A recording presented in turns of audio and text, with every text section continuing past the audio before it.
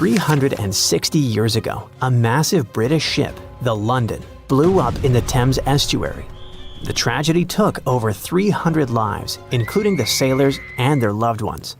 No one knows exactly what led to all this, but scientists are finally getting close to the truth. Divers accidentally found an exceptionally well-preserved bronze cannon from the ship. This cannon, that was buried in silt and clay for centuries, could have all the answers. The London was a service ship built for the Navy of the Commonwealth of England.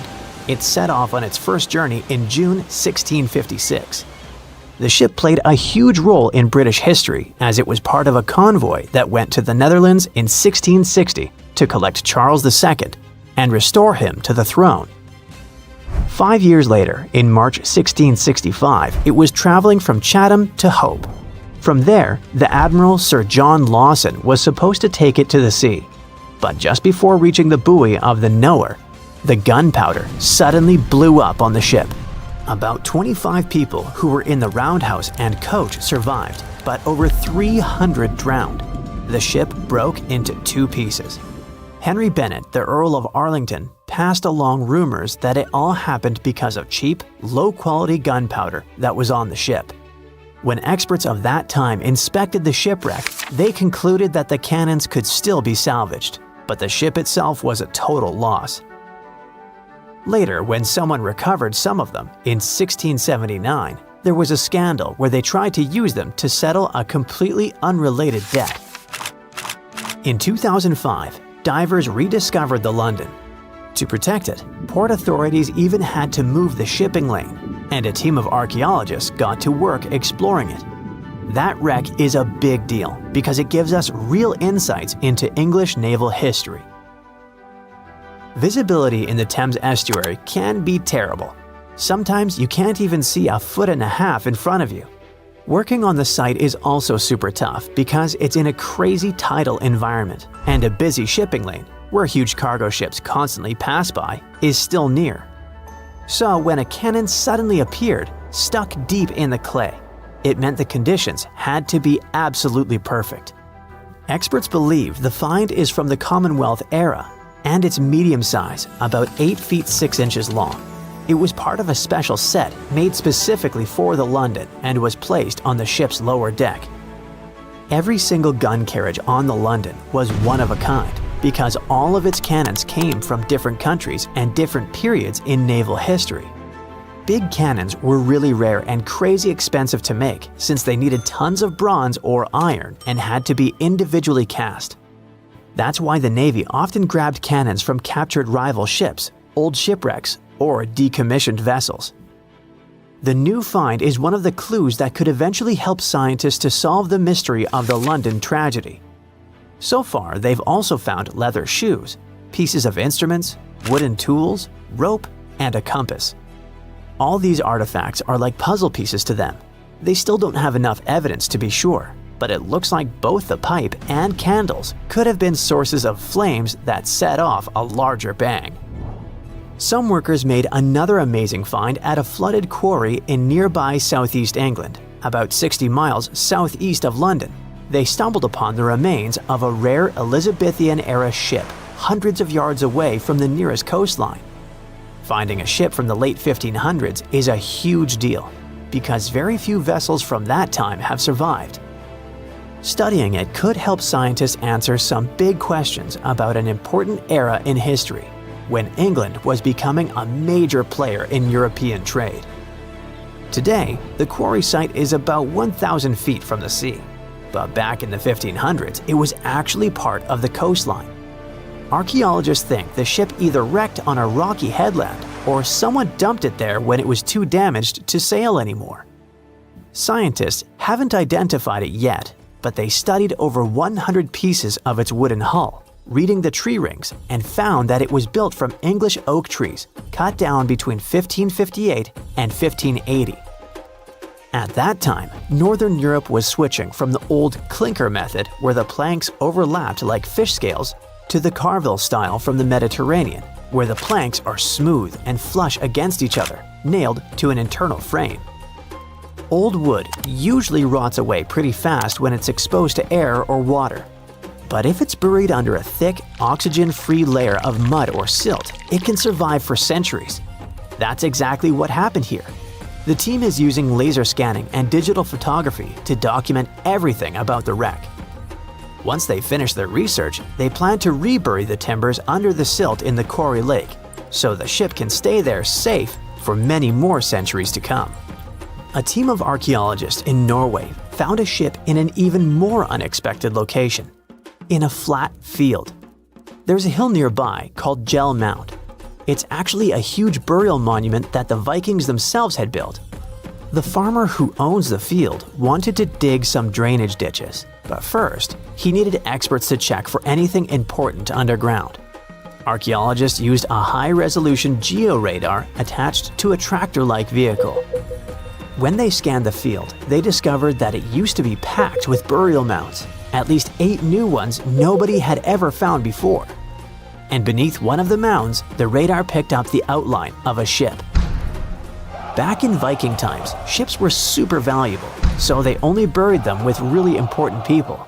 Scientists have only found 3 boat burials in all of Norway before, and this is the first new one in years. The team believes this ship is from Viking times, probably between the years 500 and 1000 CE. Because the burial mound above it got flat over time, the ship is now only about 1.6 feet below the ground. That's super close to the surface. It's around 66 feet long, and the radar showed that parts like the keel and the floorboards are still preserved. The archaeologists plan to explore more using non-invasive tools so they don't wreck anything by accident. If they need to, they'll start an excavation. Far away from Norway in the Namibian desert, a miner looking for gems accidentally found a legendary shipwreck almost 500 years old. The workers called in an archaeologist to check it out, and they thought it must have been the remains of a Portuguese trading ship, the Bom Jesus, that had mysteriously vanished in the 1500s. The Bom Jesus had left Lisbon loaded with treasures, aiming for India.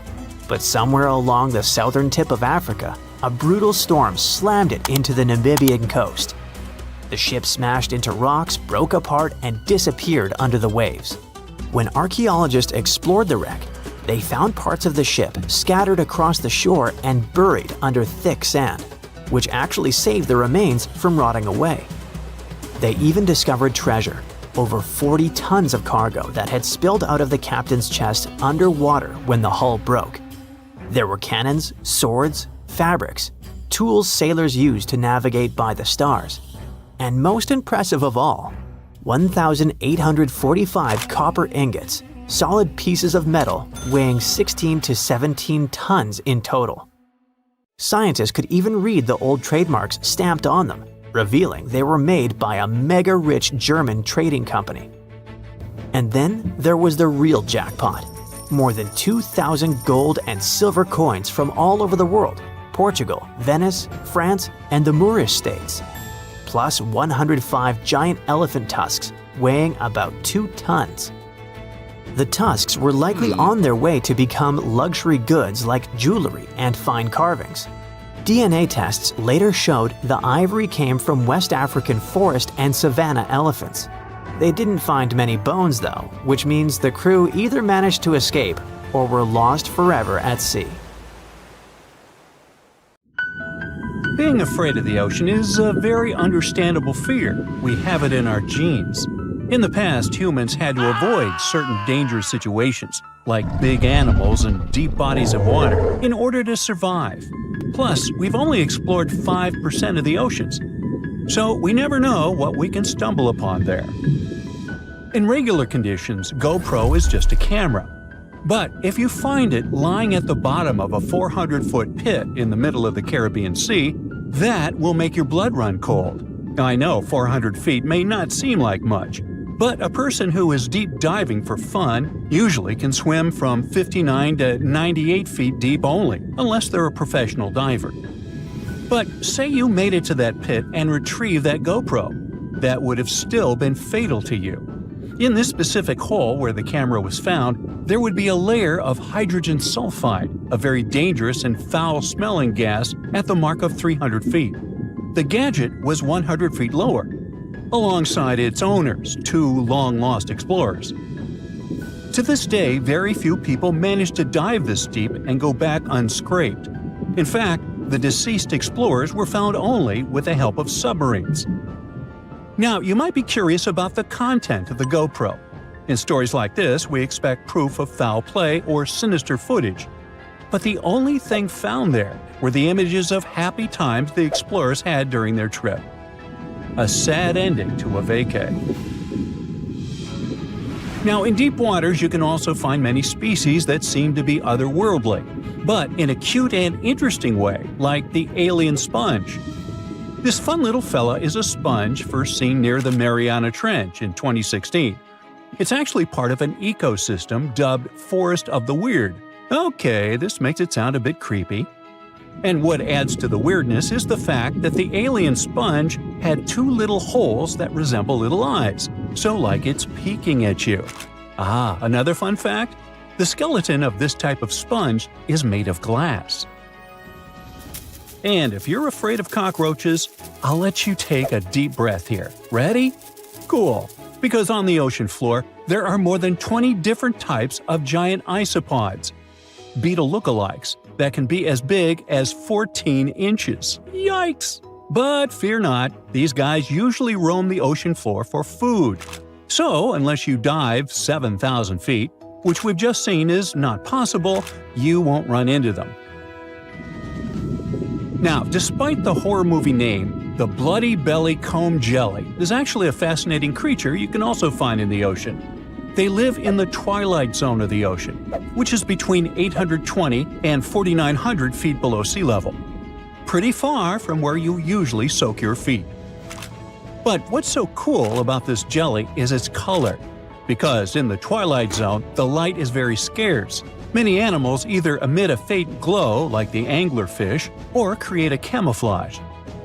The jelly here is blood red because, in the pitch-black darkness of the ocean, other animals won't see it digesting colorful bioluminescent prey inside its stomach. Besides, the jelly has a row of combs that spark a very beautiful iridescent light. Beautiful and lethal. Humans also have their fair share of contribution to the weird fest that is the ocean floor. Depending on where you swim, you might just find parts of rocket engines used during the Apollo program. Now, when a rocket is launched into space, parts of it are dropped into the ocean where it runs out of propellant, making the rocket itself lighter. And a part of the Apollo 11 rocket engine, yes, that one that first took humans to land on the moon, was actually recovered from the ocean after more than 4 decades. And you can see it at the Museum of Flight in Seattle. Not a space fan? Well, there's something for the Oregon Trail lovers too. There are 2 locomotives living their best lives, or worst, depending on your point of view, just off the coast of New Jersey. They're from the 1850s and are sitting under 90 feet of water. They probably fell off of a transportation ship during a rough storm, or were intentionally pushed over the barge so that the ship didn't sink. Most of these things can only be seen while diving, but worry not. Even if you have a lingering fear of the deep ocean, you can still find weird things by simply walking on the beach. Look at these bizarre Garfield landline phones washed away in Brittany, France.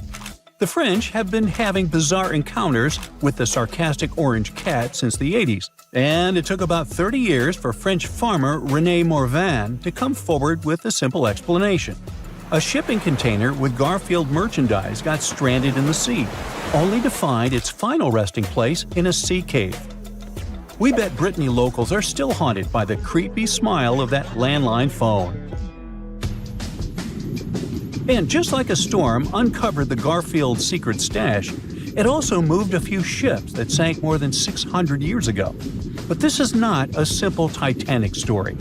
It actually sounds more like Pirates of the Caribbean, because when the storm moved those old ships, authorities from Caesarea found 2,000 gold coins, some silver and bronze coins, gemstones, and rings. It was a bigger treasure than a dragon could hoard. But don't get your hopes up. Even though most of the underwater archaeological zones in this region are open to divers, these treasures are safely tucked away in a museum. Speaking of pirates, and I was, another weird thing you can find chilling in the ocean is the pirate city of Port Royal, Jamaica. In 1692, the city was devastated by an earthquake, followed by a tsunami. A really bad twofer. But the good news is, you can still visit it today, well, scuba diving, that is. This is actually not the only sunken city in the world.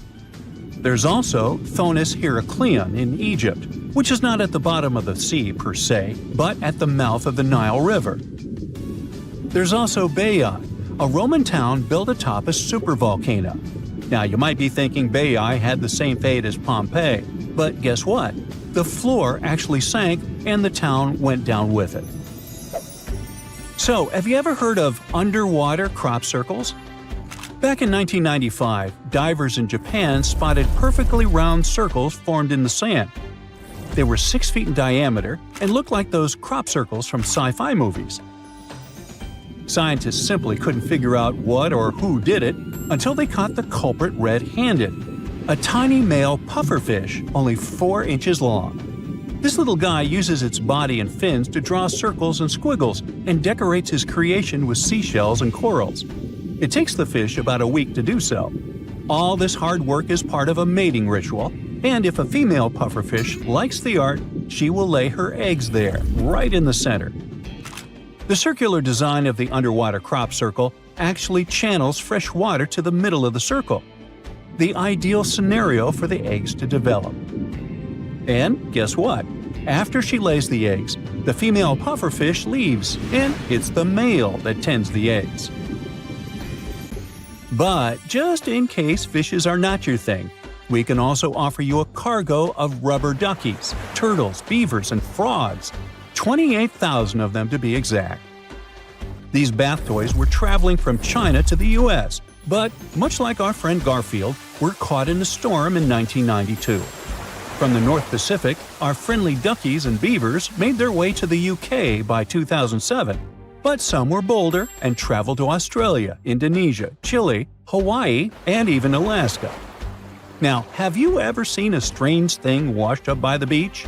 Let us know in the comments. Bye. For years, the world's most valuable shipwreck was just a legend, until now. It has finally been found, and among the wreckage was a real treasure worth $1.1 billion. To understand this better, we need to go back to 1622. That year, the mighty Spanish galleon Nuestra Señora de Atocha set sail from Havana, packed with riches belonging both to King Philip IV of Spain and to the wealthy members of the crew. We're talking about gold, silver, copper, and emeralds from Colombia, Peru, Mexico, and Venezuela. The cargo was so large, totaling more than 40 tons, and so vast that it took 2 months to transport it to the ship. The ship was also packed with people. There were 265 people on board. At first, everything went well, but then came the Florida Straits and trouble. The crew found themselves lost in the night that was not only cold, but also stormy. And before long, they were facing a powerful hurricane. The wind tore the masts apart. Giant waves destroyed the rudder, and soon, the Atocha was sinking toward the darkness of the seabed. The disaster that night meant a huge loss of wealth for King Philip IV, but even worse was the loss of life. Of the original 265 crew members, only 5 survived. They managed to climb up the mizzen of the ship, the only part that remained above water. With all that treasure gone, the Spanish were quick to spring into action and devised a salvage operation. 5 ships were sent to recover the cargo. The plan seemed simple and easy. After all, the hatches were securely locked, so the treasure could still be there. But almost immediately, things went wrong. For example, one of the 5 ships ran aground before it could even begin its journey. In the end, the search dragged on for 60 years, and many factors contributed to the mission's failure. That may not seem so bad today, but back then, divers didn't have the technology or safety equipment that we have today. Exploring the seabed was risky, and more often than not, it led nowhere. While searching for the Atocha, the rescuers found traces of another vessel, the Santa Margarita, the Atocha's sister ship. Another hurricane passed through the region a month after the sinking. The seabed became a jigsaw puzzle with pieces of the ship scattered everywhere. The rescue mission became almost impossible. Over time, the Spanish managed to recover part of the Santa Margarita's cargo, but Atocha's treasure seemed lost forever. Even so, no one forgot that story. Then in 1969, more than 300 years after the sinking, everything began to change. An experienced deep-sea diver, Mel Fisher, stepped in and decided to rewrite history. Mel had already spent a big part of his life at the bottom of the sea. He and his wife even ran a diving school in California. So, Mel gathered his family and moved to the other side of the country. He led a new team of hunters whose mission was clear: to find the lost treasure of the legendary Atocha. They had little more than a boat, some diving equipment, and metal detectors, but that was enough to get them started. They focused on a region called the Matacumbe Keys, mentioned in several 17th century documents. In the first year, they traveled more than 100,000 miles but found absolutely nothing. It seemed like an impossible dream. But Mel still had a card up his sleeve. Eugene Lyon, a historian who would change the course of the search.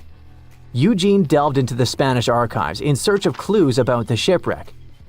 It was there that he found an important document that mentioned a group of people trying to save it.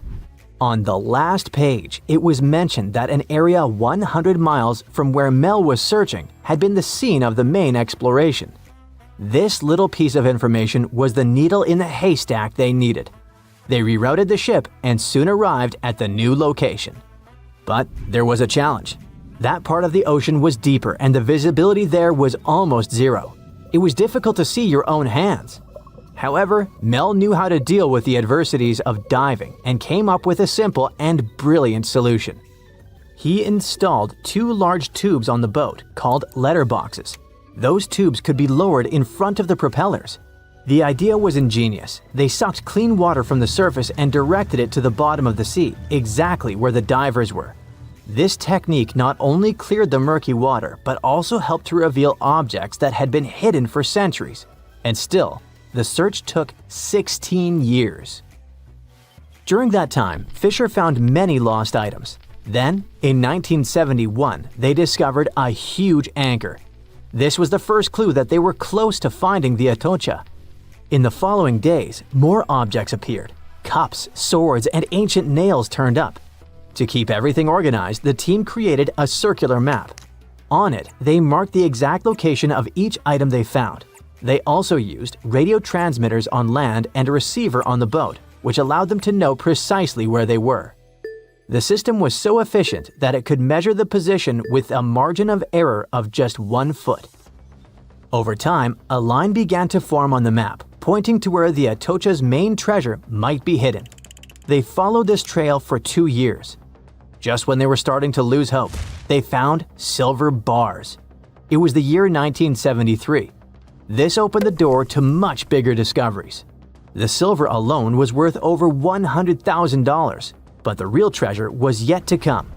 On July 20th, 1985, valuables that would be worth around $1.1 billion today were finally discovered in the main hull of the ship.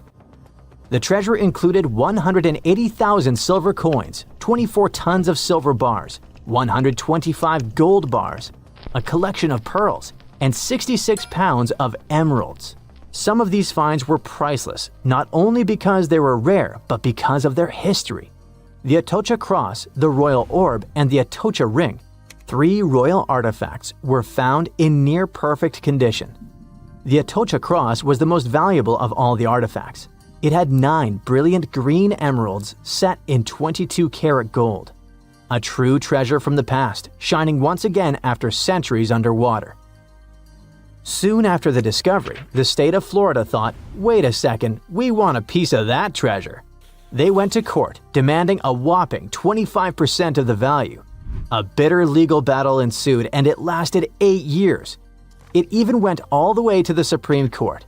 But in the end, treasure hunter Mel emerged victorious.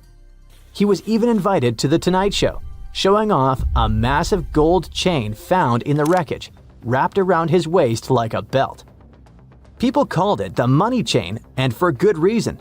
The find was so big that the wreck was declared the world's most valuable by the Guinness Book of Records in 2014.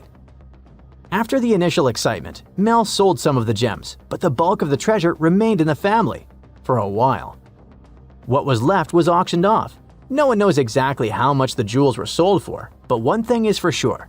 Their value has skyrocketed over the years, and it's not just about the sparkle, it's about the legend that lives behind them. Today, these treasures are part of the particular Museo collection, the largest private collection of the Atocha artifacts in the world. And no, they're not for sale. But the good news is that you can still see them. They're on display, shining brightly in homage to Colombia's rich history and the famous mine from which they came. The people behind them say that these emeralds are as iconic as the rubies of Mogok or the sapphires of Kashmir. And honestly, they're right. A Portuguese archaeologist just discovered a bunch of sunken ships filled with gold, including a Spanish galleon with 22 tons of gold and silver. This much gold today is worth about $2 billion, and this is the money from one ship alone. Archaeologist Alexandre Monteiro made this discovery almost by accident. He was studying some documents when he found some information about a ship that went missing in 1615, and he decided he wanted to find it. After many years, Alexandre found not just this specific ship, he actually discovered 8,620 shipwrecks in the waters of Portugal alone. Out of this number, 250 are gold-filled shipwrecks, a discovery that would make any Jack Sparrow shake in his boots. Most of these ships went down for boring reasons like the weather, but sometimes they were destroyed in battles, which may or may not have been super epic. They were carrying gold and other treasures from the New World to Europe, and of course, everyone wanted a share. Alexandre had been studying historical shipwrecks for 30 years now, so he has discovered many ships that went down in somewhat glorious ways. In 1816, for example, a ship of one of the richest men in Portugal sank in Australia, with an insane amount of 66,000 silver coins. This was the first ship from Portugal to ever plunge in the waters of Australia. The bad news is that these ancient sunken vessels, filled with riches and epic stories, are not so easy to reach. They're deep down in the ocean and covered by sand. You could still try, but that would be stealing part of a country's history, and you wouldn't want to be that person, would you?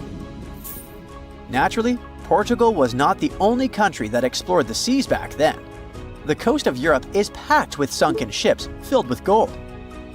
In fact, there are about 1 million historical shipwrecks underwater right now, and the treasures abandoned under the sea might be worth around $60 billion.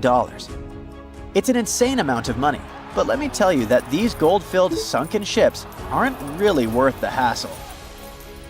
There are many stories of maritime treasure discoveries that turned into insane lawsuits and even long jail time.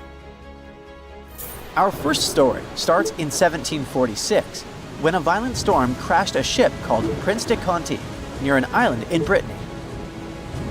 The ship was filled with tea, ceramics, and 100 gold ingots. Of course, the owners of the ship tried to save the loot, but if it's not easy now, imagine how it was back in the 18th century. It took more than 200 years for the vessel to be found. It finally happened in 1975, when a group of French men discovered it and decided to take pretty much every valuable thing they could find. Now, I said these things were not worth the trouble for a reason. In France, if you find anything that can be historical, you must declare it to the local authorities within 48 hours. Fail to comply, and you will be committing something known as a crime. To be fair, our French friends here did declare their findings, but only the corroded cannons from the ship. And the gold? Well, they sold it. Obviously, because each gold bar is worth between $125,000 to $231,000. It took French authorities almost 50 years to retrieve the stolen gold, and they didn't retrieve all of it. Part of it was bought by an elderly couple living in Florida. and the crime is so serious they were charged for connection with money laundering, organized crime, and the trafficking of cultural goods. The poachers also sold some gold ingots to the British Museum collection. Now, let's go back to the 1850s, when a steamer called SS Central America traveled from Panama to California and back again. This was during the Californian Gold Rush, a time when 300,000 people moved to California to dig for gold. Because the travel route was not easy breezy, people needed to carry their gold around on big ships. This is where our friend SS Central America comes in. In 1857, the ship had 578 people on board and about 10 tons of gold. Very few survived, and around $100 to $150 million in gold went down with the ship. All of this explains why in 1988, a group of investors from Columbus decided to finance a research project to find this ship. The research was led by a guy named Tommy Thompson. Tommy was really crazy about the idea of finding this sunken ship filled with gold.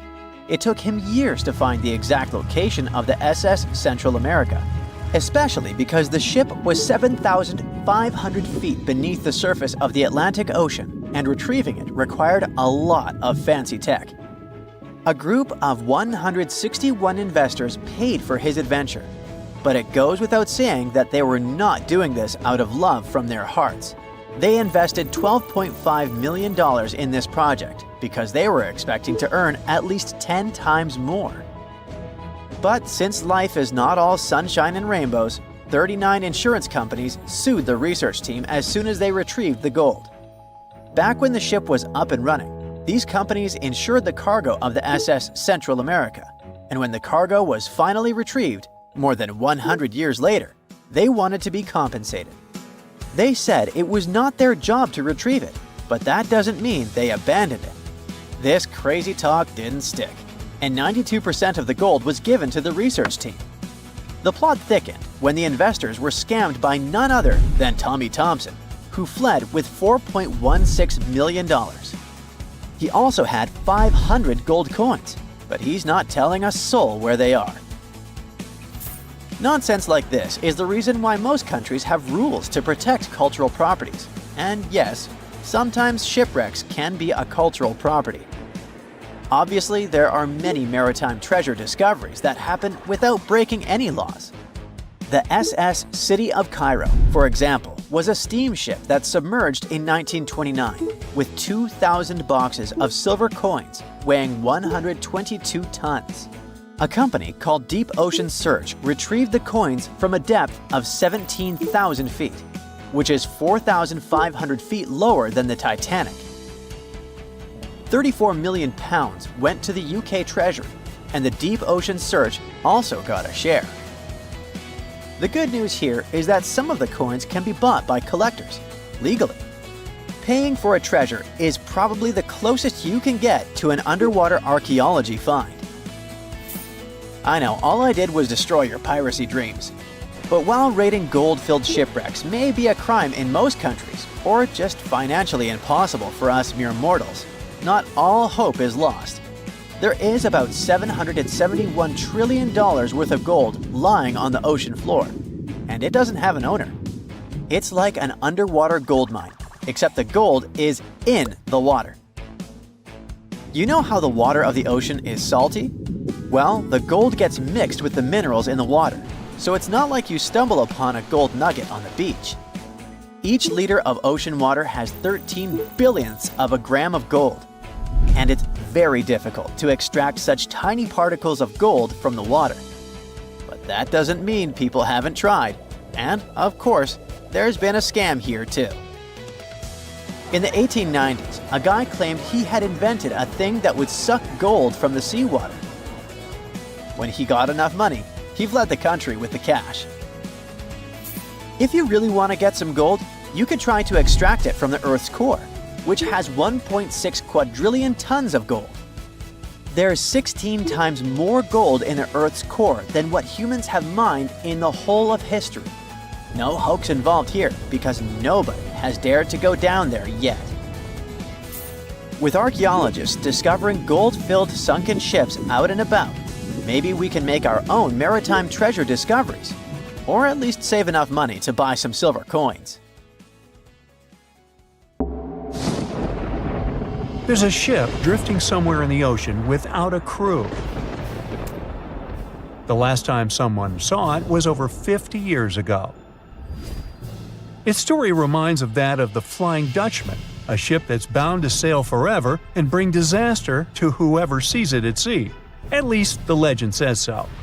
Unlike the Flying Dutchman, the SS Bay Chimo was definitely real and built for a German company in Hamburg and began as an ordinary cargo ship.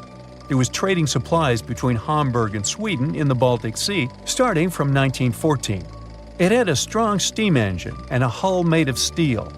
A few years later, it became British property. Then, in the 1920s, a Canadian company purchased it for around $18,000, a huge amount of money back then. The new owner, the Hudson's Bay Company, was actively using the ship for several years. They would often send it on voyages from its home port in Scotland to Siberia, Alaska, the Yukon, and the Northwest Territories. It also passed through the Panama Canal and even the Suez Canal, with fur pelts for sale on board. Sometimes it would also transport passengers. It had completed 9 successful voyages before this strip of good luck came to an end. Starting from the 1930s, SS Bay Chimo would have trouble with ice and storms. When it first got trapped in ice in October of 1931, some of the crew managed to escape to Alaska. 15 of 22 sailors decided to stay with their vessel and try to save it. They had furs and other valuable cargo worth around $58,000 aboard. The company sent them supplies to survive the winter. They set camp near the ship out of the hatches, tarpaulins, and other materials, and offloaded the cargo. At the end of November, a blizzard rushed through the area, and it seemed like it had taken the ship with it. The ice platform had survived, but the ship broke free. Some of the crew members were sure it had sunk. But soon after, they heard from one of the locals who had spotted their ship around 45 miles away from their camp. The crew moved on with their lives, and the ship started its journey as a runaway vessel. People would spot SS Bay Chimo once a year or so, all the way until 1965. It was mostly spotted off the coast of Alaska. A man going to Nome with his sled dog, along with prospectors, explorers, and treasure hunters, all claimed to have seen SS Bay Chimo. Someone tried to board it and take it to port, but ended up stranded on it for days because of horrible weather. Others got luckier and managed to take a whaleboat, some furniture, and other valuables from the vessel. Those who got close to the ship saw that it was damaged and missing the propeller. Still, it stayed afloat without a crew for at least 38 years and became the longest sailing ghost ship in history. In 2006, the Alaskan authorities started a project to solve the mystery of this ghost ship of the Arctic and finally find SS Bay Chimo, either still above or below the water. So far, the project has not been a success. SS Bay Chimo remains one of the estimated 4,000 ships that have disappeared off Alaskan shores. If the legend of the 17th century isn't lying, this ghost ship could be sailing somewhere along the Flying Dutchman. It belonged to the Dutch East India Company. Its captain managed to do the impossible for that time and sailed from Holland to Indonesia in only 3 months. They said he was flying over the sea, and some evil tongues explained that he had made a deal with evil forces to achieve that. Once the ship was sailing back home, its captain and crew disappeared without a trace. There are many versions of what happened to it. One of the first ones said it had tried to enter port at the Cape of Good Hope, got in a terrible storm, and sank as there was no captain to save it. Another legend says the captain had refused to obey the skies to let the ship sink during the storm. A scary life form then struck the boat and the crew, and it was condemned to forever wander without rest. Many sailors claim to have spotted the wandering Dutchman. The Duke of York, who was to become King of England, mentioned having seen it in Australian waters. Right after spotting the ship, the man who saw it first fell from the top of the mast and didn't survive. There were more encounters with this legendary ship up to the middle of the 20th century. Ships would nearly collide with it as the Flying Dutchman jumped out of the blue. Scientists have a more logical explanation for this mystery: Fata Morgana, not to be confused with Hakuna Matata. Now, when you're out at sea on a hot day and the air is all wavy, it feels like when you look at the road on a scorching summer day. That's because of something called atmospheric refraction. When light passes through different layers of air with different temperatures and densities, it bends and twists. Sometimes, under certain conditions, this bending of light can create really bizarre optical illusions over the ocean, like sightings of the Flying Dutchman. The Fata Morgana phenomenon can make distant objects appear distorted, stretched, or even lifted above the horizon. So you can see a ship far away, but because of the way the light is bending, it will look like it's floating above the water or even disappearing and reappearing. A Fata Morgana is most commonly seen in polar regions, especially over large sheets of ice that have a uniform low temperature. But you can see it anywhere, even in deserts and over lakes on hot days. The first stories about ghost ships go all the way back to ancient Greek and Roman mythology. One of the most famous ghost ships in history is the Mary Celeste. This brigantine was traveling from New York City to Genoa and was fully stocked with provisions, but missing a crew when it was discovered in the Atlantic Ocean in 1872. The crew's personal belongings were also there, completely undisturbed. The final entry in their log was made 10 days earlier. We still don't know what happened to its crew, and the ship has inspired many spooky stories and legends. The Lady Lovibond was another legendary schooner that is believed to have been wrecked off the coast of Kent in the middle of the 18th century. The story tells that the ship's captain, Simon Reed, had just got married and took his bride on board for a celebratory cruise, despite the superstition that it could bring bad luck. They were on their way to Portugal when the first mate, who is also in love with the captain's new wife, went mad because of jealousy, attacked another crew member, and then took over the wheel and steered the ship straight into the dreaded Goodwin Sands. No one aboard survived, and the schooner is said to reappear as a ghost vessel every 50 years. In present times, many vessels become abandoned and turned into ghost ships intentionally. There are thousands of them floating in U.S. rivers, lakes, channels, and coastal waters. Some people lose their boats in storms and other extreme weather. Others have to abandon their boats because maintaining them can cost 10% of the boat's price. Plus, docking a vessel can add up to several $1,000s every year. Most boats have been made of fiberglass, so an owner can't just recycle them as scrap metal. So, once they want to get rid of it, they often tie it to a dock and sneak away, or leave it floating far away from the shore, or just try to sink it. When ghost ships sink in shallow waters, they can cause damage to coral reefs, mangroves, marshlands, oyster habitats, and wetlands. Plus, they can collide with unsuspecting regular ships and cause real trouble. So, don't do that. Enough said. Strange things occur in the cold waters of Antarctica. One of these things happened to a ship called Jenny. It was a small schooner whose history began in 1822. The boat and its crew set sail and disappeared a year later. For 18 years, the ship was considered sunk. People forgot about it, but in 1840, the vessel reminded the world of itself. That year, the whaling ship Hope sailed through the Drake Channel in Antarctica. The crew members noticed a ship among icebergs. It was the schooner Jenny. It was floating slowly in the dark, with no signs of life. The captain of the Hope, Mr. Brighton, gave the order to approach the mysterious vessel. They thought it was some creepy ghost ship, but as they came closer, they noticed crew members on the deck. The sailors of the Hope called out to them, but received no answer. This time, it became clear that something terrible had happened to the Jenny. When Brighton boarded, he realized that the Jenny crew members weren't missing.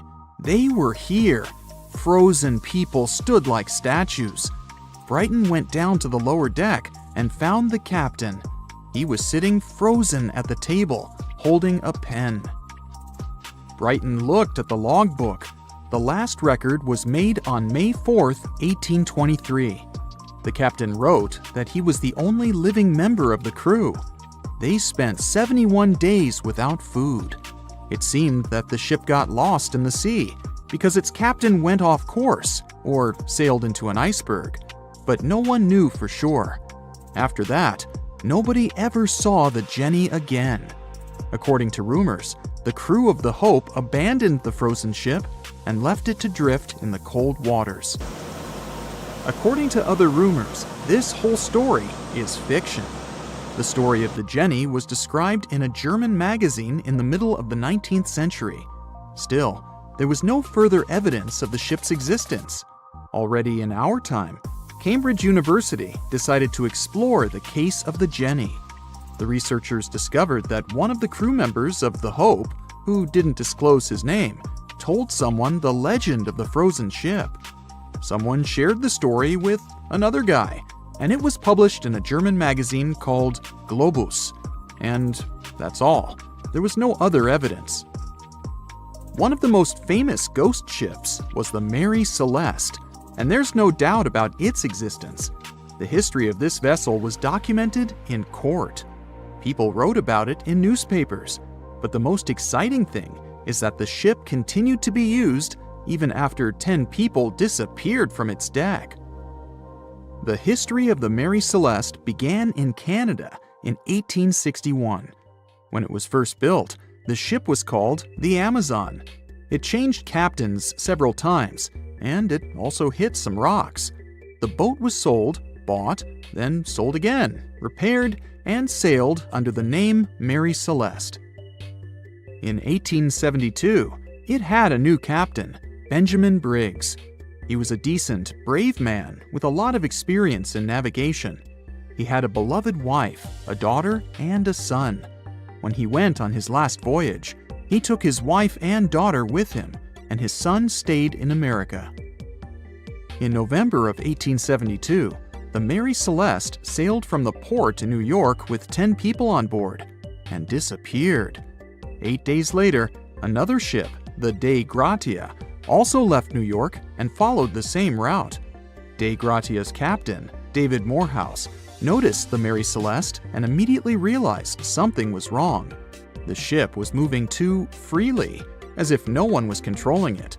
The captain tried to contact the crew members, but no one answered him. Then, together with other sailors, he climbed aboard the Mary Celeste. The ship was in good condition. There was no damage. The hold was slightly filled with water, but it could be easily pumped out. Everything seemed fine, but one lifeboat was missing. The crew members' valuables were in their cabins. The cargo was in the hold. The supplies of water and food were untouched. Judging by the records in the logbook, the ship was caught in a storm, but it was not too strong.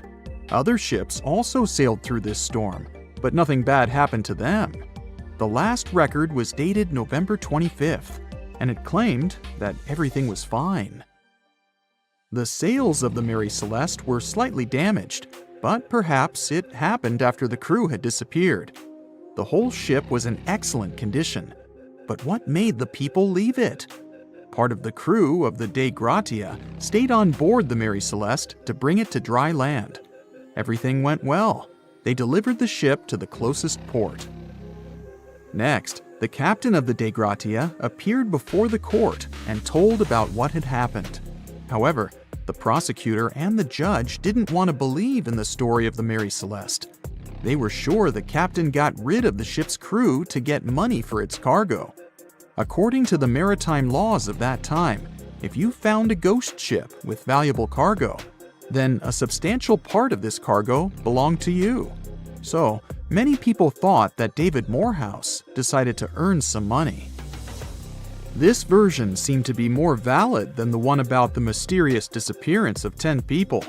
Fortunately, no one accused the captain of committing a crime. They thanked him for his service and gave him a monetary reward.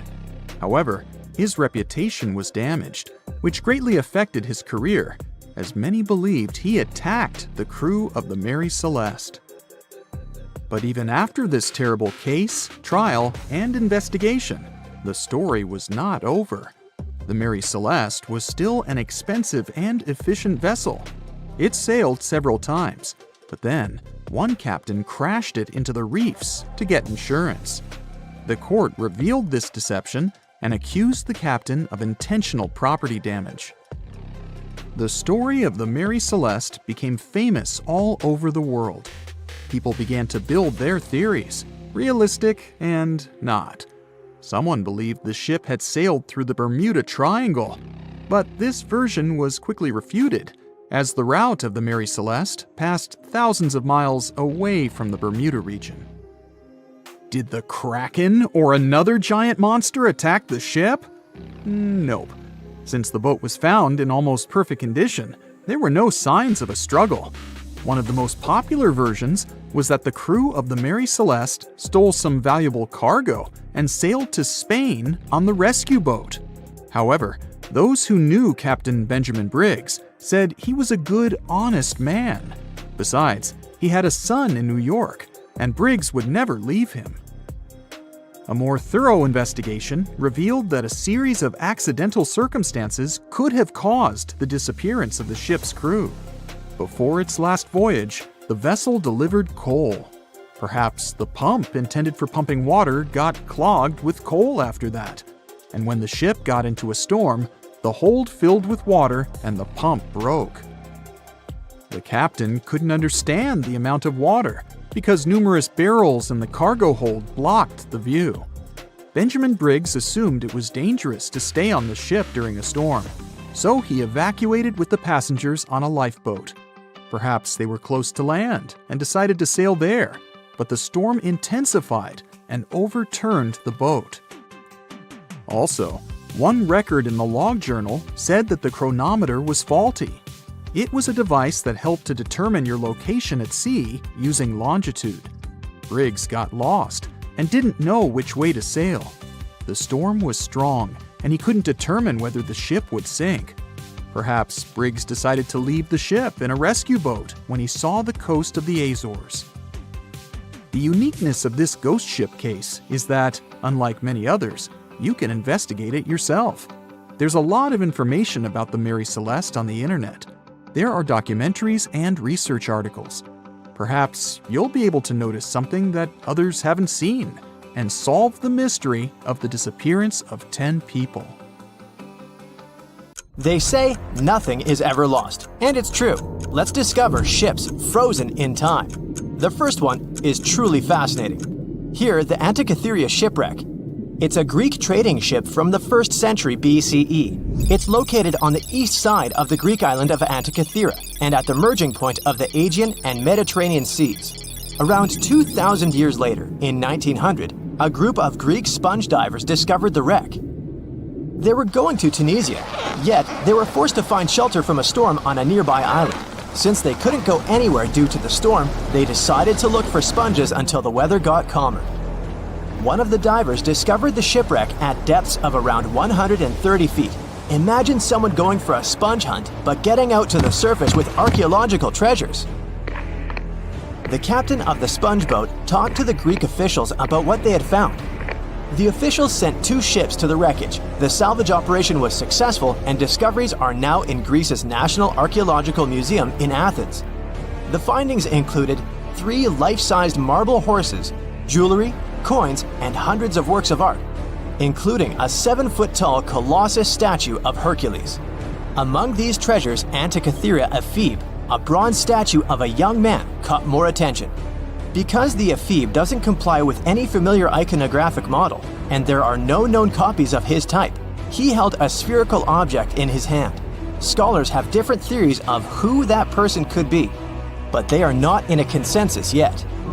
More than 70 years later, Jacques-Yves Cousteau and his team went to the area and recovered hundreds more artifacts and the remains of 4 people. Interestingly, they discovered a complex set of interlocking gears, capable of predicting the movement of the sun, moon, and several planets. The mechanism can also show the times of solar and lunar eclipses years into the future. Think of this Antikythera mechanism as an early computer calendar, to plan significant events like agricultural activities, religious rituals, and Olympic Games. These artifacts found in the Antikythera wreckage are some of the most important findings in modern archaeology. Just the Antikythera mechanism itself has changed our perception of the limits of ancient technology. The mechanism has a sophisticated design and was made over 1,000 years ago.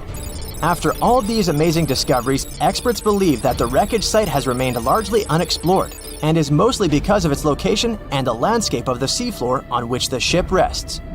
The wreck is too deep for scuba divers but too shallow to use something like a submersible. A survey made on the seafloor in 2012 showed evidence of a second wreck about 800 feet to the south. It's clear that this area has a lot to offer humanity. What would happen if those sponge hunters didn't go to the area? Scientists found a shipwreck in Antarctica at the bottom of the Weddell Sea 107 years after it sank. The name of the ship was Endurance, and it was the lost vessel of Antarctic explorer Sir Ernest Shackleton. Scientists who laid eyes on it decades later say it is among the greatest undiscovered shipwrecks ever. That is why they filmed the whole discovery. The video shows the remains of the Endurance and proves it is still in remarkable condition. It has been sitting in 10,000 feet of water for over a century, yet it looks like it sank very recently. So the story goes like this. The ship was crushed by ice and sank in 1915. Shackleton and his crewmates had to escape by themselves in small lifeboats. From then on, it was all about survival. Shackleton imagined to get his crew to safety. Then, the ship sank. Yes, this is a pretty impressive story. But why did scientists prize this ship? Firstly, Shackleton's Imperial Trans-Antarctic Expedition sailed to make the first land crossing of Antarctica. Yes, the crew was trapped in ice, but the intention was important. Secondly, it's about the challenge itself of finding the shipwreck. The Weddell Sea is almost always covered in thick sea ice. You know, the same ice that made the Endurance sink. Getting near the presumed sinking location is super hard, let alone being able to conduct research. Experts of the modern expedition team foresaw the time when the lowest extent of Antarctic sea ice would come using satellite images. They realized that the weather was in their favor to start an expedition. Dr. John Shears said that they have successfully completed the world's most difficult shipwreck search, fighting against constantly shifting sea ice, blizzards, and temperatures decreasing to negative 0.4 degrees Fahrenheit. Yeesh, I can't imagine the worst conditions in Antarctica if these conditions are in their favor. Lastly, look at this. It's timbers. They're very much intact. Plus, you can read the ship's name. It's still visible. Marine archaeologist Menson Bound says that this is the finest wooden shipwreck he has ever discovered. He has 50 years of career experience, so I believe the guy. So how come the wood is not rotten? Dr. Michelle Taylor, a deep-sea polar biologist, said that there has been little wood deterioration because the wood-munching animals are not in this forest-free region of Antarctica. Workers of a coal mine in East Serbia discovered 3 shipwrecks that had been there for at least 1,300 years. The largest shipwreck is an ancient Roman fleet. It's around 50 feet long with a flat bottom.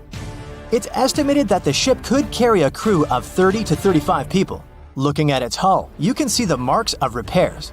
Wow, this one had a lengthy career. You know, it gives us insight into more than 1,000 years ago.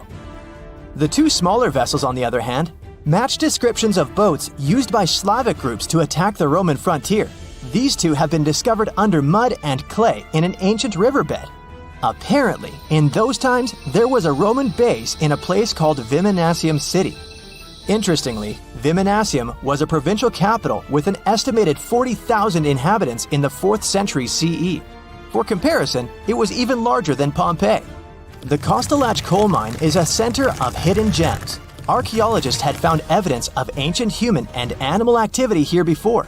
For instance, in 2012, experts found bones of at least 5 woolly mammoths, which went extinct about 10,000 years ago.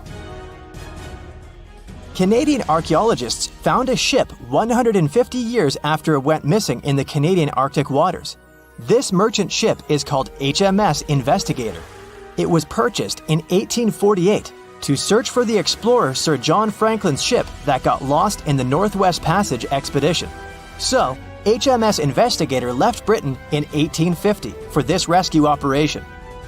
The expedition crew, captained by Robert McClure, sailed the Investigator into the water, he realized that he was in the final leg of the Northwest Passage, the sea route across North America.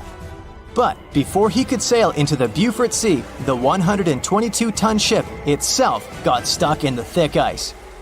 The crew spent the winter over the Prince of Wales Strait. The following summer, McClure tried again to sail to the end of the passage, but the ice blocked his way once more.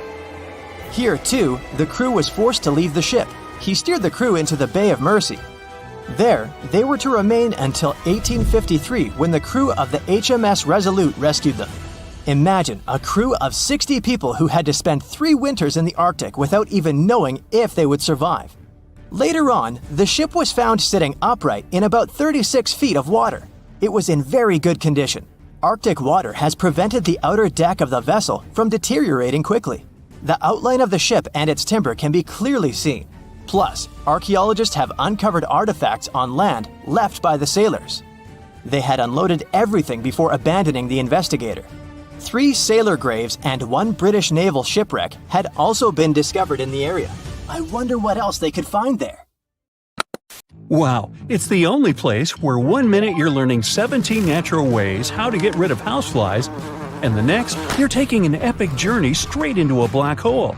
More than 10 billion, with a B, views in total. That's 47 billion minutes watched, or more than 70,000 years. That's all the way back to the Ice Age. No, I wasn't around then. 40,000 videos, hundreds of topics, and most importantly you, a whole 44 million of you. Our viewers. We could populate an entire country if we wanted to. We'd like to continue helping you learn and giving you useful skill improvement tips.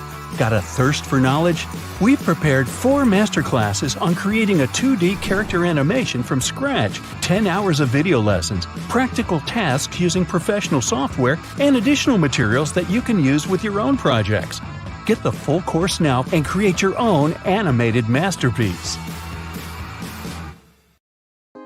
On April 10, 1912, the RMS Titanic set sail from England.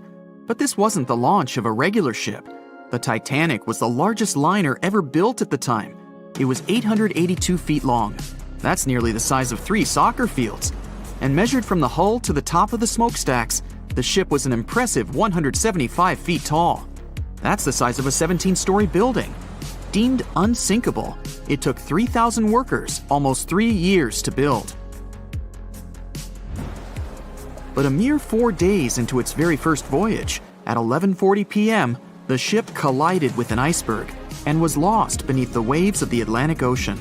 It took the liner only 2 hours and 40 minutes to sink. And of more than 2,200 passengers and crew members on board, only 706 survived. The wreck would remain lost for another 73 years, hiding its many secrets within the frigid Atlantic waters. And if it wasn't for a man whose whole life had been devoted to exploring the sea, the giant ship might have remained lost for a lot longer. That man was Robert Ballard. As a child, Ballard was obsessed with the ocean. This fascination started when he was just 12 years old. That's when he watched a film adaptation of Jules Verne's science fiction novel, 20,000 Leagues Under the Sea. It had everything to spark a young person's imagination, from adventure and strange creatures to a powerful underwater vehicle called the Nautilus. It could travel anywhere in the world you wanted to go. From that moment, life on dry land was no longer in Ballard's future. When he was 23, he was assigned to the Deep Submergence Group. There, he helped develop techniques to search the ocean floor. His biggest accomplishment was the creation of Alvin. It was a small, easy-to-maneuver submarine that could carry 3 people. It also featured an external mechanical arm designed to gather underwater samples while the crew remained safe and dry inside. Alvin the submarine quickly proved useful for a variety of tasks. For example, once it was used to track down an aircraft that had crashed into the sea. But the vessel experienced a series of setbacks. In one case, it was attacked by a swordfish, which caused the submarine to resurface quickly. The swordfish, still stuck in the outer skin of the submarine, became that night's dinner. And in October 1968, the submarine was being lowered into the water when the cables holding it snapped, sending it careening into the ocean, along with 3 crew members on board. And because the small vessel was still open, it immediately filled with water and quickly began to sink. Luckily, the crew managed to escape, but Alvin was gone. Bad weather hampered multiple attempts to recover the vessel. It wasn't until the following year that it was finally returned to the surface.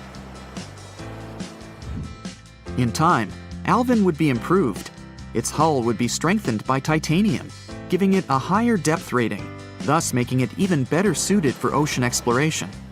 The specialized submarine would come in handy in many of Ballard's 100-plus expeditions. The man was one of the first to explore an underwater mountain chain called the Mid-Atlantic Ridge in the Atlantic Ocean.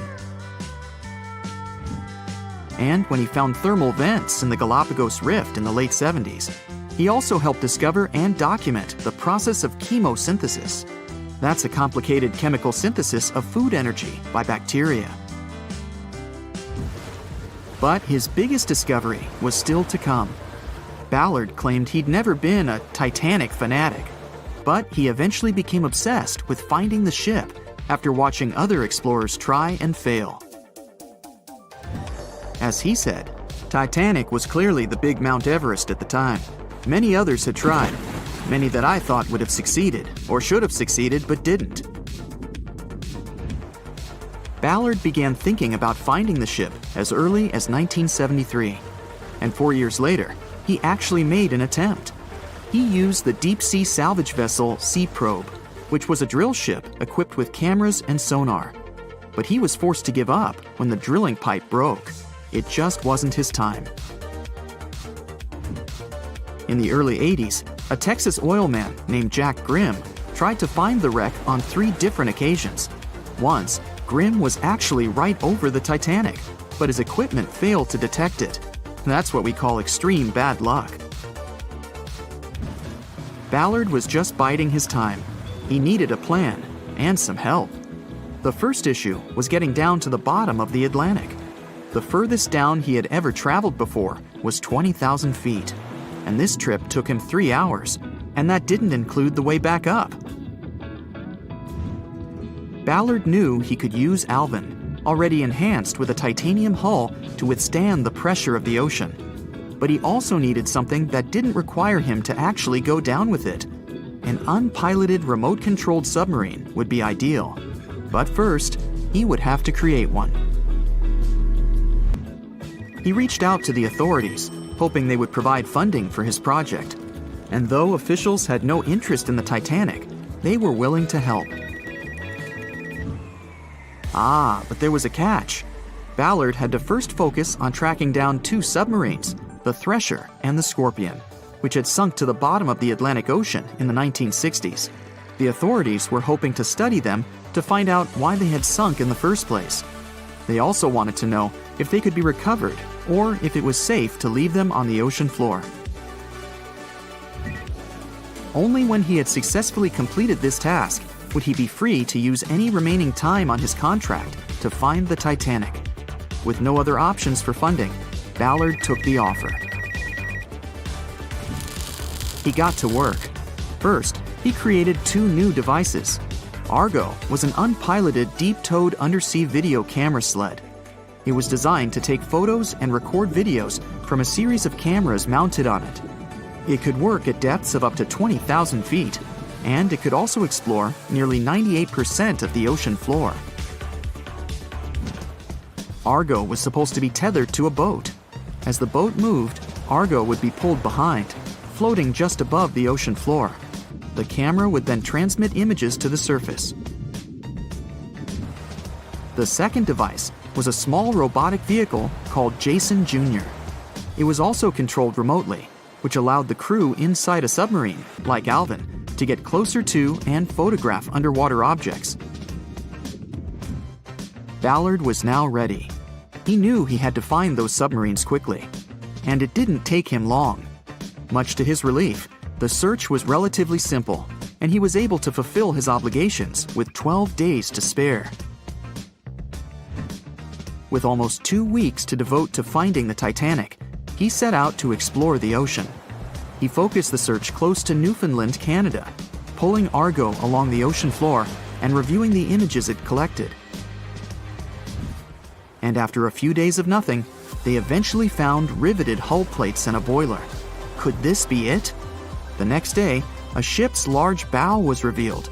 On September 1st, 1985, Ballard and his fellow crew members realized they had finally found the infamous ship.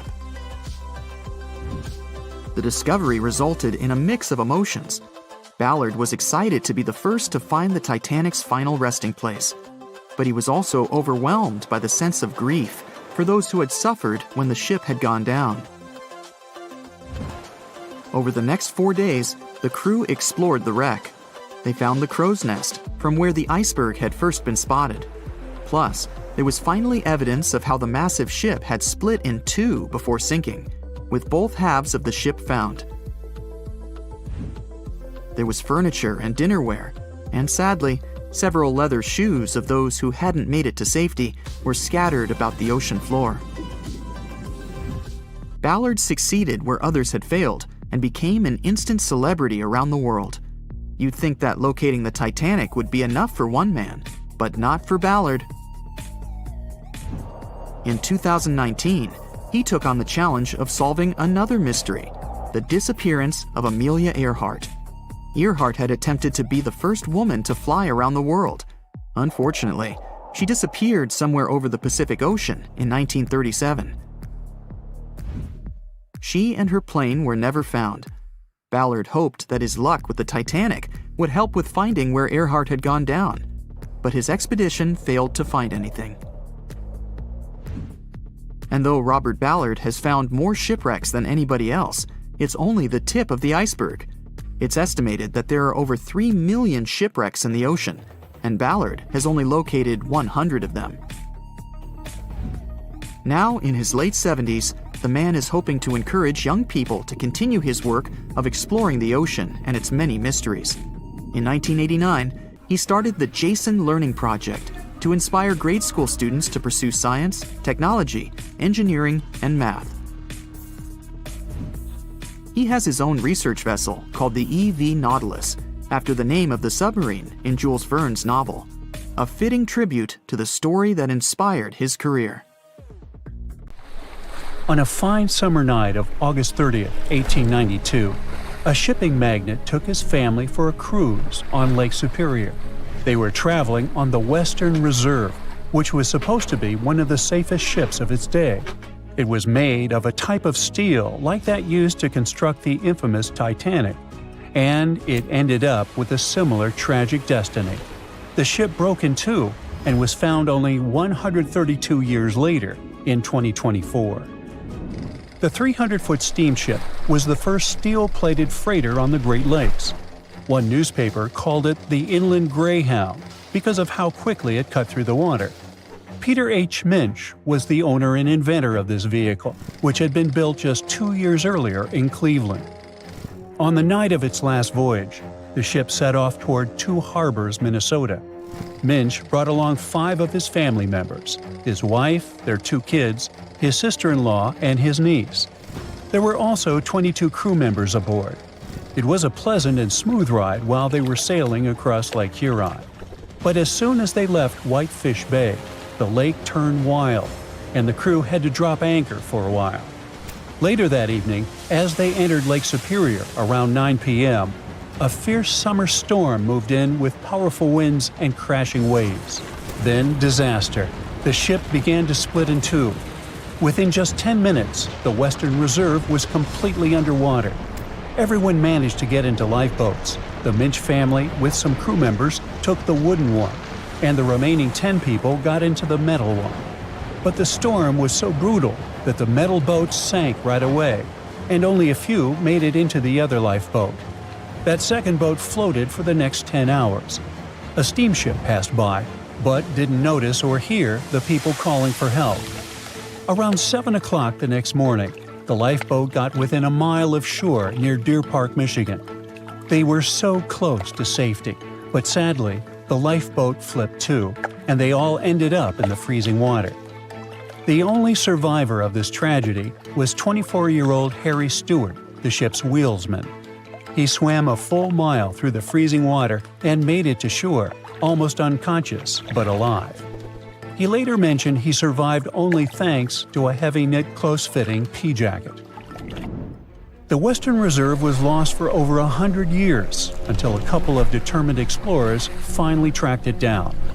They spent over 2 years searching non-stop for the wreck off Michigan's Upper Peninsula. Daryl and Dan Ertl found it using a side-scan sonar that looks half a mile out on each side. One day, they saw a tiny blip on the left side of the scan. It was small, but Daryl measured the shadow, noticed that it was about 40 feet tall, and realized it must be something important. So they turned back and scanned directly over the spot. They saw cargo hatches and the wreck that looked like the ship had snapped in two, with one half lying on top of the other in an almost impossible position. Each piece measured around 150 feet long, and once they checked the width, they knew for sure that they had just found the legendary Western Reserve. Historians are still not sure why the vessel, that was supposed to be unsinkable, suddenly snapped in half, but they have a few solid theories. One idea is something called hogging. It happens when the ship rides up over a giant wave and the bow and stern are left hanging in the air with nothing underneath to support them. That puts a large amount of pressure on the middle, and it bends down like a stick when you're pulling both ends. Another plausible reason concerns the steel the vessel was made of. Back then, steel was the hot new substitute for iron. But quality control wasn't perfect. Some steel plates weren't made very well, which could have caused a serious weak point in the ship's body. There's also the chance that the ship didn't have enough ballast, which is the weight used to keep it stable, or maybe it wasn't balanced correctly. Sadly, just 8 weeks after the Western Reserve tragedy, another vessel that had been built at the same time with similar mill runs of steel plate repeated the destiny of its twin. The W.H. Gilchure was a steam freighter used to transport cargo between ports on the Great Lakes. It set out on what was supposed to be a routine trip on October 26, 1892. Loaded with over 3,000 tons of coal, the ship left Buffalo heading for Milwaukee. Captain Leeds H. Weeks and a crew of 18 were on board. Everything seemed normal at first, and by the afternoon of October 28th, the ship passed through the Straits of Mackinac and entered Lake Michigan. It was expected to reach Milwaukee by the 30th, but it never made it. A massive storm slammed into Lake Michigan and Lake Huron on October 28th and 29th, and created havoc on travel plans for many, many ships. When the storm finally passed and boats started pulling into port, people began to piece together what happened to the W.H. Gilchure. One captain who was sailing nearby on his schooner said he saw a large steamer battling the storm about 20 miles northwest of North Manitou Island around 8 p.m. on the 28th. The ship looked helpless, and there was no movement or sign of life. Another captain later saw furniture and parts of the ship's bridge floating in the lake near South Manitou Island. Then 2 more steamers picked up broken pieces of W.H. Gilchure's pilot house in the same area. It became clear that the storm had destroyed the freighter, and tragically, no one survived. The Great Lakes are a hot spot for shipwrecks, and there have been between 6,000 to 10,000 of those starting in the 17th century. Back in 1679, the Griffon became the first European vessel to vanish without a trace on the lakes. It sailed all the way from Buffalo, New York, to Green Bay, Wisconsin, passing through Lake Erie, the Detroit River, Lake St. Clair, and Lake Huron before reaching Lake Michigan. After a stop in Green Bay, it started heading back, and then it was never seen again. In 1975, one of the most famous shipwrecks happened when the massive 729-foot ore carrier SS Edmund Fitzgerald sank in Lake Superior. A fall storm was supposed to stay far south of their route, but things changed fast. Another freighter, the Arthur M. Anderson, was following behind and kept in radio contact with the Fitz's captain, Ernest McSorley. By the afternoon of November 10th, waves were smashing over the deck, and wind gusts at over 80 miles per hour were hitting both ships hard. By 7:20 p.m., the Anderson couldn't reach the Fitzgerald by radio anymore, and it had vanished from radar. There was no distress call, no warning. The huge ship had just disappeared. Later, search crews found the wreck over 530 feet under the surface, broken into two giant pieces. No one of the 29 crew members survived, and no one witnessed what really happened. There could be all sorts of reasons for such tragedies, from errors in judgment and equipment failure to simply being in the wrong place at the wrong time.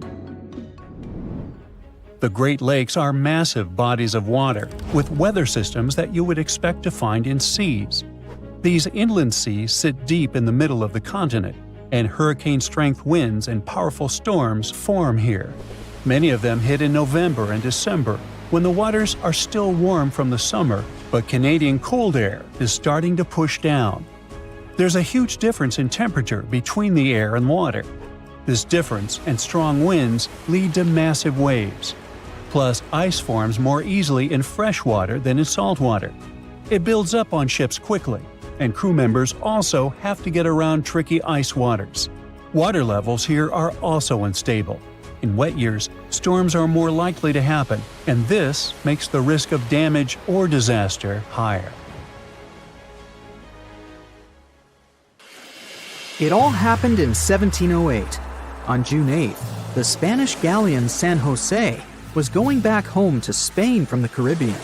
In total, there were 17 ships. The captain of the San Jose knew they were in for some trouble, as English ships were lurking in that area. He knew they would be after the treasure loaded on the ships. The price of the treasure from the New World was so astronomical that it could turn the course of historic events in Europe upside down. In order to be safe, the Spanish galleon was to reach Cartagena de Indias. It's where we have Colombia now. But sadly, other things were predestined for the San Jose. The 4 English ships appeared. The galleon couldn't just escape them. There was no choice but to turn around and fight. Then all the chaos started. Red flags showing that the battle started. Firing cannons, the smell of gunpowder. Nobody knows exactly how it all ended. As dusk fell, it was hard to see clearly what was happening. The only thing that remained in history was the sinking flagship San Jose. Then, silence. No wonder that San Jose, being the flagship, was the most strategically important galleon. She would carry an insane amount of precious metals, such as gold and silver, pearls, and gems, such as emeralds. All of that went to stay on the bottom of the ocean for the next 3 centuries. But how come this lost treasure got so legendary? First off, the financial estimates made by scientists shocked people. The ship reportedly carried 7 million to 12 million pesos. Let's translate that to today's money. Yeah, it may not be the wealth that Elon Musk has, but it's around $10 billion. With that money, you could treat yourself to a couple of private jets, a whole car park of Lamborghinis, and a posh mansion. And you'd still have a lot of money left.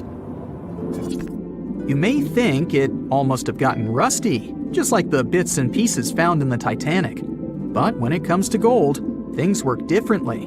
The Titanic didn't carry gold, or at least not that much of it. The jewels that were on the Titanic were personal belongings. And the cool thing about gold is that it never reacts with oxygen. It means that real gold won't rust or tarnish. So if your golden necklace got somewhat darker, it's a telltale sign it's not pure gold. It's an alloy, which is also cool, by the way, as you can easily clean it. Going back to San Jose's lost treasure, the golden coins there, even over 300 years later, were supposed to look the same way as the day they were minted. Now, going back to the place where the ship supposedly sank, remember I told you the captain wanted to go to the shore where Colombia is today? Well, on December 4th, 2015, the ship was indeed found in the waters of Colombia. As with many other important things today, the world learned about it from a tweet. It was sent by the Colombian then-president Juan Manuel Santos. People have been looking for the San Jose for decades, and once it was finally found, it only got more popular, and even more myths about it began to appear. One of the legends was told by Senor Santos himself. After the wreck had been found, there was a short radio interview. Thing is, the discovery was pretty unexpected. Many people spent a lot of time and effort looking for that wreck, and many of them even gave up hope of ever finding it. Juan Manuel Santos told a story about how the wreck had been discovered. There was an official event outside Colombia where he was accosted by a man. He looked like the famous writer Hemingway. He sported a white beard and had white hair. The only thing that Hemingway-looking man wanted was 2 minutes of Santos's time. The president conceded and listened to the man. What happened next was unbelievable. The man pulled out an antique map, more precisely, a carefully framed copy, and told the president that no one else knew about it. The man pointed to one exact spot. He said that it was the exact location of the treasure, and that place didn't appear on any other map. He guaranteed that he knew where the treasure was. The story sounded crazy and swashbuckling. Whoever that man was, he turned out to be right. His identity remains a mystery for everyone, but somehow that man found the funding, determined the area to be inspected, and even made his way to meet the president. Right, the San Jose was stuffed with gold, and whoever found it would get filthy rich for the rest of their life. But let's face it, there's no way an ordinary person could ever discover such a treasure, as it requires too much effort and too much funding. But what if you're into treasure hunting and you want to go and find some treasure chests somewhere? Well, I guess I have a story about ordinary people looking and even eventually finding real treasure. Meet Forrest Fenn, an eccentric millionaire who hid a $1 to $5 million treasure. The exact worth was unidentified. You see, even Mr. Fenn himself said he never tried to appraise it. Inside the chest, there were 265 American gold eagles and double eagles, ancient coins, gold nuggets, you name it. Forrest stashed the chest in the Rocky Mountains and announced the treasure hunt back in 2010. Now let's focus on a map for a little bit and see how vast the Rocky Mountains are. Basically, the treasure hunters were supposed to sweep the two countries, both the USA and Canada. At first, it was a small treasure hunt with only a couple of people who knew about it. But sometime later, there was pretty much a competition, as tens of thousands of people set off to look for the treasure. There was research stating that over the decade, about 350,000 people tried their luck looking for the mystery chest. To announce the hunt, Forrest Fenn used a poem made up of 24 lines. The poem had some hints in it that most treasure hunters failed to decode. It was so well hidden that it took 10 years to finally discover it. There was also a blog called Thrill of the Chase, and on June 6, 2020, Mr. Fenn finally posted the long-awaited news. The treasure had been found. Forrest himself admitted that anyone who read the instructions from the poem carefully could find the treasure. The poem created a lot of buzz on the internet, with many users trying to decode the 9 hints the poem had. Some of them even suggested the possible keys to decode the puzzle. Those speculations might have helped the person who eventually found the treasure. At first, even Forrest Fenn himself didn't know who cracked all the codes in the poem, made it through the dense forest, and retrieved the chest. The lucky finder preferred to stay anonymous, and all we initially knew was that it was a man from the eastern United States. The winner sent a photograph to Forrest Fenn, and thus the treasure hunt was officially over. Sometime later, though, he revealed himself. It was Jack Stewart, a former journalist and medical student. The treasure was hidden under a canopy of stars in a forest in the Rocky Mountains. The vegetation there is lush, so the chest was hidden deep within. The chest had never been moved from the place where it was originally hidden.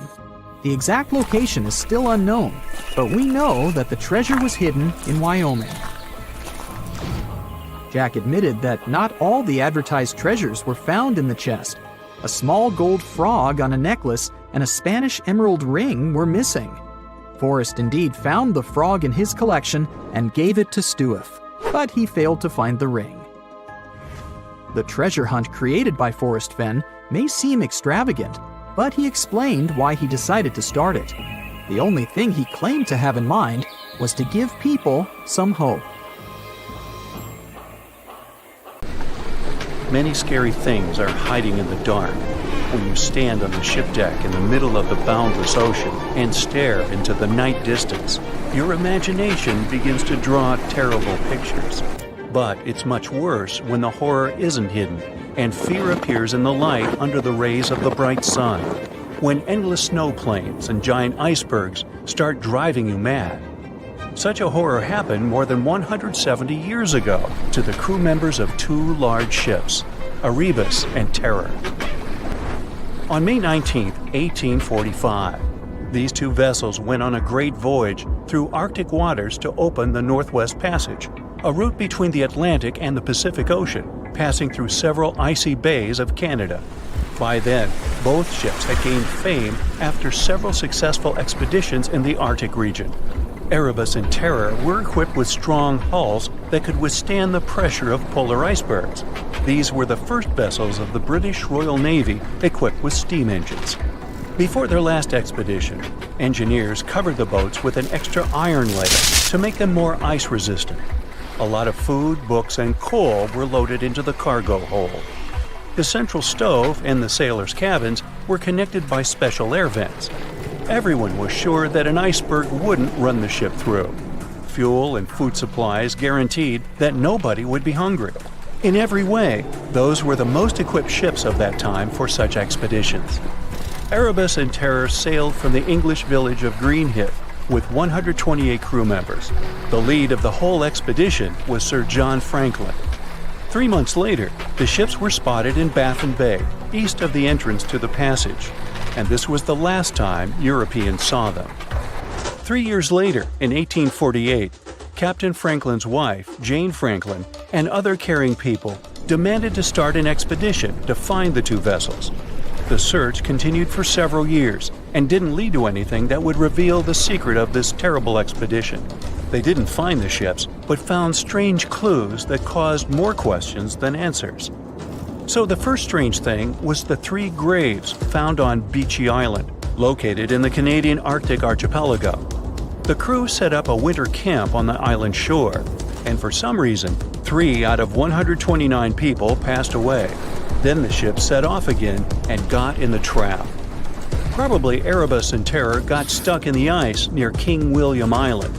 In the middle of a snowy plain, surrounded by cold winds and ice, the crew began to experience serious problems. According to one theory, canned food contained a lot of lead. The sailors could get poisoned by that. And another view says that they got severely sick. Apparently, when the food supplies ran out, the crews went on foot to look for help, but got lost among the snowy plains. Another strange thing was a note on the shore of King William Island in the pocket of one of the crew members. Even now, no one can understand the contents of this paper.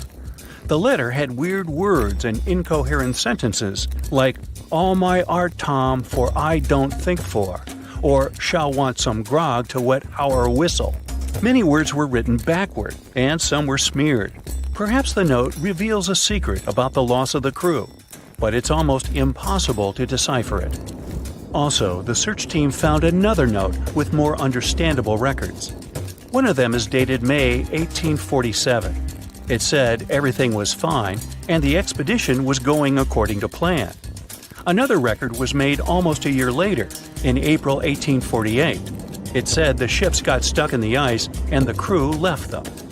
The sailors planned to go to the Back River, the Canadian River in the Northwest Territories. It was their last attempt to survive, which unfortunately ended up in failure.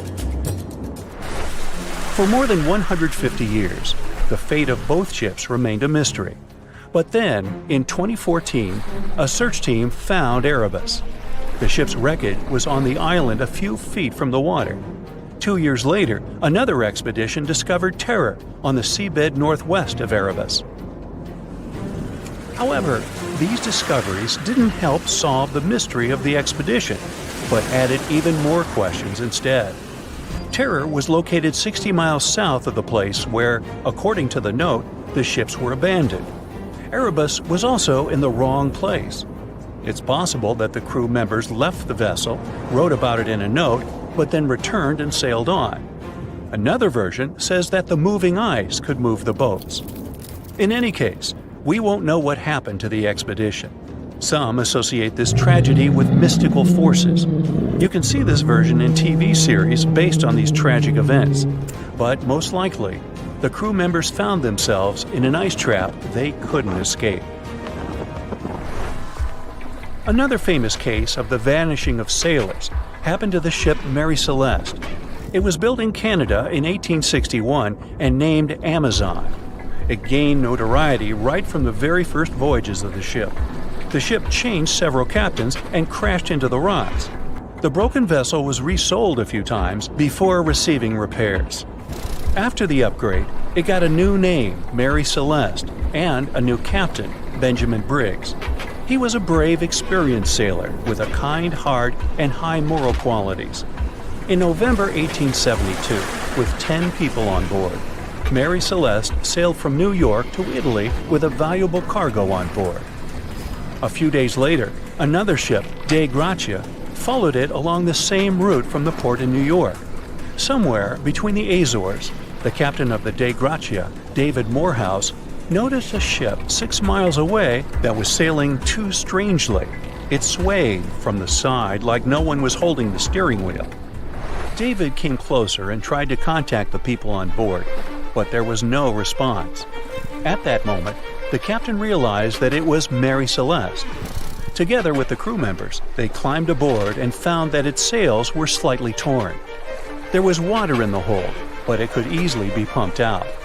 The crew's belongings were in the cabins, and the cargo was untouched. Only one lifeboat and a chronometer, which is a navigation device, were missing. The last record in the logbook said the voyage was going according to plan. Apart from the slightly damaged sails, the vessel was in perfect condition. But something forced all the crew members to leave it. Several members of the Dei Gratia crew remained on board the Mary Celeste to deliver it to the nearest seaport. One of the versions said that the water pump in the hold could be filled with coal. Before the last trip, Mary Celeste transported a large amount of this material, and some of it could have stuck inside the pump. When the ship got into a storm, the hold flooded a little, and Captain Briggs couldn't understand how critical the situation was. There were too many barrels, so he couldn't determine the water level. It was dangerous to stay on board since the ship could sink. Therefore, the captain decided to evacuate by lifeboat. Perhaps they were close to land, and Briggs decided to sail in that direction.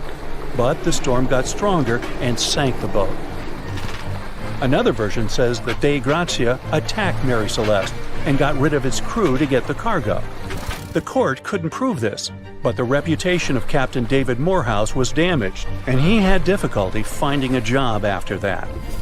The story of Mary Celeste became world famous, so people created many different versions.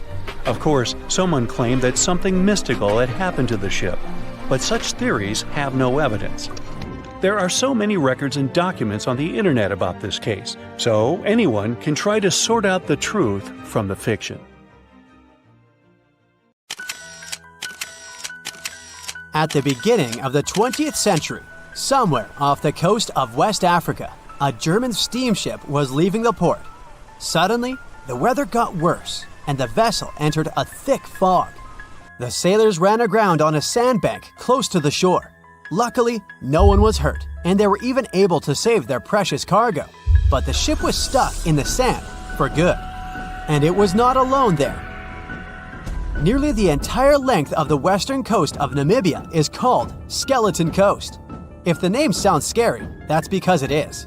This 976-mile-long beach line is among the most dangerous places on Earth. The local Bushman tribes believe that their supreme deity made this land when it was angry. The Portuguese were the first Europeans to set foot in Namibia in the 15th century. And yep, they didn't like Skeleton Coast either. Portuguese explorers thought this land presented the gates to the underworld. This is the place where the Namib Desert meets the Atlantic Ocean. It might be dangerous, but it's actually beautiful. Plus, it's a UNESCO World Heritage Site. If Skeleton Coast had a PR manager, they would quit on the first day on the job. The area is not exactly tourist-friendly because of its geography and history. Beneath the sand and the waves, there is a secret ocean currently lurking for unsuspecting sailors. It's called Benguela Current. It flows towards the north along the coast of southern Africa. This part of the Atlantic is rich in marine life, but the current's land neighbor isn't that happy with the deal. This arid climate created the Namib Desert, one of the driest regions on Earth. And that marine life I just mentioned? It's sharks. 11 species of them to be exact. And yes, the great white decides to pop by once in a while. So far, we've got a desert landscape, strong currents, and sharks. Not a place for a beachside resort, definitely. But if someone ends up on Skeleton Coast, will they know they're in danger? Don't worry, they will. The beach is littered with wrecks of all sizes and shapes. If you remember that German ship I mentioned in the very beginning, its massive and rusted stern is now sticking out from the desert sand. There are some 500 wrecks in total scattered along the coast, and it's a mixed crowd, from Portuguese galleons centuries old to ships that ran ashore here in the 21st century. A modern fishing ship called Zela India managed to slip from its tow rope in 2008 and ended up on Skeleton Coast. Okay, it didn't escape on its own, it had some help from the elements. But it's better to be a tourist attraction on a beach than to be broken up for scrap. That's where the trawler was originally going, poor thing. Skeleton Coast's most famous inhabitant, to call it such a place, is the wreck of the Dunedin Star. The British cargo liner ran aground here in 1942. The massive rescue operation that followed reveals why it's so dangerous for sailors to end up here. The rescuers managed to save all of the crew and passengers, but at a heavy price. An aircraft and a tugboat were lost in the process. It took the last of the rescuers a full 2 months to return home to Cape Town.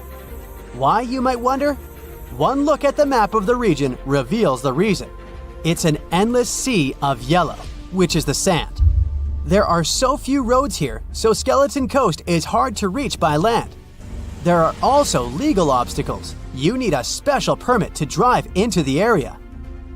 But the skeletons in the name of the area don't only refer to ships, they also stand for animal bones. Most of these belong to whales and seals. Many animals have adapted to the area, so lions and hyenas roam the coastline in search of a meal. Yeah, now there are hungry lions as well, as if those sharks weren't enough. Other animals with a temporary residence on Skeleton Coast include elephants, cheetahs, leopards, and giraffes. In 1971, the Namibian authorities established a national park here, but except for surfers, after an adrenaline rush, they don't get many visitors. You can understand why. The Namib Desert is the oldest desert in the world, and it's not very tourist-friendly either. Those who travel to the region should pack sunscreen and a warm winter jacket. A weird combo, right? Well, not so much when you think that during the day, temperatures soar over 110 degrees Fahrenheit. At night, the air temperature drops below freezing. What a climate roller coaster! And that's not the final danger. Yep, there's more. Remember how that German ship got lost in thick fog? Yeah, it wasn't a one-off event. Because of the region's climate, fog shows up frequently. Sailors should cover their ears now, but this fog is actually good for wildlife. This is their only source of water in the Namib Desert. Reptiles and mammals have adapted to the harsh climate. They use as little water as possible. Shifting sands, thick fog, strong currents, lions, and sharks. Not the stuff you would put in a tourist booklet, but Skeleton Coast isn't the only beach on Earth you wouldn't want to spend your vacation on. I will take you to Cape Tribulation in Australia. The area covers some 48 square miles in the northwestern part of the continent. And no, the area is not as dry as Skeleton Coast. It's part of the Daintree rainforest. You could say that here, it is the rainforest, not the desert that meets the ocean. The beach at Cape Tribulation is straight from a postcard. But looks can be deceiving. Australia? Probably sharks. No, crocodiles are out here to get you if you decide to go for a dip in the sea. There are saltwater crocodiles that the locals call salties. Well, that's a cute nickname for such a dangerous reptile. And it's not just them. The wildlife seems to have a beef with visitors. From October to June, the waters around Cape Tribulation are full of box jellyfish. Their venom affects the human cardiovascular system. When touched by a jellyfish out at sea, swimmers won't have enough time to reach land for help. Vinegar helps neutralize the sting, so you might want to keep a spare bottle in your luggage. Crocodiles and jellyfish sound dangerous, but there's one more animal you should look after. It's the wild boar.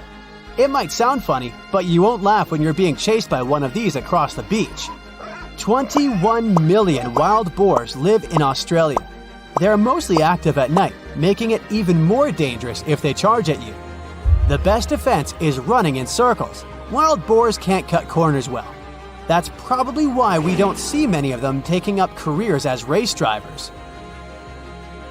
Cape Tribulation has one last danger installed for you, and it's not an animal. Out here, even the trees are plotting against visitors. The stinging tree got its name for a reason. If you try to pick one of its beautiful red berries, it'll fight back.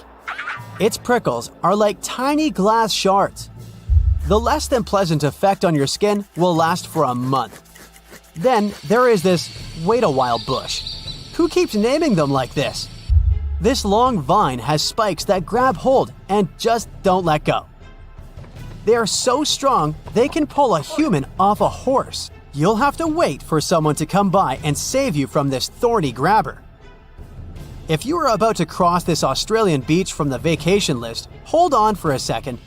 Tourism is booming here. The local authorities have restricted access to all of the danger zones. Visitors go swimming in dreamy water holes that are surrounded by lush vegetation. There are even ropes to swing from. Now, that's a beach you can finally relax on.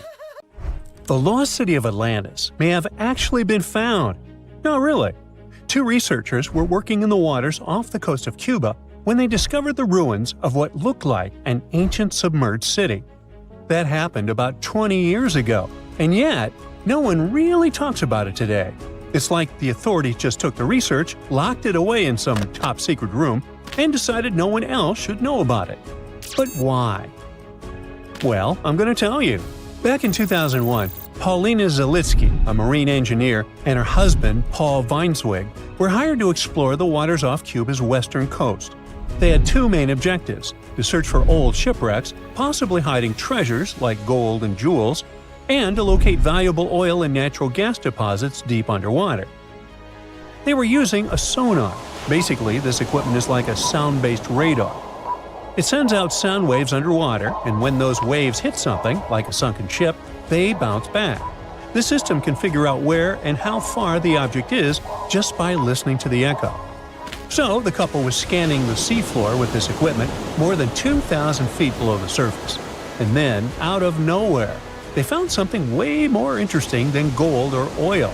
They found stones. Not just any stones. I'm talking huge, perfectly arranged stones. Kind of like a mini version of the pyramid at Chichen Itza, or even better, like a bunch of tiny submerged Chichen Itzas. Yep, they saw that, or at least they think they did. The thing is, sonar doesn't work like a camera. It definitely doesn't record video or take actual pictures underwater. What it does do is create images using sound. And those images are usually just outlines or shapes, kind of like a blurry black and white sketch. It shows you where things are, but not exactly what they look like. And that's exactly what happened back then. The equipment started producing images of these perfectly organized stone structures, and it really looked like some kind of urban development. I mean, the site was just too organized, too symmetrical to be just random rocks. But it sounded too good to be true. I mean, this discovery could totally change everything we know about ancient civilizations on the American continent. So the scientists decided it would be too irresponsible to announce anything without finding more evidence first. And that's why they decided to go back to that same spot. This time they sent down an underwater remotely operated vehicle to actually see what was going on beneath the sea. See? This robot was basically an underwater cameraman. And yep, it confirmed it. There was definitely something strange down there. It looked like an ancient city made of huge, smooth blocks of granite. These rocks were about 8 feet by 10 feet. Some were in pyramid shapes, others were circular. Some seemed to be deliberately cut and then stacked on top of each other, while others appeared isolated from the rest. Together, they looked like they were forming corridors and outlines of rooms. It was like finding large buildings in the middle of an underwater desert. These images were enough for Zelitsky to seal the deal. Back then, she confirmed that this amazing structure, her words, could have been a large urban center. Again, her words. Then the couple started to speculate. They said that these structures were probably built more than 6,000 years ago, which would make them older than the Great Pyramids of Egypt. It's even older than the famous Maya, the civilization that used to live in the Americas and is known for their ancient and advanced temples. The research also suggested that these structures might belong to a civilization that lived on the American continent thousands of years ago, and that we didn't even know about. This supposed civilization once thrived on a 100-mile land bridge connecting Cuba to Mexico's Yucatan Peninsula. But then, something catastrophic happened. According to their theory, the Earth's faults shifted beneath the surface, leading to a massive earthquake. Then, in the blink of an eye, the entire bridge was destroyed. The land was swallowed up by the sea and ended up at the bottom of the ocean, and this civilization disappeared. Of course, all the connections to the famous Atlantis myth got the media totally hooked on the story. News websites ran headlines like "Lost City of the Caribbean Found" and "Atlantis Found in Cuba." So, could that really be Atlantis? I mean, did they finally find the remains of this supposedly super advanced and lost civilization? Well, it's hard to say. From the start, part of the scientific community wasn't buying into the story too much. First, there's the issue of the date. Saying that this civilization existed at this spot at least 6,000 years ago just wasn't very credible. Then, some European archaeologists argued that the stones they found using sonar might just be natural limestone, not perfectly sculpted granite. And third, it was too deep. Even with the whole theory of Earth faults opening up and swallowing everything, it's still hard to explain how an entire city ended up so deep in the ocean. For comparison, there is Heraklion, a real ancient Egyptian port city that got submerged. Today, it is only about 19 feet underwater. But this so-called Atlantis city is at depths between 2,000 and 2,460 feet. See how that's totally different, right? People think it would have taken around 50,000 years for such stone structures to sink to the depth where they are said to be found. And according to experts, none of the known civilizations from that long ago had the ability to build such structures. But for Zelitsky, yes, it was possible. She still believed in the fault theory to explain how this land ended up at the bottom of the ocean so fast. Big movements of the Earth's tectonic plates are usually followed by things like volcanoes and earthquakes. So, according to her, it's a powerful event, and the island sinking could have happened really quickly. This earthquake theory could also explain why some of the megaliths on the seafloor look organized while others don't. But to really prove any of this, they needed a specially designed robot to go down there again and take samples of the rocks and sediment. That way, they could figure out how old the rocks were and maybe even find signs of human life, like carvings, sculptures, or artifacts. The problem is, drilling into those structures isn't easy. They look like granite, and drilling granite that deep underwater is seriously tough. And more than anything, they needed money to do it, a lot of it. So maybe they just never got the funding. Because even with all that initial hype, no further explorations or studies were ever reported. And that lack of follow-up sparked a lot of speculation. Some people even wondered if the story got shut down on purpose, like maybe the authorities wanted to keep something top secret. As if this underwater city was built by some kind of higher extraterrestrial being, and they just don't want us to find out. But truth be told, The strongest argument for saying, yeah, that is definitely a lost city, is that nature supposedly couldn't have built something so symmetrical. Geologists did try to find natural explanations, or at least similar examples from other parts of the world, but they came up short. Still, just because we haven't found a clear natural explanation doesn't mean there isn't one. Nature can create some pretty wild and unexpected stuff, so honestly, that whole too perfect to be natural angle is kind of a weak argument. What most likely happened is that experts just weren't convinced it was actually a sunken city, and that's probably why no one followed up on their work. Over time, the buzz faded, the story disappeared, and the site slipped back into silence. And without more data, the true nature of those underwater formations off Cuba's coast is still a mystery. Now, the Mariana Trench is the deepest and probably the most enigmatic place on Earth, whatever that means. Bizarre creatures, such as deep-sea anglerfish, frilled and goblin sharks, barrel-eyed fish, hatchetfish, live in a crescent-shaped trench in the western Pacific. Just 3 people have ever descended down the Challenger Deep in the southern end of the Mariana Trench. There, at a depth of almost 11,000 feet, vents are bubbling up carbon dioxide and liquid sulfur. Mud volcanoes erupt under the pressure 1,000 times greater than at the surface. And so, it's no place I want to go. So bye! Get back in there.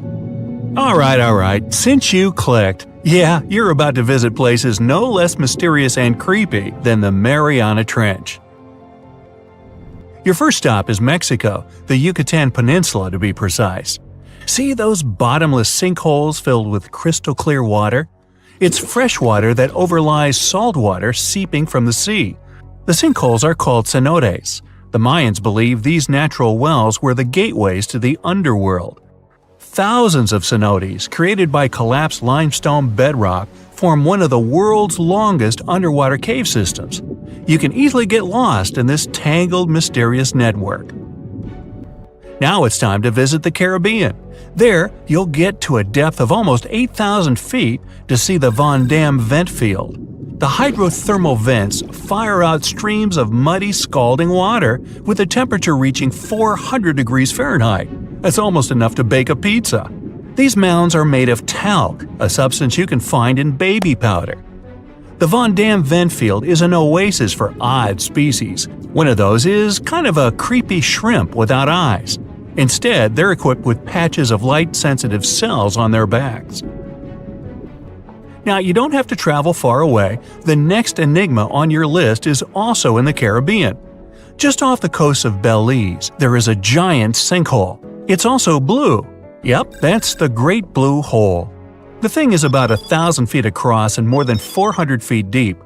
Once, a long time ago, this hole was a cave until rising waters filled it, making it collapse in on itself. The deeper you descend into the Great Hole's crystalline waters, the darker it becomes. You see tons of stalactite-filled caves, but don't even try to enter them unless you want to get hopelessly lost. Once you reach a depth of 50 feet, you notice the water shimmer. That's the invisible line dividing the sinkhole's salty top from the freshwater abyss. Time to get out of there. Who knows what you might come across in the murky depths? Your next destination is off the Pacific Northwest coast. Almost 500 streams of methane bubbles were discovered there several years ago. Because of the bubbles, the vents got the name champagne seeps, which sounds better than the fart spas. Scientists are still puzzling over this phenomenon. Where does the methane come from? Underwater cows?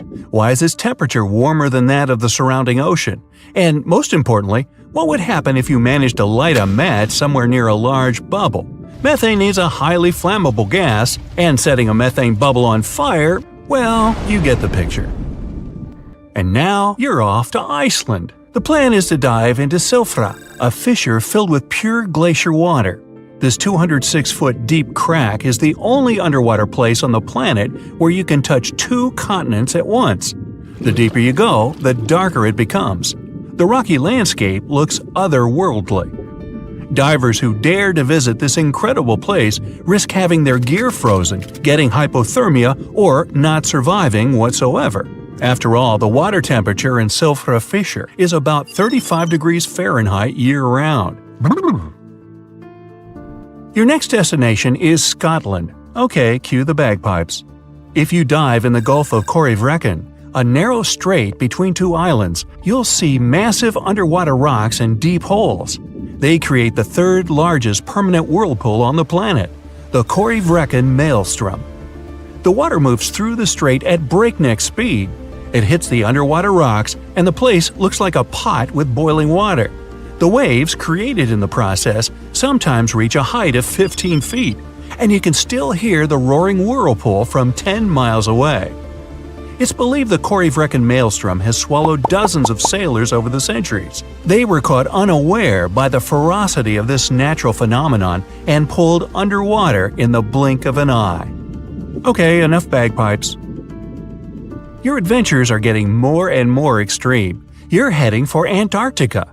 There, in the Southern Ocean, you'll find the Ross Sea Ice Shelf. Say that 5 times real fast. Later, not now. It's roughly the size of Spain, with the ocean underneath containing as much water as the North Sea. Once, scientists drilled all the way down through this enormous chunk of ice. Imagine their astonishment when they found life in those extreme conditions. The researchers came across dozens of mysterious species not known before. The most unnerving were upside-down swimming fish and overturned sea anemones hanging in the frigid waters. Hopefully, bizarre places with a notorious reputation don't frighten you. Well, too bad, because you're about to visit the Bermuda Triangle. It's an area between Bermuda, Florida, and Puerto Rico where planes and ships seem to vanish in thin air. For the first time, this place attracted a lot of attention in 1945. That's when 5 U.S. Navy planes disappeared during training. Before radio contact was lost, the flight leader said, "We're entering white water. Nothing seems right." After that, the planes with 14 men flying them disappeared. Even scarier, a rescue plane with 13 people on board never came back as well. Some people believe the mythical city of Atlantis lies at the bottom of the triangle. They claim its inhabitants use extraterrestrial technologies to sink ships and crash airplanes. Others blame rare and unexplored natural phenomena, for example, magnetic anomalies, or massive pockets of flammable methane gas. There we go again. Then, if a bolt of lightning ignited a giant methane bubble near a ship or a plane, this could probably make it sink without a trace, except the smell. But methane is found everywhere all over the world, and it never behaves this way. Some experts aren't sure there's a mystery to explain whatsoever. Lots of busy routes pass through this area. No wonder more ships and planes sink there than anywhere else. Now, prepare some warm clothes. You're heading for the north again. Your destination is Cape Desolation in Greenland. Nice place.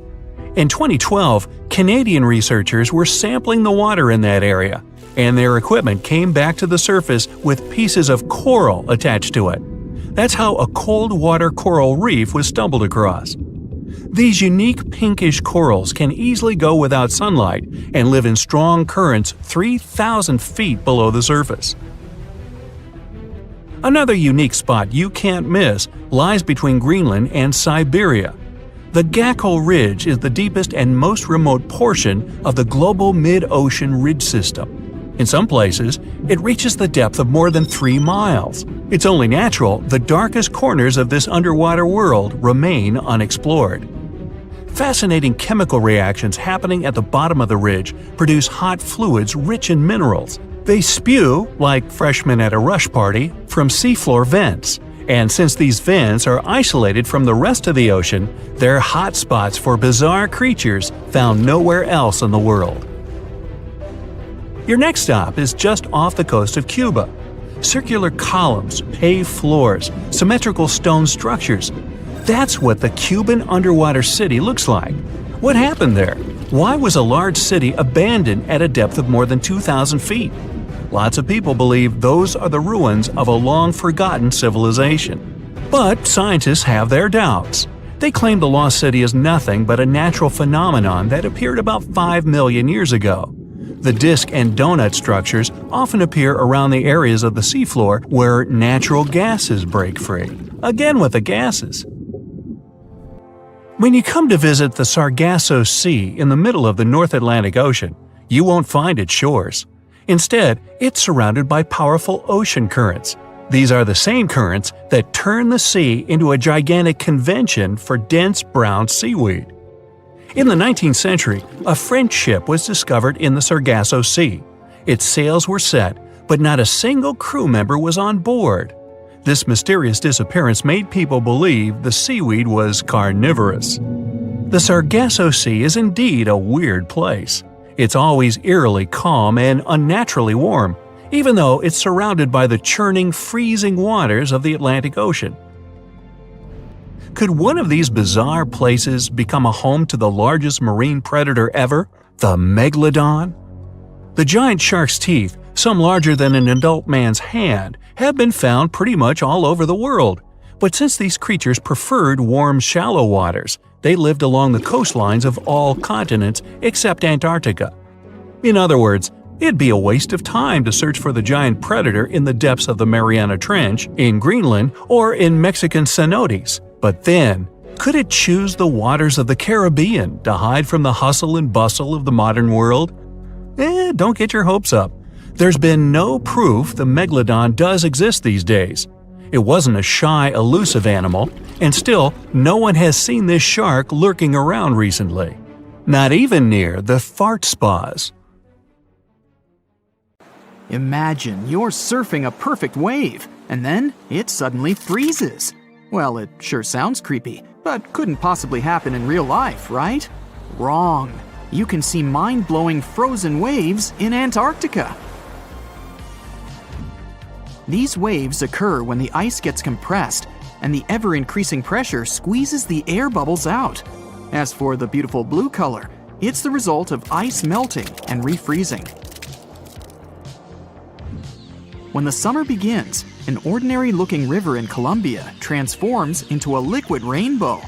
Caño Cristales, also known as the most beautiful river in the world, sparkles in 5 colors: red, black, green, blue, and yellow.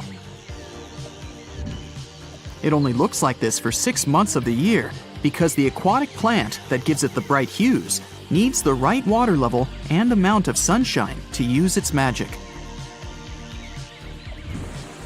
Australia is home to a unique horizontal waterfall on the coast of the Kimberley region.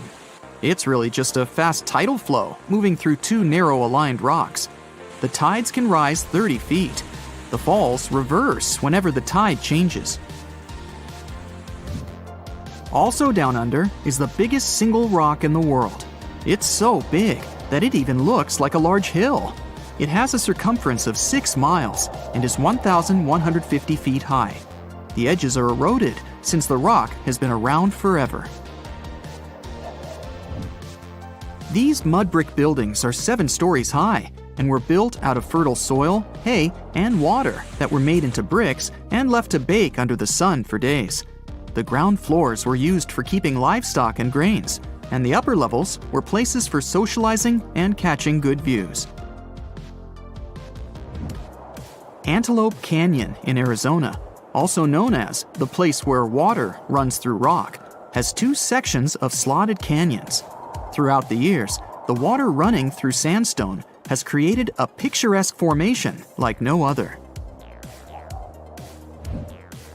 If you ever set foot on the arid soil of the Namib Desert in Namibia, prepare yourself for an eerie picture. You'll see countless circular patches between 6 feet to 50 feet in diameter. Organized in a honeycomb-like pattern, they stretch across 1,500 miles toward the horizon. These patches are also known as fairy circles, and you might be disappointed by the explanation of this mystery. No one knows for sure the origin of these circles, even though there are numerous theories, from the radioactivity of the soil to the activity of sand termites. Mount Haleakala in Hawaii is one of the quietest places in the world. National park managers nearly failed to find any sounds to measure here. The place translates from Hawaiian as House of the Sun. It formed thanks to a volcano that got active 1 million years ago. The lava flows built up over the years and grew into a mountain. It has its own climate and weather that's impossible to predict. It takes almost a week by ship from South Africa to travel to the world's most isolated settlement of Edinburgh of the Seven Seas. You'd need special permission from the local government to visit as a tourist. About 300 locals all treat each other as family, grow their own food, and keep their island impeccably clean. Daintree Forest in Australia is the oldest rainforest in the world. It has been around for over 100 million years.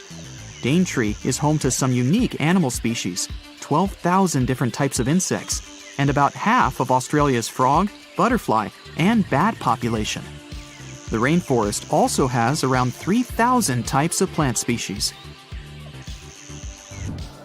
Rocks that travel are called sailing stones because they seem to move across the dry lake bed of Racetrack Playa in Death Valley National Park, California. As the rocks move, they leave behind a creepy trail that used to have scientists baffled. After all, some of the boulders weigh more than 660 pounds. On top of that, some of the trails are curved, while others are mostly straight, with unexpected turns to the right or the left.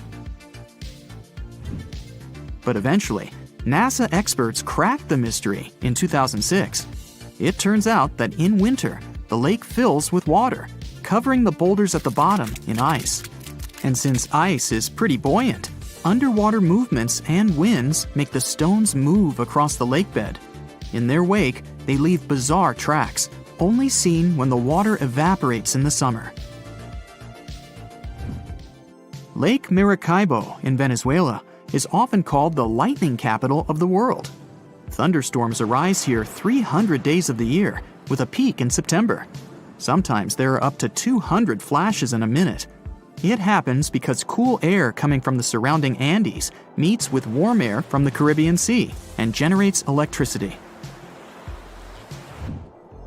Some places on Earth have less gravity than others. Canada's Hudson Bay, for example, used to be covered by a super thick and heavy glacier during the last ice age. The ice had pushed tons of rock mass outward when it started to melt. The smaller the mass of an object, the less gravity it has. It'll take another 5,000 years for the Earth to get into its original shape in this spot. Until then, you'll always weigh less here than anywhere else in the world. Five Flower Lake in China's Zhoujiago Valley changes its color from amber yellow to emerald green, dark jade to light turquoise, and sometimes coral. It never freezes thanks to underwater hot springs and never melts or dries up, unlike other neighboring lakes. The locals believe it's made up of pieces of a mirror that fell down from the sky. The surrounding valley has some narrow conic karst landforms, spectacular waterfalls, around 140 bird species, and giant panda, along with other endangered plant and animal species. Cape Denison in the Commonwealth Bay in Antarctica is the windiest place on the planet. It has unusual downslope winds. They are formed because of the continent's dome shape and the always cold climate.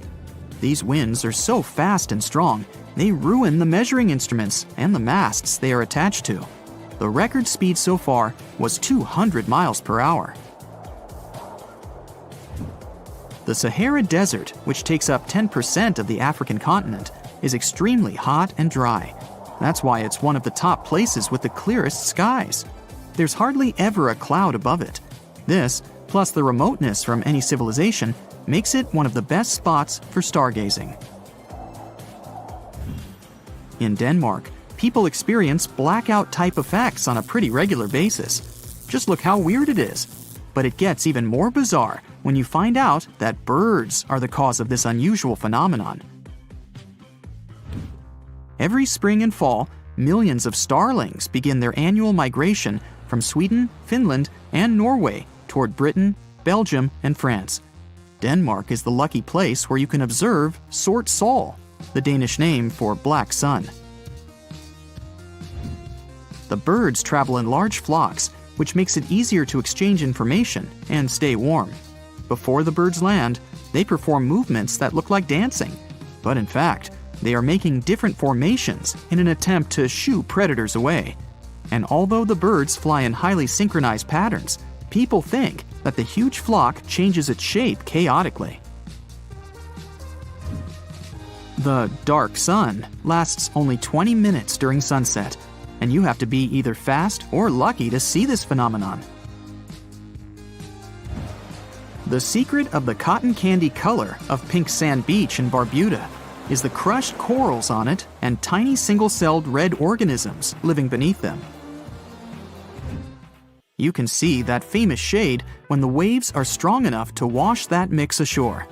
The secret of impeccable cleanliness of this place is that it has no public facilities and is less crowded than other Caribbean islands. It took thousands of years to form Picaninny Ponds in Australia. This whole time, underground freshwater was slowly moving to the surface through limestone.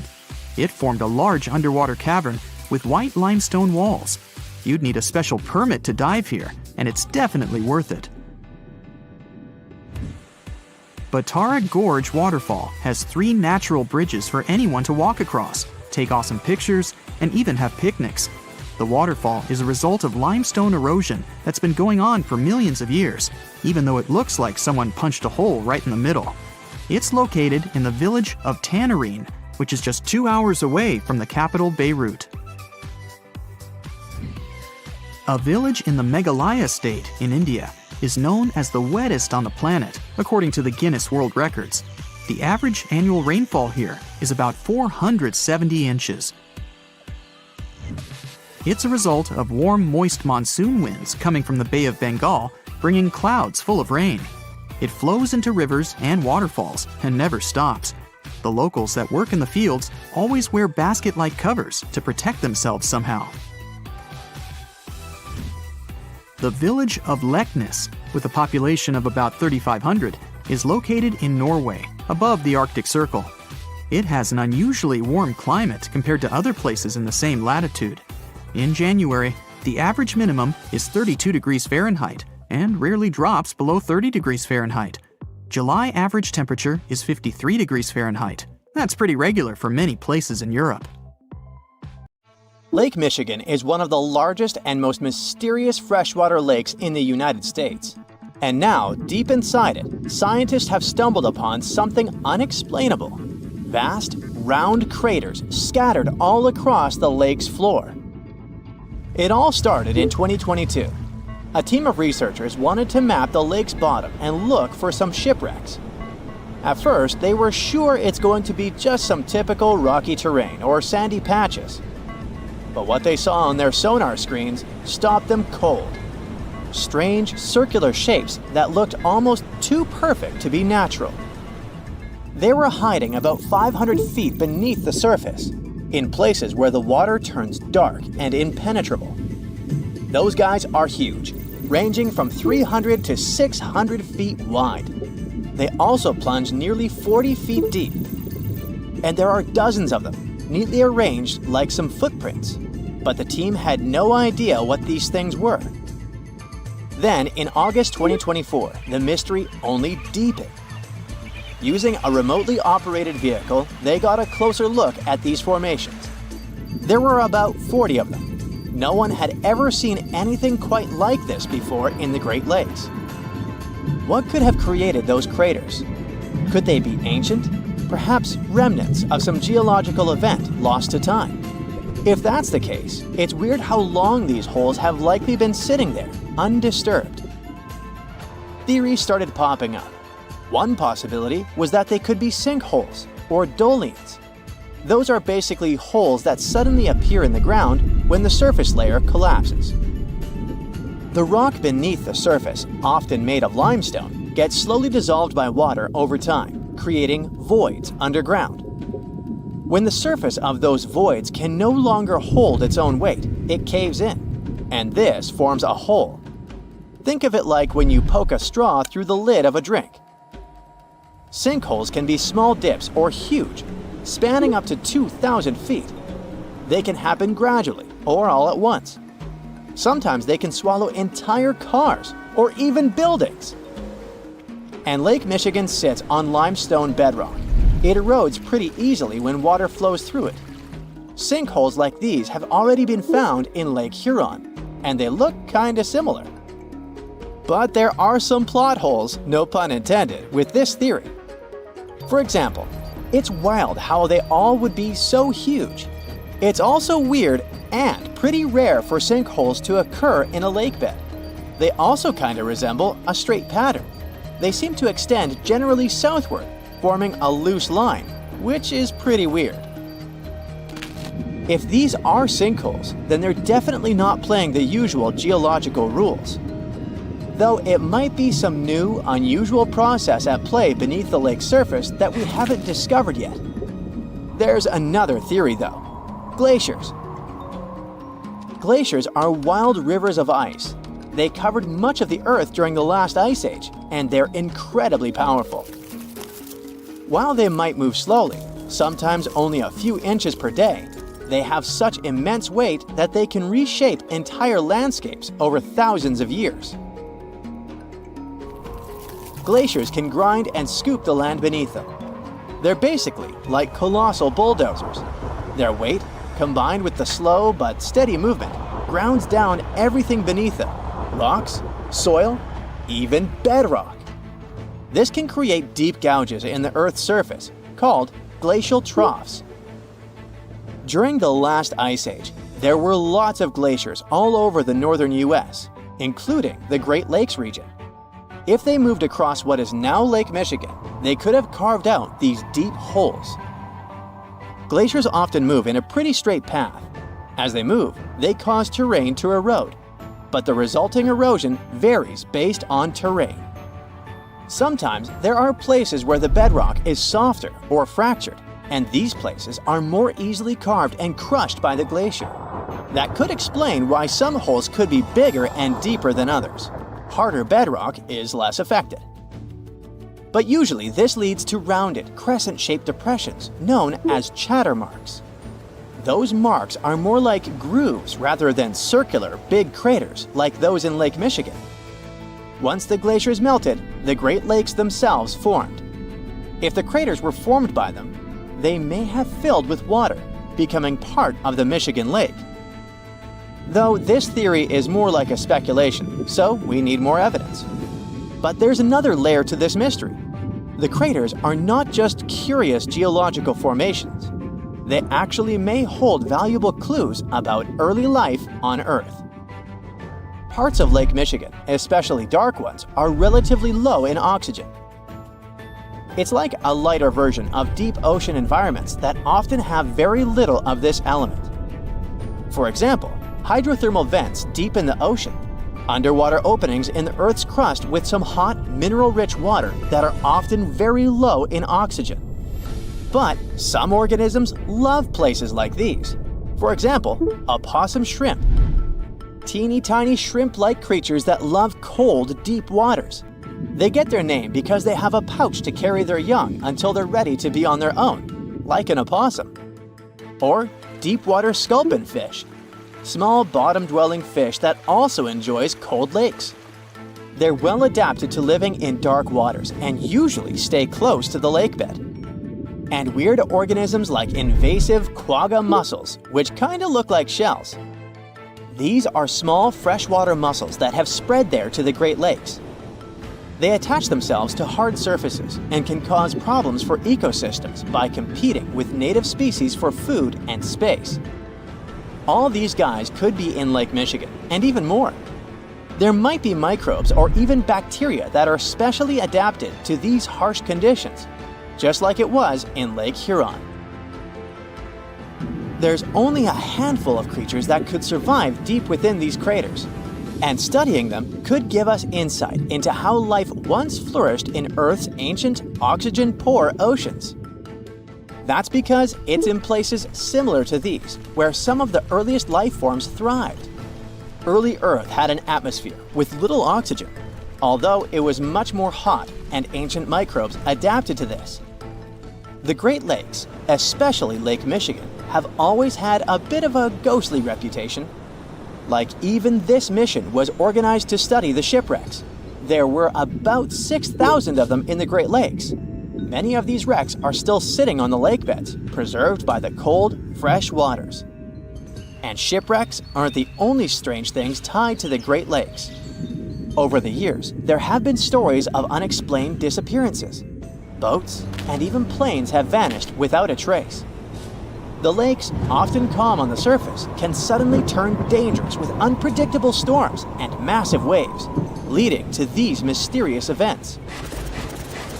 Not even mentioning all the creepy stuff people noticed there over the centuries, such as ghostly lights above water or bizarre weather patterns like eerie, sudden fogs that seem to appear out of nowhere. In 2007, they even discovered some prehistoric structure that looks like Stonehenge there. Well, it was way smaller, but still.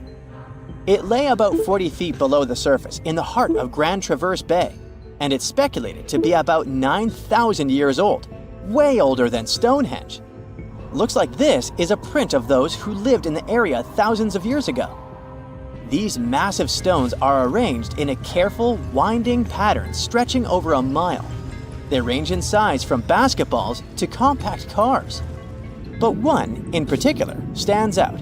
A boulder 3.5 to 4 feet tall, 5 feet wide.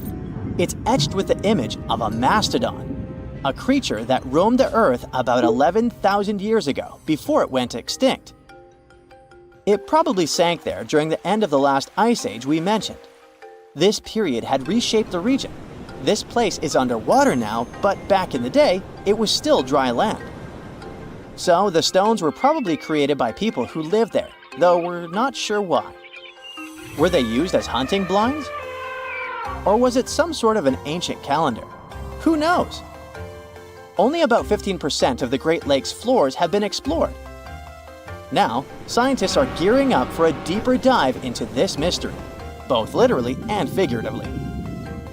They want to analyze the lake beds surrounding the craters, hoping that maybe something in the environment around them might have caused them to appear. They have initiatives like Lakebed 2030. These missions should map the entire underwater landscape. This would help us learn tons of interesting stuff about Lake Michigan and our planet's past. Who knows what other secrets these dark waters hide? So think about it. What was the weirdest thing you've ever done for work? Printing hundreds of pages of useless reports or unknotting holiday lights? Well, there's a scientist out there who spent 100 days below the surface of the Atlantic Ocean. Dr. Joseph Dieterich, or rather Dr. Deep Sea as he likes to call himself, was living underwater as part of Project Neptune 100. This project is a long-term study of how compression affects humans, both physiologically and psychologically. Dr. Deep Sea, who's a biomedical engineer and University of South Florida associate professor, went under the sea to see if increased pressure can help humans live longer and prevent health problems that come with old age. From day one of the mission, Dr. Dieterich was actively sharing what was going on in his social networks. He mentioned that another important goal for him was to inspire scientists from different generations to study life undersea. After 74 days of the mission, he officially set a new Guinness World Record for the longest time living in an underwater fixed habitat. But he didn't just jump out on the surface after it, woohoo, and stayed the planned 100 days. The scientist definitely wasn't bored for those 14 weeks. He collected data, collaborated with other researchers, virtually taught a biomedical engineering course at his university, and reached out to thousands of students from 15 countries online. Once the mission was over, Dr. Dieterich was greeted by his family and friends, the media, and many fans who were following his work online.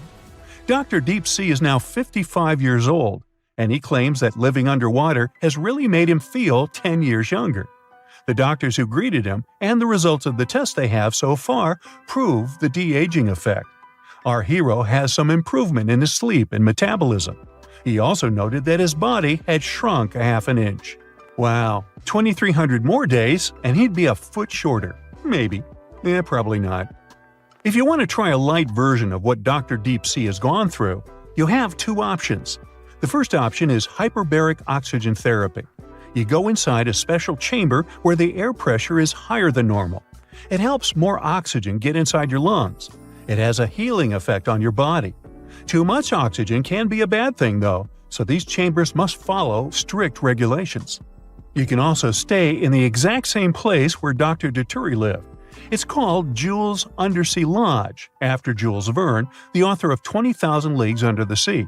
It's a two-bedroom apartment located 30 feet below the surface of a lagoon in Key Largo, Florida. Don't worry, your prospective home won't sail away. It's attached to the seabed by leg structures. There are 3 windows with a direct ocean view and some marine life outside, a lot of it. There's also a command center that keeps oxygen, water, and power levels under control. An air conditioner keeps the temperature comfortable, and a chef dives in to cook meals for the guests upon request. Now, you can't just dive in to see if they have a spare room, though. There's some paperwork involved for each guest. And you'll have to put on some gear and leave it in the wet room before you get into the nice and comfortable apartment. As for Dr. Dituri, he doesn't plan to stop his studies of how humans can survive in isolated environments. He's going to take a flight on a modified airliner where you can experience zero gravity multiple times. Something not for the weak of stomach. It's the next step to his dream of becoming a civilian astronaut and traveling into space by 2026. Dr. Deepsea wasn't the first scientist to stay alone in an unusual setting for research purposes. Italian sociologist Maurizio Montalbini had spent a total of 2 years and 8 months in caves to see how the human mind and body would cope with complete isolation. He started his experiments in the 1980s. At the end of 1986, he entered a cave in the Apennine Mountains near Ancona in Italy. He would only get back on the surface 210 days later, which made him the world record breaker for spending the longest in complete isolation at that time. Montalbini survived on a high-calorie diet of powdered foods and pills, much like those that astronauts use on space flights. Scientists monitored his health using special tools from the outside of the cave. Maurizio would later break his own record, and he shared that the only way to do it was to make a friend of solitude instead of fighting it. He did his experiments in collaboration with NASA and universities around the world and proved that isolation affects time perception and sleep. An interior designer from Ancona was so inspired by the experiments that she volunteered to take part in a similar one herself in 1989. Stefania Follini spent 4 months in an underground room 30 feet down in the Lost Cave in New Mexico. The experiment was on circadian rhythms, those 24-hour cycles that are part of your body's internal clock. Stefania had no natural clues on what time or day it was. Soon enough, she stayed awake for more than 20 hours and slept for 10 hours at a time. So her biological clock changed into a 48-hour day cycle. She stayed entertained down there thanks to a guitar, a computer, 2 friendly mice, some frogs, and some grasshoppers. She decorated the cave with cutouts from cardboard when she got bored and did judo to stay strong and flexible. Once the experiment was over, the scientist who greeted Stefania asked her to guess what day it was. She felt like it was the middle of March, but in reality, she went out of the cave on May 22nd, so she lost the perception of time and 17 pounds. Her meals were super spread out because of her new regime, and because she mostly ate beans and rice, she had a shortage of vitamin D. You know that feeling when your parents tell you something all the time, and you wish you could prove them wrong?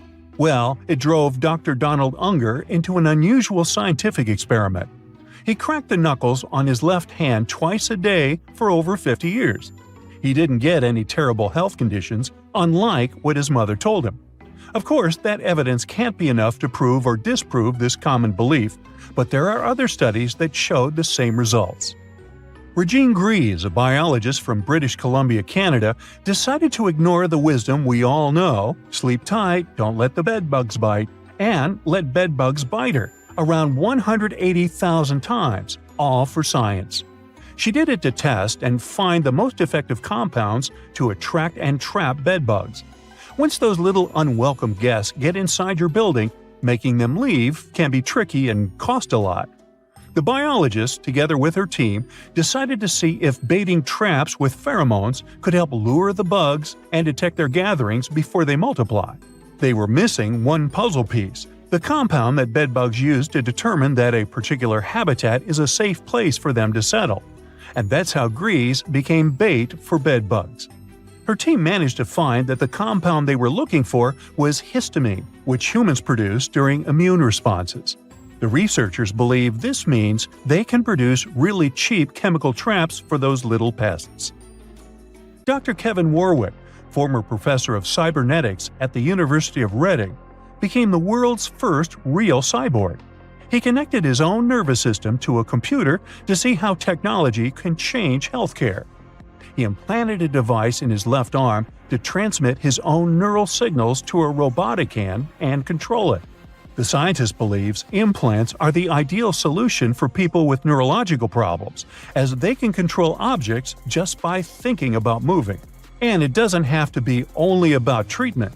This tech can help all humans open up a huge potential if we link up the human brain to a computer or AI system. It's like archaeology woke up recently and decided to spice up the news with its history-changing discoveries. From unearthing dinosaur fossils in peaceful Iowa to translating bad news from ancient Babylonian texts, history is revealing its secrets like never before. When Mount Vesuvius erupted in 79 CE, it froze the town in time. Some of the most famous discoveries were heartbreaking, like a mother wearing a golden bracelet, holding her child, or two sisters hugging in fear. At least that's what scientists thought. In 2024, advanced DNA tests shattered these long-held beliefs. The mother from the House of the Golden Bracelet was actually a man wearing a fancy 30-carat bracelet, and the child wasn't even related to him. As for the two sisters, DNA revealed one was actually a man, while the other remains a mystery. Some speculate they were lovers, but the truth is still buried in time. Speaking of rewriting history, another shocking revelation comes from ancient Babylon.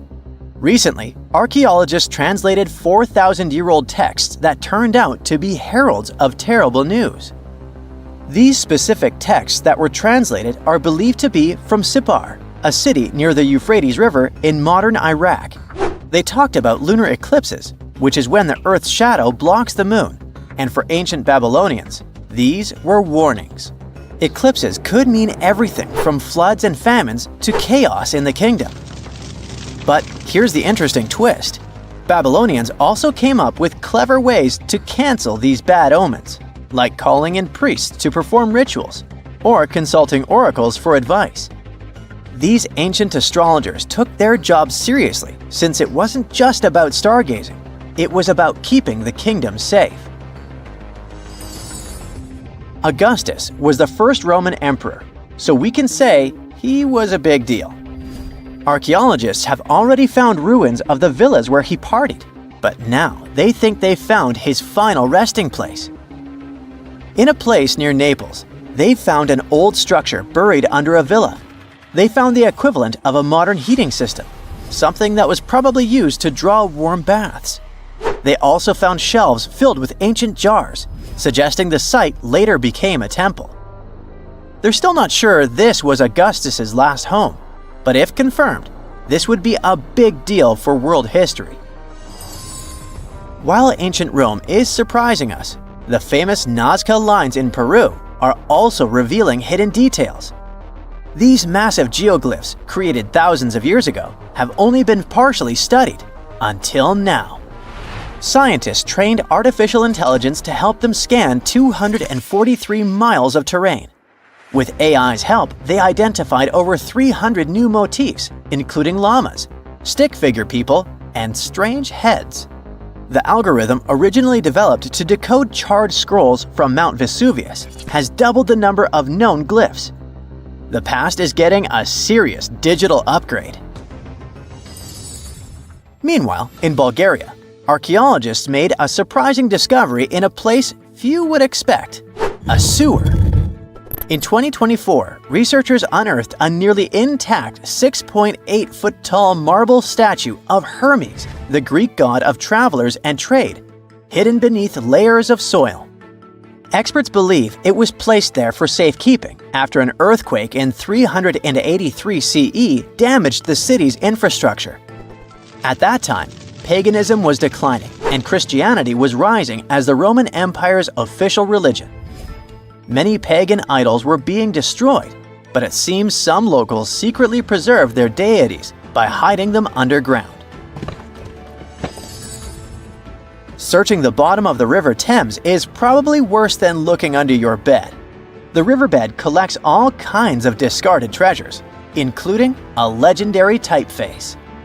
In the early 1900s, two men created the Dove's typeface for printing books, but after a bitter falling out, one of them threw every single metal letter into the river. A century later, in 2014, a designer trying to revive the typeface began searching for the lost letters. In just 20 minutes, he started finding them. With the help of divers, more were uncovered, and today, some of the lost letters are on display in a museum. Not much goes on in Iowa, which is why finding a huge 13,000-year-old mastodon skeleton made headlines. In 2022, a researcher received a photo of a massive femur believed to belong to a prehistoric animal. It took 2 years to secure funding for excavation, but in 2024, archaeologists finally dug in. After 12 days of work, they uncovered a well-preserved mastodon skull, the first ever found in a Midwestern state. This discovery would make Indiana Jones jealous, especially since it happened in Petra, the ancient Jordanian city featured in one of the movies. Archaeologists uncovered a 2,000-year-old chamber beneath Petra's treasury, containing at least 12 skeletons, along with iron and bronze artifacts. The chamber, built by the Nabateans, sheds new light on their afterlife practices, which remain largely mysterious. One of the most intriguing finds was a ceramic chalice clutched by one of the skeletons. Back in Peru, archaeologists made a groundbreaking discovery that turned Peruvian history upside down: a female ruler. At the 1,600-year-old site of Pañamarca, scientists uncovered a throne room decorated with colorful murals. These murals depict women spinning and weaving, men carrying a crown, and even a crowned woman speaking to a birdman. The discovery suggests that Moche women weren't just spiritual leaders, but rather had real political power too. Tiny houses are mainly a modern thing, but archaeologists think they found one in ancient Pompeii. Unlike traditional Roman homes, which had grand atriums for entertaining guests, this house had none. But what it lacked in size, it made up for in artistry. Inside, scientists found a painted altar decorated with birds of prey, sparrows, snakes, and plants. The altar held ceremonial items like a lamp and an incense burner, still holding traces of fragrant herbs. In 2021, researchers scanning the Baltic Sea found a massive stone wall hidden beneath the waves. The Blinker Wall, stretching over 1.5 miles, could be Europe's oldest man-made structure. Sitting 68 feet below the surface, it's built from around 1,400 small stones placed between 300 giant boulders, some weighing up to 142 tons. Dating back over 10,000 years, the Blinker Wall predates Stonehenge and France's Karnak stones, meaning it was likely built when the area was dry land. Scientists believe it may have been a reindeer hunting tool, guiding animals into a lake where hunters could strike. Oh, and then there's the granite slab that was found in Egypt's Abydos area. At first, it was thought to belong to two important people from ancient Egypt, but a recent discovery showed it was actually part of the sarcophagus of Pharaoh Ramses II, one of the most famous Egyptian rulers. A researcher found a special engraving on the slab that had Ramses II's name on it. Ramses ruled Egypt a long time ago, and after he died, his tomb was looted, so his body and belongings were moved around a few times. This new discovery shows that after Ramses' tomb was robbed, some of his things were used again. The finding also teaches us that ancient Egyptian tombs were often looted, and the things in them were reused. Recently, something unexpected happened during a dig in Norton Disney, back in England. While searching for ancient coins and brooches, a volunteer from the Norton Disney History and Archaeology Group stumbled upon a mysterious Roman dodecahedron. This small hollow object, made of copper alloy with 12 pentagonal sides, was buried for 1,700 years, but was surprisingly well preserved. Though over 30 of these strange objects have been found in the UK, no one knows for sure what they were used for. Some think they might have been measuring tools or calendars, while others believe they were used for rituals. The Norton Disney Group thinks these dodecahedra were likely symbols for religious ceremonies, as many show no signs of wear from daily use. Hey, you've heard of Stonehenge? Of course you have. Big rocks mysteriously mounted in circles on a plain in England by, somebody. But what if England's Stonehenge is only a replica of another monument, and its builders just crossed the Atlantic and copied what someone had already done elsewhere? Well, it turns out researchers found another Stonehenge underneath the waters of Lake Michigan. This lake is a hotspot for woo-woo unexplained things. A bunch of disappearances, plane crashes, and now this, an ancient underwater monument that looks strangely enough like Stonehenge. We couldn't help ourselves and needed to dive deep into this story. A ring of massive stones, arranged in a way that felt all too familiar. They saw two circles, an outer one and an inner one, sitting 40 feet below the surface. But this wasn't just a random pile of rocks. These stones had been placed there purposefully by human hands. And by doing some further research, they discovered that they were staring at a structure that's over 9,000 years old. Think about it. This Stonehenge beneath Lake Michigan predates the pyramids. It predates Stonehenge itself by about 4,000 years. All of this information was enough to startle scientists at Northwestern Michigan University. But that was before they found this out. One of the stones had a carving, a faint but clear petroglyph of a mastodon. Mastodons kind of look like the ancestors to our modern-day elephants, but they have been extinct on planet Earth since 10,000 years ago. So, whoever built this underwater Stonehenge needed to be alive at the same time these creatures roamed our planet. This discovery raised many questions among scientists. I mean, why on earth would they go through all this trouble to lay rocks at the bottom of a lake? Well, first things first. Scientists believe that Lake Michigan had much less water back then than it does now. Second, it could have something to do with ancestral practices of First Nation people. There's one theory from a professor of the University of Michigan. He suggested that the stones formed a kind of prehistoric hunting trap. He believes that early hunters used the circular formation as a drive lane to herd large animals like the mastodons from the rock carvings we were just talking about. Once they got these huge animals into a tighter circle, they could be more easily hunted. But not everyone's convinced by this theory. Some believe the circle probably had a deeper spiritual purpose. According to local Native American tribes, like the Anishinaabe, stones are more than just rocks. They're living beings. They hold spiritual energy and represent a connection to the earth and all living creatures. An elder from the Anishinaabe community even suggested that these stones are sacred, placed there by their ancestors to honor the land and its creatures.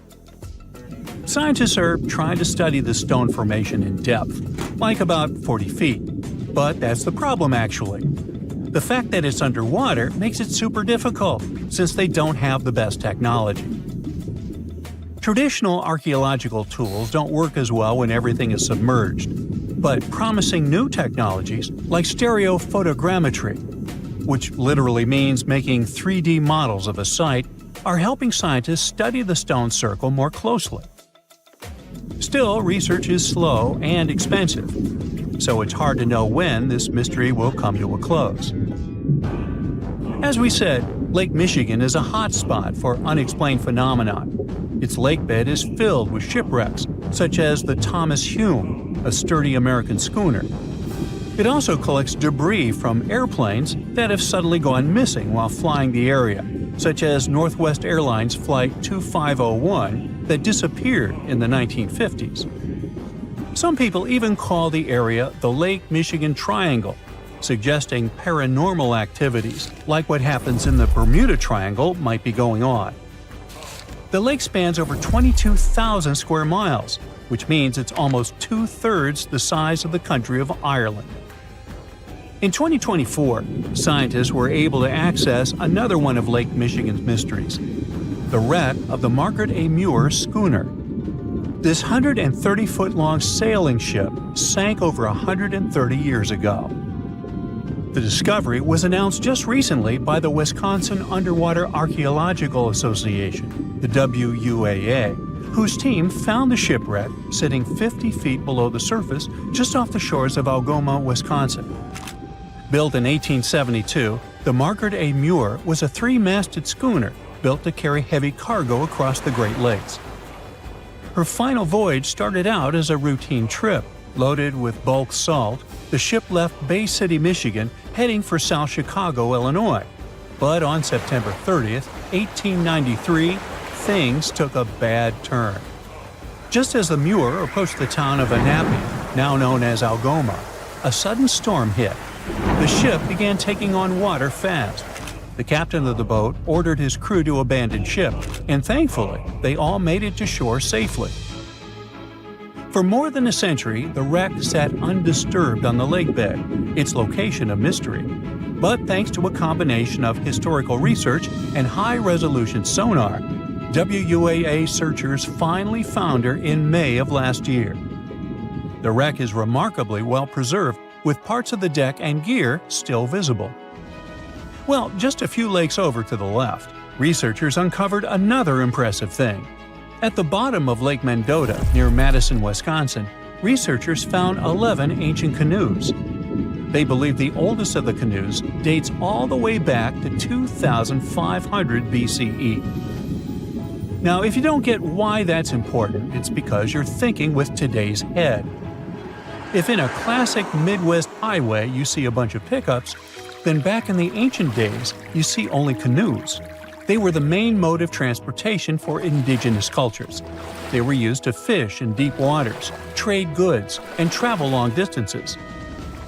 The reason why scientists were so excited with its discovery is because they had never found any proof of what canoes were being used for in this region back then. And to understand the local cultures that inhabited the area during this time period, they needed to have some information on that.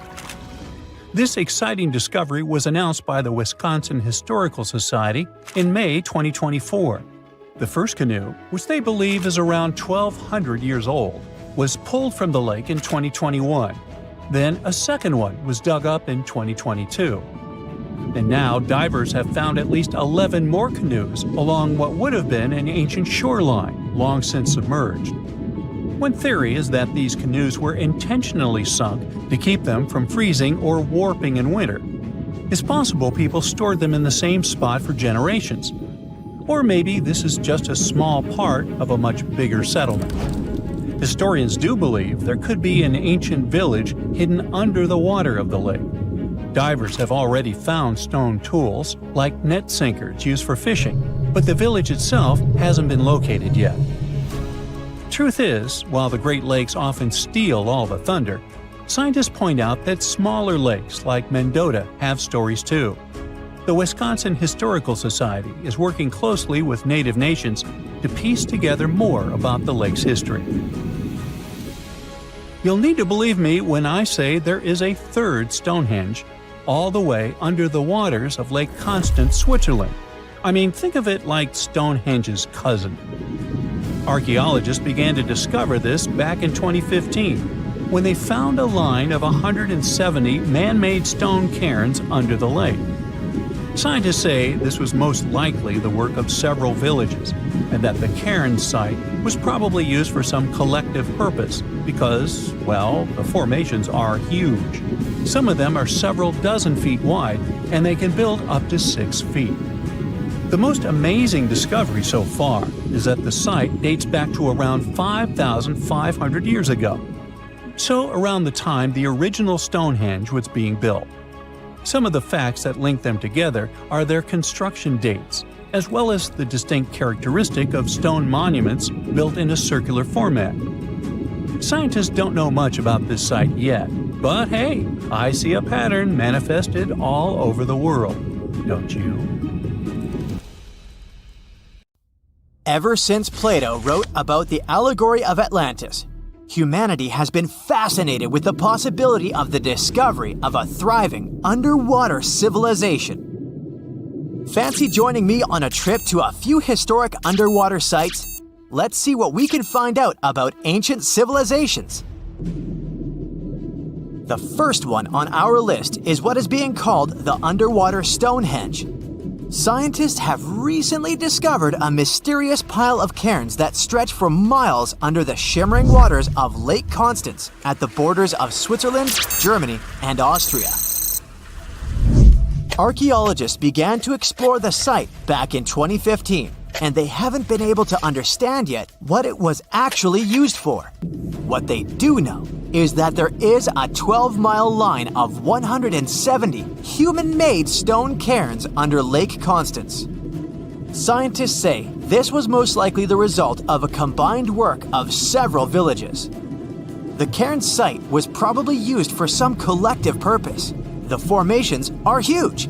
Some of them are several dozen feet wide. The most amazing discovery so far is that the site dates back to around 5,500 years ago. Now, what were we humans doing back then? We were living in the prime years of the so-called Stone Age. We were beginning to make artifacts from stone and use them to hunt and eat. Can you imagine what a knife and fork might have looked like back in those days? It's no coincidence that scientists call this site the underwater Stonehenge, though. Both sites are believed to have been built around the same period of time. You see, Stonehenge dates back to around 3,100 BCE. Both sites carry the distinct characteristic of stone monuments built in a circle. Not to mention the fact that scientists also haven't figured out why on earth our early ancestors would feel the need to build a monument such as Stonehenge. Well, the mystery of Lake Constance hasn't been solved yet. Who were the Neolithic people from this area? And for what purpose did they go through such an amount of work and effort to build this huge stone site? Next, we're taking you on a tour of the Ryukyu Islands just off the coast of Japan. You're diving deep down to an archaeological site. But I should warn you, the waters of the Pacific Ocean are far from smooth.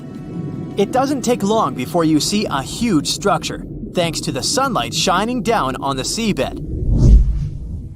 At first, it looks like Machu Picchu's ruins located across the globe in Peru. As you approach the site, you slowly figure out its forms. A pyramid-shaped structure, arches, staircases. It's something that could have easily been a palace or a castle.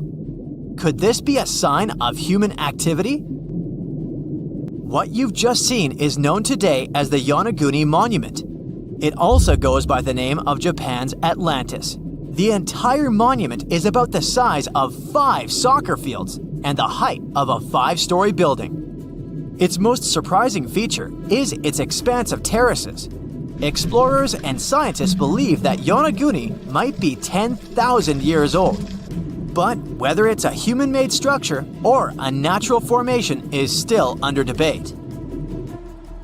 For Japan's top marine geologist, Professor Masaki Kimura, Yonaguni is the heritage of a lost civilization. Kimura has dived to the bottom of the ocean to explore the ruins over 100 times over the past 10 years. According to him, there are clear signs of human activity down there. On the monument's surface, there is a triangle-shaped concave. that is a historical symbol of water fountains in the region. There's also a giant turtle carved on the eastern side of the structure. And, according to Kimura, turtles have an important cultural meaning. Several pieces of stone tools have been recovered from the site. Their estimated age is around 10,000 years. However, not all scientists support this theory.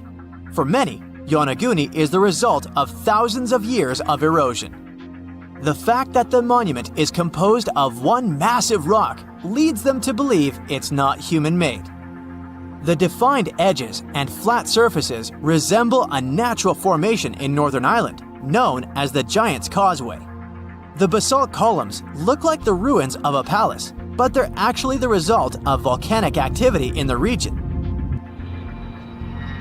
Now, you're flying to the coast of Greece, 4 hours away from Athens.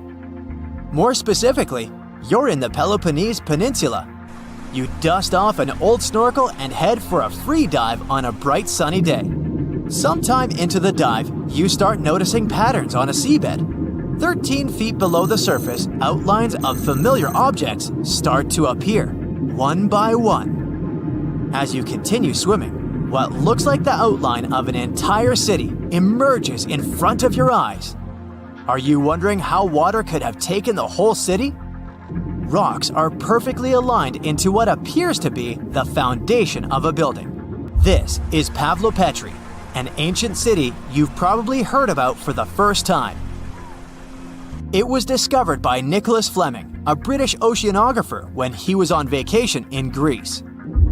He had heard rumors about Pavlopetri's existence and indeed found several artifacts on the seafloor.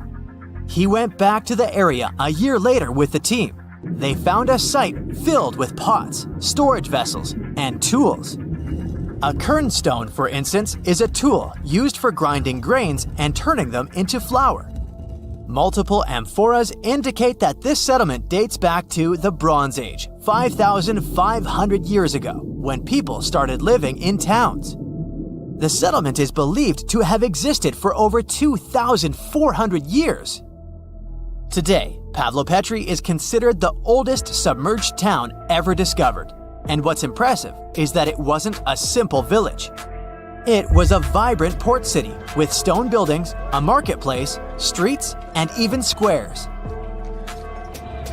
The next stop on our voyage is one of today's most famous underwater cities that has been turned into an archaeological park. The city of Port Royal in Jamaica exists only below the surface, but in 1692 it was one of the wealthiest cities in the Western Hemisphere. Port Royal was the center of the British Empire at the time and an important trade city that attracted people from all over the region. It was also home to real-life pirates of the Caribbean. On the morning of June 7, 1692, the people of Port Royal met a different fate than they had probably expected. The city woke up shaking. People were thrown out of their beds by the power of a massive earthquake, ranking 7.5 on a Richter scale. One survivor said he had seen Earth opening up and swallowing the whole town. What he said could be true, as the city was mainly built on sand. The ground swallowed buildings, roads, you name it. Geysers erupted, and finally, waves as big as 10-story buildings hit the city. About 33 acres of the city disappeared under the water. Amazingly, most of its 17th century remains are still in good condition under 40 feet of water. Archaeologists have found taverns, storage rooms, kitchens, and recreational buildings used for diverse purposes. You can also see a grand lion statue, a submerged bridge, and many picturesque arches. Of course, I saved the best for last: India. Just off its coast lies another sunken marvel. A site known as the Lost City of Cambay is located in the Gulf with a similar name. It remained undiscovered until 2001, when the National Institute of Ocean Technology made a routine water assessment. With the help of sonar technology, which sends a wave sound to the bottom of the sea, they found something far beneath the surface. Images showed well-defined geometric shapes spread along a 5-mile stretch. The remains date to more than 9,500 years ago, meaning this civilization was lost at around the end of the Ice Age. Debris recovered from the site included construction material, pottery, beads, sculptures, and even bones. Scientists argue whether these artifacts are indeed from the site, but if they truly are, then the lost city of Cambay might be the oldest civilization in the world. Scientists discovered something Atlantis-like near Australia. There used to be an entire continent that's now underwater. Here's what happened to it. Around 70,000 years ago, during the last ice age, there was a huge landmass called Sahul. It was located in the southwestern Pacific Ocean. This ancient supercontinent connected what we now know as Australia, New Guinea, Tasmania, and the Aru Islands into one giant piece of land. Imagine lush tropical rainforests surrounded by beautiful mountains.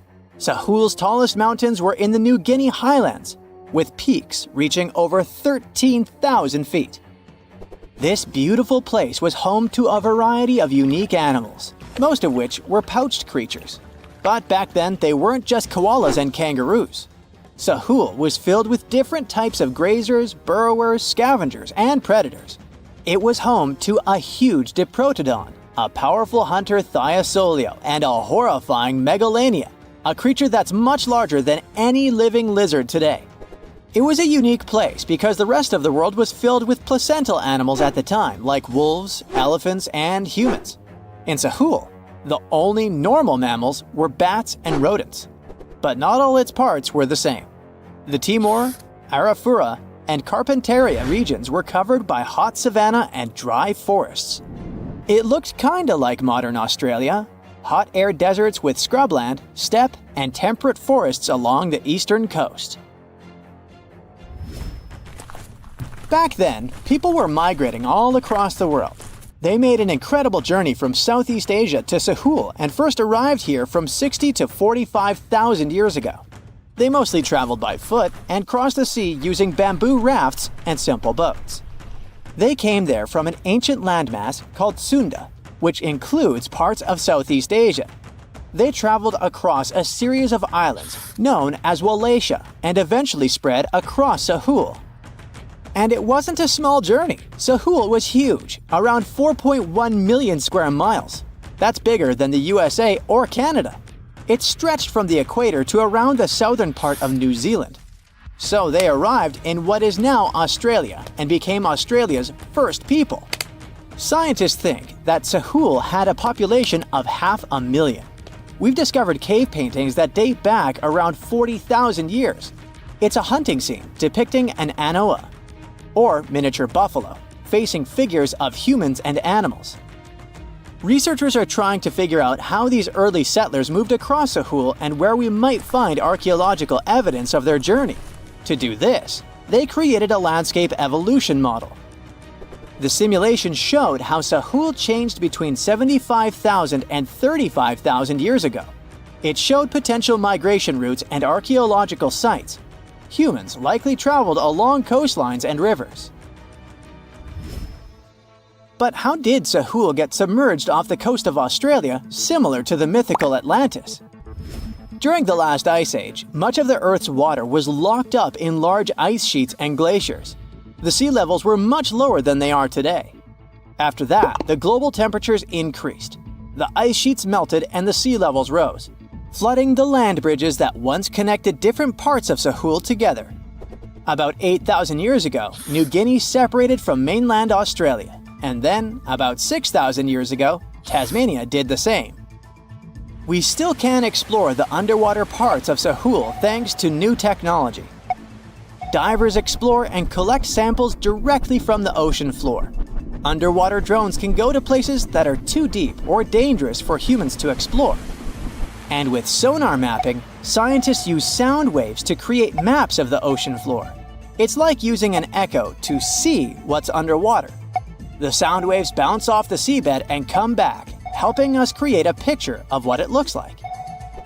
Deep underwater, archaeologists have found stone tools and other artifacts.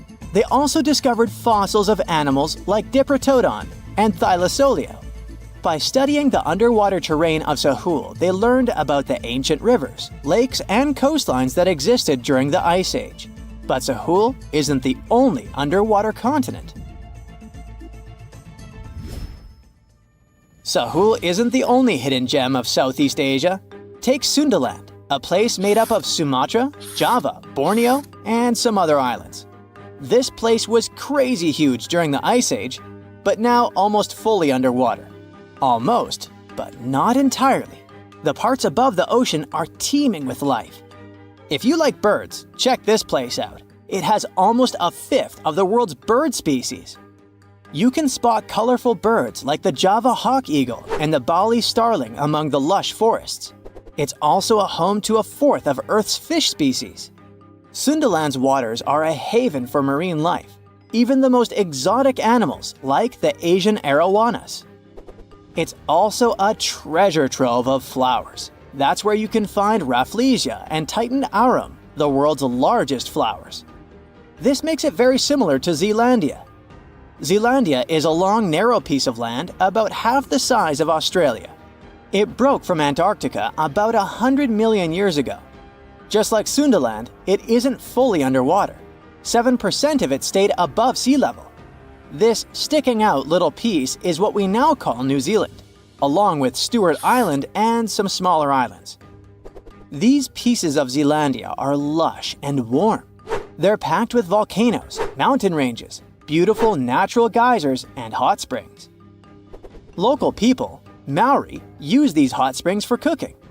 People place corn, eggs, and vegetables in baskets and lower them directly in the hot springs. Sometimes they cook food in a pit oven using heated rocks.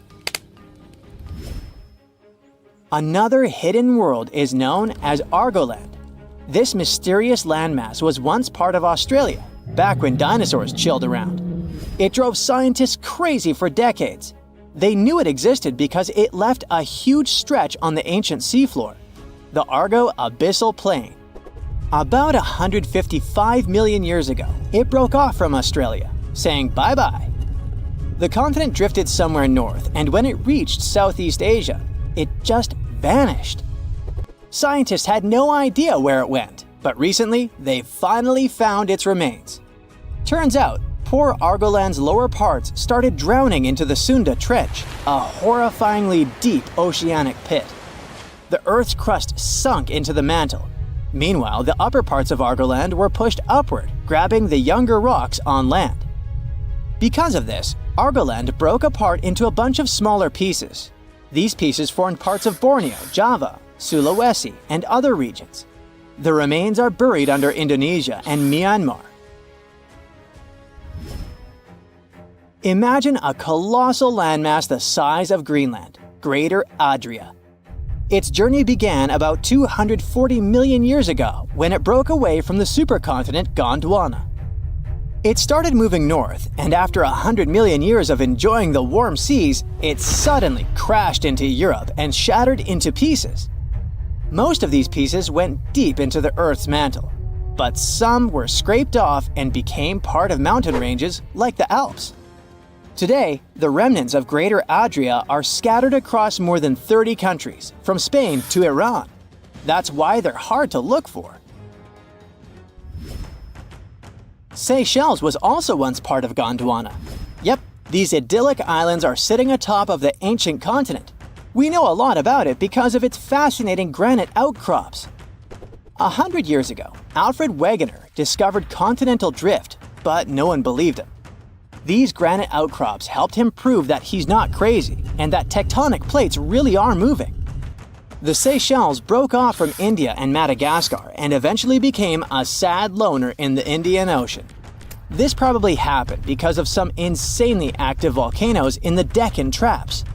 But now, the islands are home to unique species both on land and in the coral reefs nearby.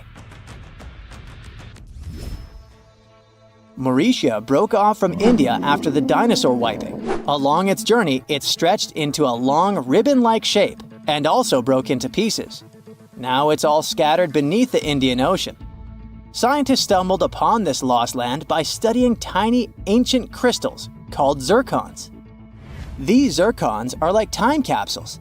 They date back an astonishing 660 million to 2 billion years. That's even older than Mauritius itself. These ancient crystals hinted that there's another Atlantis somewhere nearby. Turns out there are hidden continents all around the world, and maybe we'll discover more of them in the future.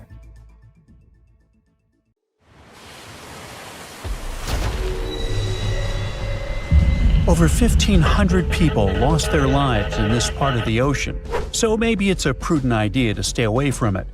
The spot where RMS Titanic sank remains dangerous. I mean, yeah, there are still huge icebergs out there, but there are even bigger threats lurking beneath the surface. Titanic is sitting about 12,500 feet underwater, nearly 400 miles southeast of Newfoundland. It's been down there for over 100 years, so over time, the wreck's just been falling apart little by little. The infamous ship is rusting just like any iron or steel structure would be underwater. Chemically, when you mix iron, oxygen, and water, that combo sets off a reaction that creates iron oxide, and that's what leads to corrosion. So steel plates, beams, all that stuff is getting weaker. Parts of the liner are caving in, like the ceiling in the captain's bathroom and a section of the railing that collapsed not too long ago. But in the case of Titanic, a lot of that corrosion is actually being caused by iron-eating bacteria. When the Titanic sank, it split into two big pieces, the bow and the stern, which landed nearly 2,000 feet apart on the ocean floor. And now both pieces are covered in this biofilm, a living blanket of bacteria, marine fungi, and all sorts of other microbes. Over time, microbes feeding on the ship's iron have created these things called rusticles, and they are actually speeding up the wreck's decay. Scientists say the stern is breaking down way faster than the bow, mostly because it took more damage when the ship sank. And now, thanks to all that bacterial activity, the stern could be deteriorating as much as 40 years ahead of the bow. So yeah, microbes have been thriving and flourishing down there. If you are a germaphobe, that probably sounds like a total nightmare. But honestly, it's not that bad. For one, they don't even look gross. These rusticles actually look kind of cool, like ice crystals or tiny diamonds clinging to the wreck. And don't worry, you are not in danger. As long as you keep a safe distance from the wreck, no direct contact, and definitely don't go poking around inside, there really is no risk. Speaking of getting dangerously close, we've got to mention the Titan submersible disaster. You know, the one that catastrophically imploded back in 2023 during a trip to the Titanic wreck. Sadly, all 5 people on board lost their lives. Even though this trip was sold as a tourist adventure, going that deep in the ocean is no joke. It's terrifying, cold, and dark. Sunlight gets absorbed by water and can't reach much farther than about 3,300 feet below the surface. Past that point, the ocean is in total darkness all the time.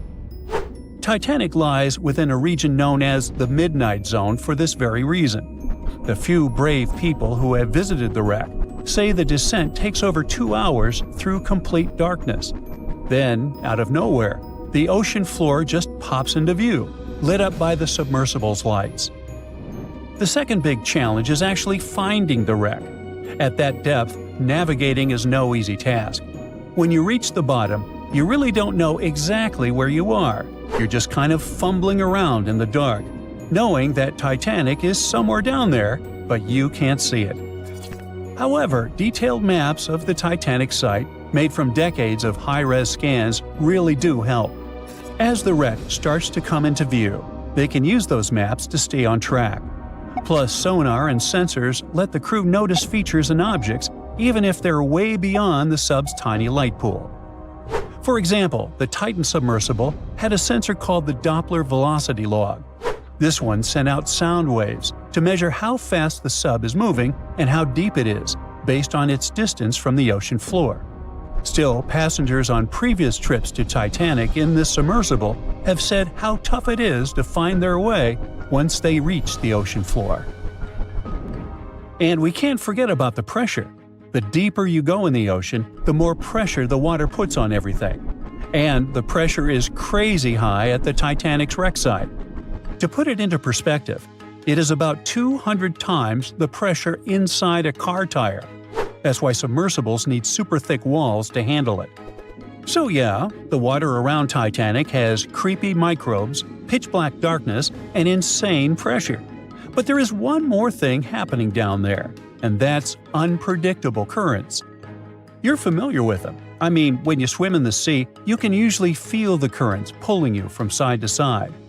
But the deep ocean has its own set of underwater currents too. They're not as strong as the ones you feel on the surface, but they can still move massive amounts of water around. These currents can be caused by things like wind, differences in water temperature and salt, and even strange storms down on the ocean floor called benthic storms. They can get intense and stir up the sea bottom.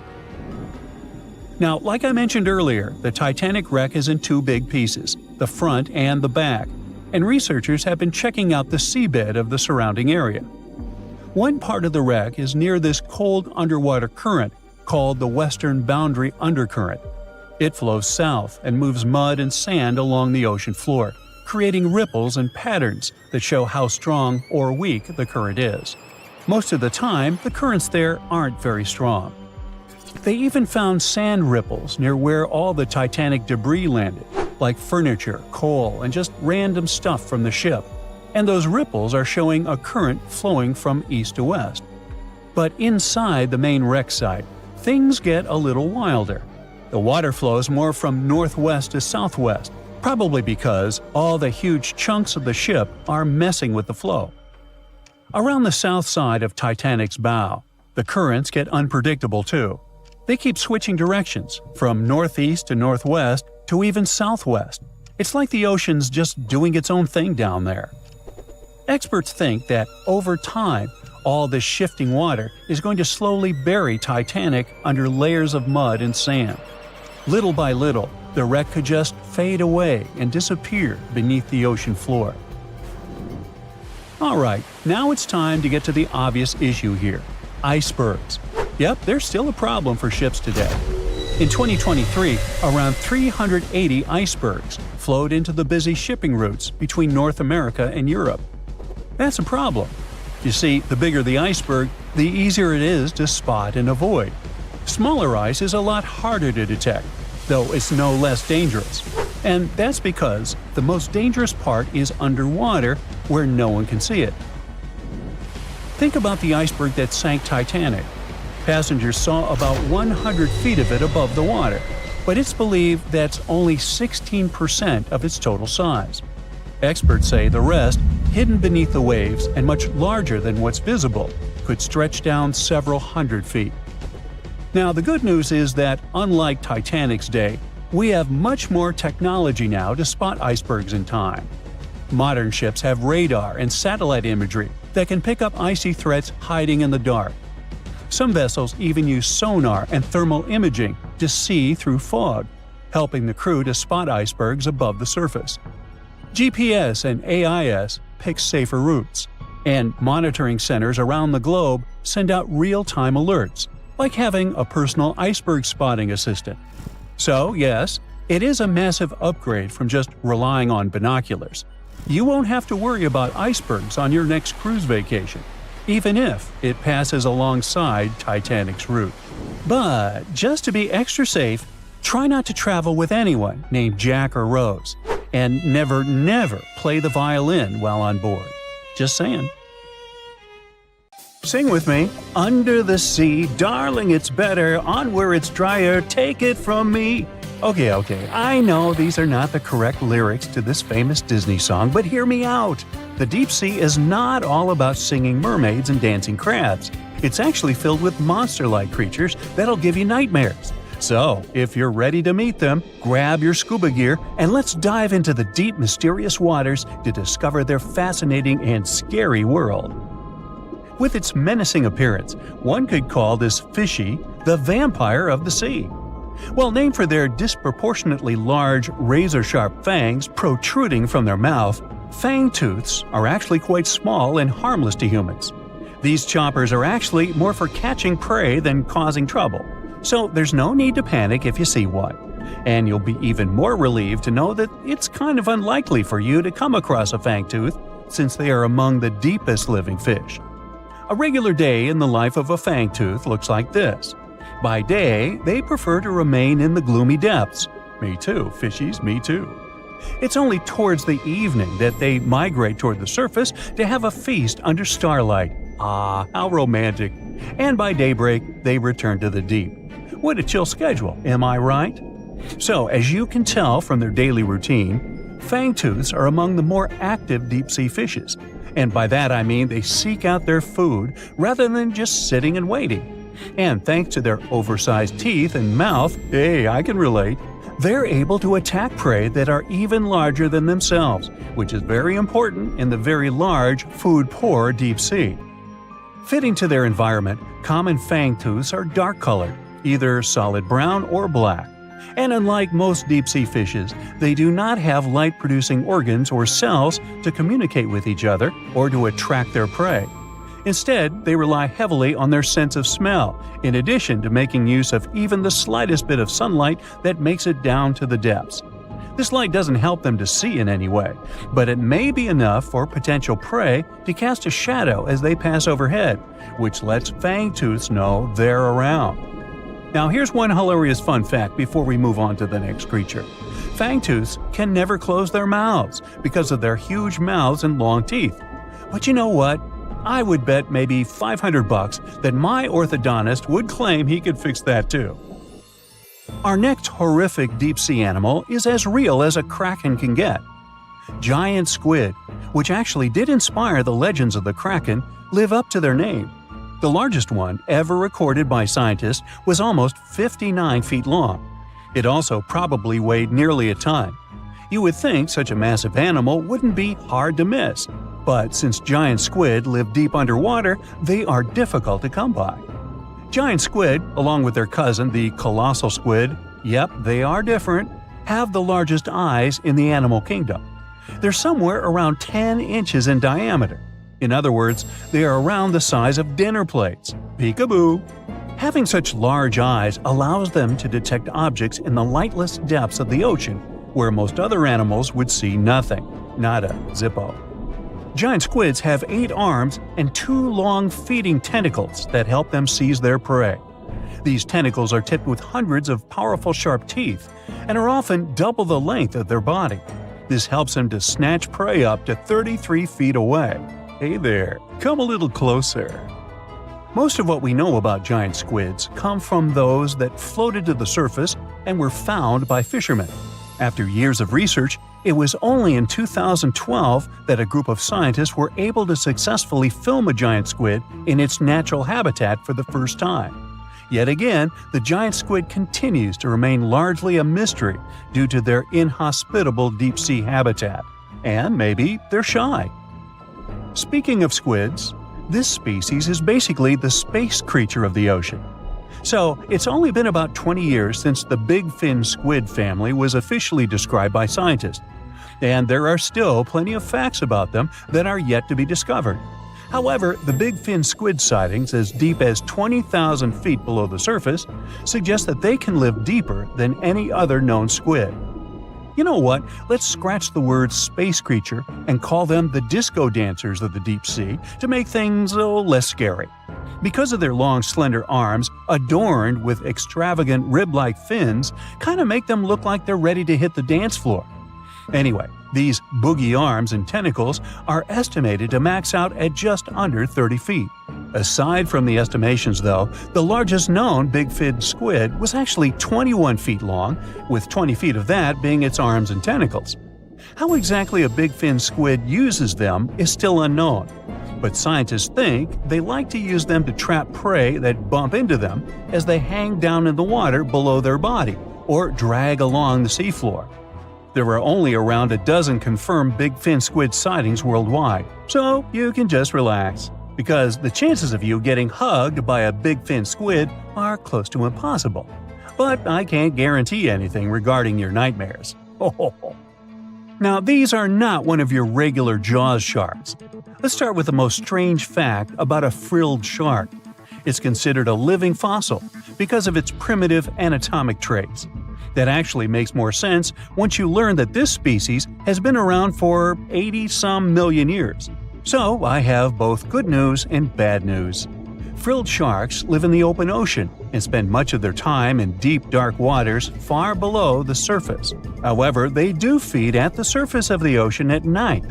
When hunting food, they move like an eel, bending and lunging to capture their prey. And they can actually swallow it as whole, even if it is larger than their own size. This is all thanks to their long and flexible jaws, which are equipped with 300 recurved needle-like teeth. Okay, I am somewhat freaked out now.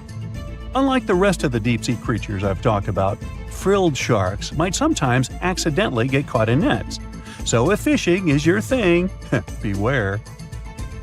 This telescope won't help you see the stars and the planets.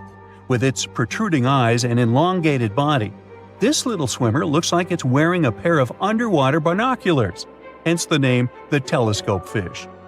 Found in cold, deep tropical to subtropical waters worldwide, they're known to be the species that undergoes one of the most drastic transformations in fishes.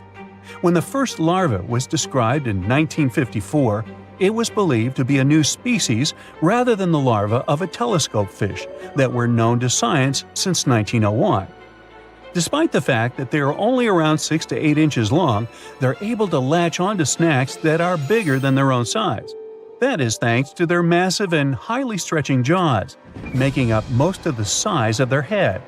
These large prey are then folded in half to fit in their expandable stomach. In 1925, scientists found a 5.5-inch long fish inside the stomach of a 3-inch long telescope fish, which they described as neatly folded. Despite all this, their cylindrical tube-shaped eyes are still the most fascinating and bizarre features of telescope fishes. Their specific shape increases light collection to help them detect their prey's weak bioluminescence even from a distance. But although their eyes are good for seeing things in the twilight, they're especially great at seeing silhouettes from below. That's why they orient themselves vertically in the water. Now I have to admit they look kind of cute if you ask me. Sort of like uglier versions of Minions. Yeah, right? Okay, let's try something together. Open any world map you have available. It can be the one you find in your bookcase or even an online version. Take a look at the vast area covered by water. That's 71% of the Earth's surface. And all that is salt water from the world's oceans. There aren't any borders between the 4 oceans we've all come to know. But oceanographers and the world's countries did traditionally split these waters into 4 distinct regions: the Pacific, Atlantic, Indian, and Arctic Oceans. And here comes the big surprise. The scientific community has recently recognized the 5th body of water. It's called the Southern Ocean, and 3 of the 4 original oceans border it. It circumnavigates Antarctica and the lower portion of the globe and reaches Australia and the southern portions of Africa and South America. What makes this ocean so special? How did the scientific community eventually recognize it? And more importantly, what mysterious creatures does it hide? Let's find out. The Antarctic Ocean, or the Southern Ocean, was first mentioned back in 1937 in the 2nd edition of the International Hydrographic Organization's Limits of Oceans and Seas. That's a mouthful. Back then, this organization considered that it was wrong to consider the Antarctic Ocean as its own distinct body of water. Why? Well, because at that time, an ocean was defined as water surrounded by land, and not water surrounding land. However, they reconsidered it in 2000 and voted to include this ocean in the official list. They also decided on the name Southern Ocean over the commonly used Antarctic Ocean. Finally, the organization concluded that the ocean should be considered as ending at the 60th parallel south latitude. But how old is this ocean? Well, many specialists believe it to have formed only 30 million years ago, which would make it the youngest of the world's oceans. It was created when Antarctica and South America moved away from each other during the early stages of our planet's development. This unique water current is a distinctive component of the Southern Ocean, as it helps keep the waters flowing around the icy continent. It's called the Antarctic Circumpolar Current, and it moves to the east with incredible speed. It's estimated that it moves an enormous amount of water per second. Some of the disputes regarding the Southern Ocean also have to do with this amazing current. Some specialists believe it separates the water of the Southern Ocean from the waters of the nearing Atlantic or Pacific. Only the rapid circulating water is considered the Southern Ocean. On the other hand, though, a handful of scientists say that the current actually makes the naming issue more complex by not limiting the waters to a specific geographic location. They believe that the waters in the current are different in terms of composition from waters in the northern oceans because they are way colder and have a lot more salt. Sailors don't really like this new body of water, mostly because of the frequent cyclone-like storms that it experiences. They happen because of the big temperature difference between the ice packs and the ocean waves. As a result, these storms are very difficult to surpass for any sailors that happen to encounter them. I mean, really, these are the strongest winds found anywhere on our planet. More so, the vessels going through this area must also be wary of the frequent icebergs that may pop up every now and then, and also of the low surface temperatures.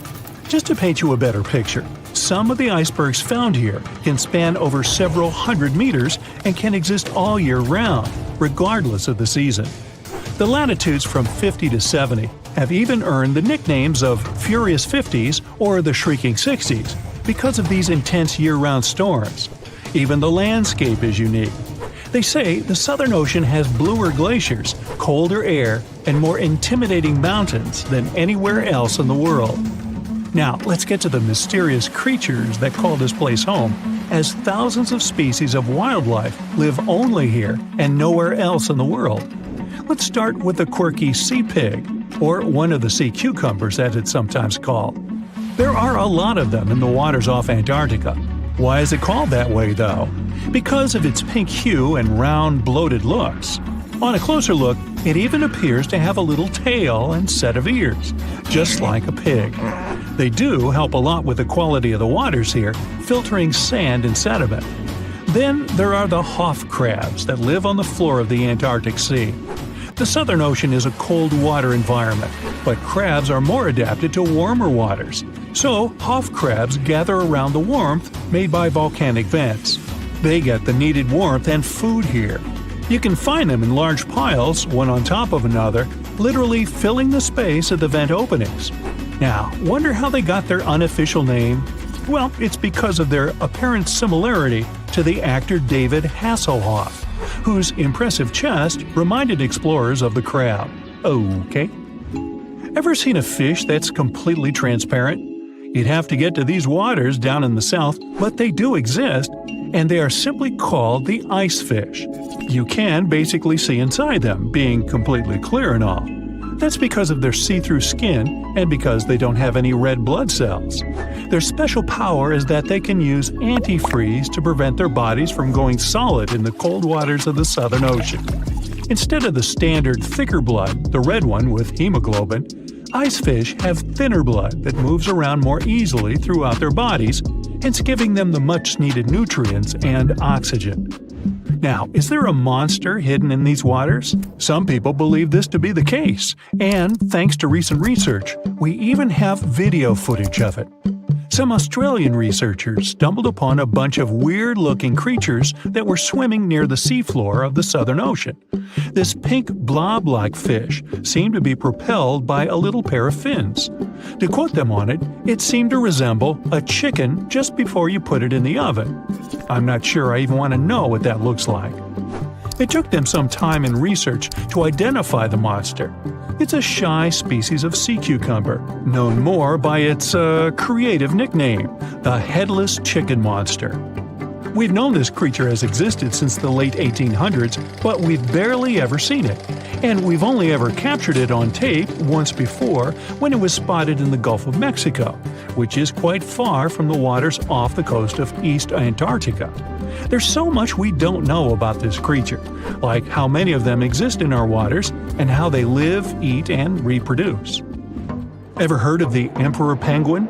It's not a penguin species that just happens to have a crown on its head, if that's what you're thinking. But they are one of those penguins that inhabit this specific location and are also the largest species of their kind altogether. What makes them special is that they make their colonies on the sea ice, and most of them never step foot on land. More so, penguin dads lose almost half their weight while incubating the eggs.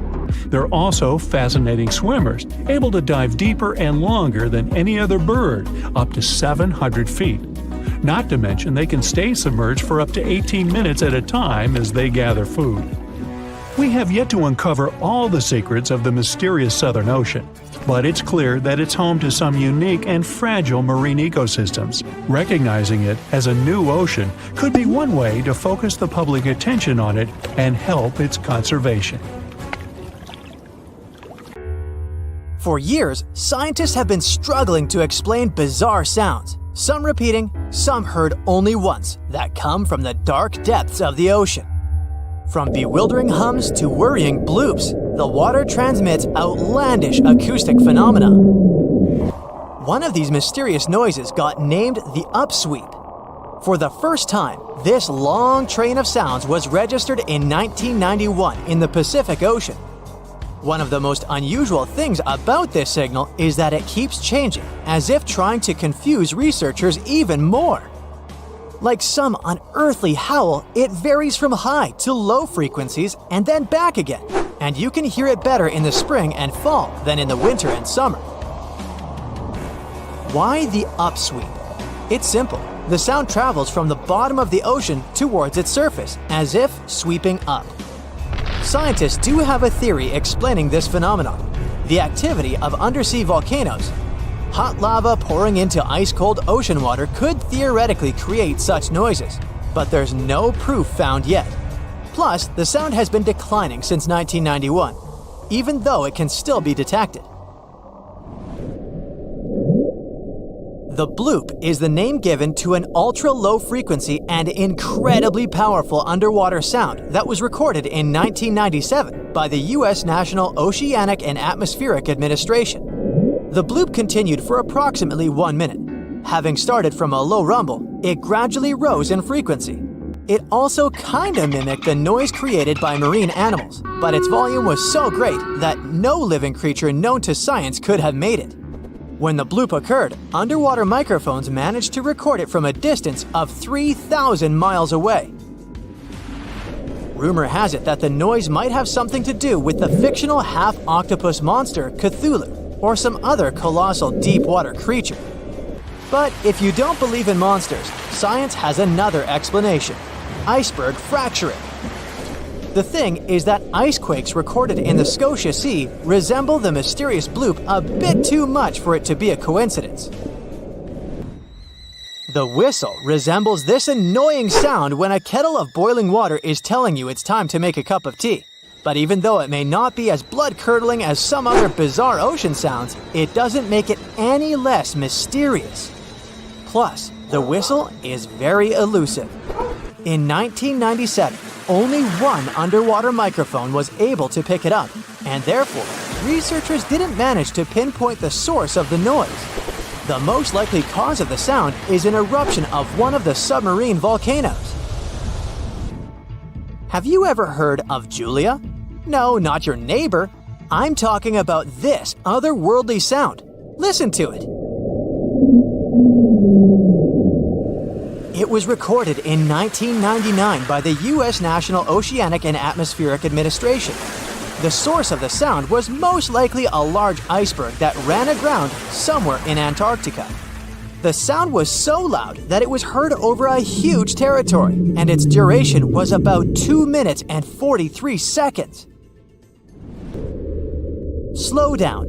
That's the name given to a sound recorded in 1997 in the equatorial Pacific Ocean.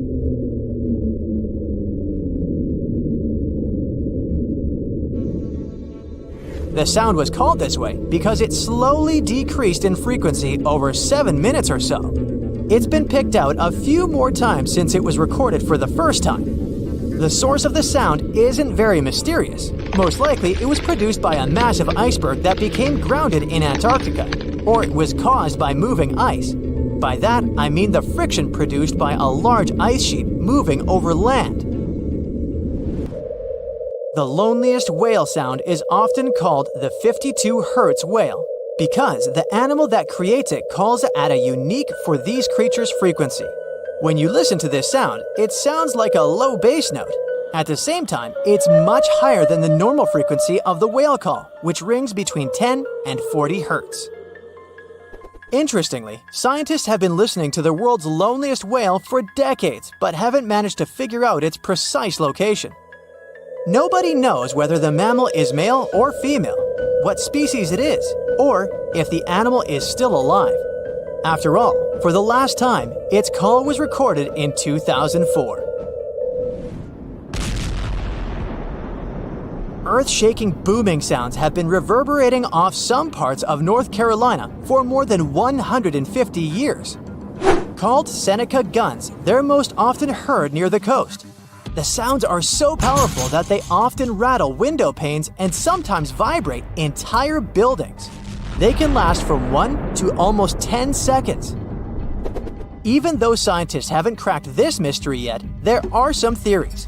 They range from earthquakes to severe distant storms and quarry blasts. But even though the ground trembles every time the phenomenon occurs, no seismic activity coincides with these events. So far, scientists have come to the conclusion that the mysterious sounds happen in the atmosphere, not on or under the surface of our planet. If this theory is true, bolides might be the answer.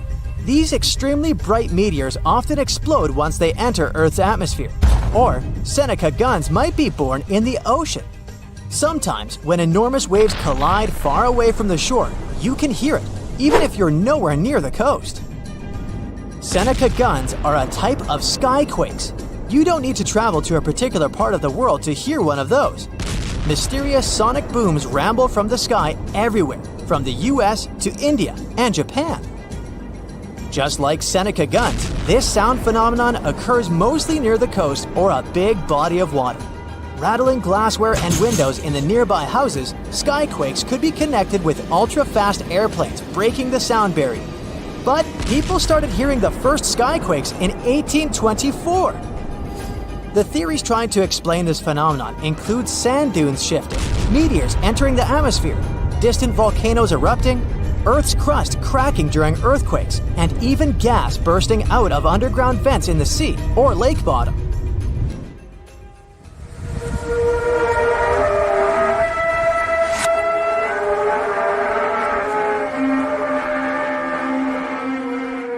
In different countries all over the world, people get paralyzed with fear after hearing otherworldly trumpet sounds that seem to be coming from the sky. The inhabitants of the US, Canada, Australia, Germany, and the Philippines have already heard this hair-raising noise since it was first recorded in 2008. These sounds are sometimes called the sound of apocalypse. And although until recently, nobody could understand the origin of the sounds, NASA claims that there is nothing to be afraid of. The noise can be coming from our own planet. Usually, it's quiet and thus inaudible to the human ear. But when it gets louder, the outcome is the very trumpet sounds that scare people all over the world. Bristol hum started in the 1970s when hundreds of Bristol inhabitants began to talk about a bizarre noise audible only at night. The noise was a low-level hum, and nobody could identify or trace the source of the sound. But the strangest thing about the noise was that one day, it stopped as abruptly as it started. But not before people in other towns across Britain reported hearing similar sounds. Some time ago, the mysterious sound returned. In 2015, a group of French scientists claimed that they had solved the mystery of the Bristol hum. They stated that the culprit was ocean waves that made the ocean floor vibrate. But while it was all good and well, it didn't explain why the sound was around for only several years or why it chose to return. If you ever come to the town of Taos in New Mexico, don't let another strange and unexplained phenomenon send you running for the hills. This phenomenon is a faint, low-frequency hum ringing in the desert air and grating on your nerves. Even stranger, only 2% of people who live in Taos hear this noise. But for those who do, it's unstoppable torture. On top of that, everyone describes the sound in a different way. From a quiet whir to an eerie hum or even persistent buzz. And while some people believe that the Taos hum is the result of unusual acoustics, The others suspect a bad case of mass hysteria. No one has located the origin of the hum yet.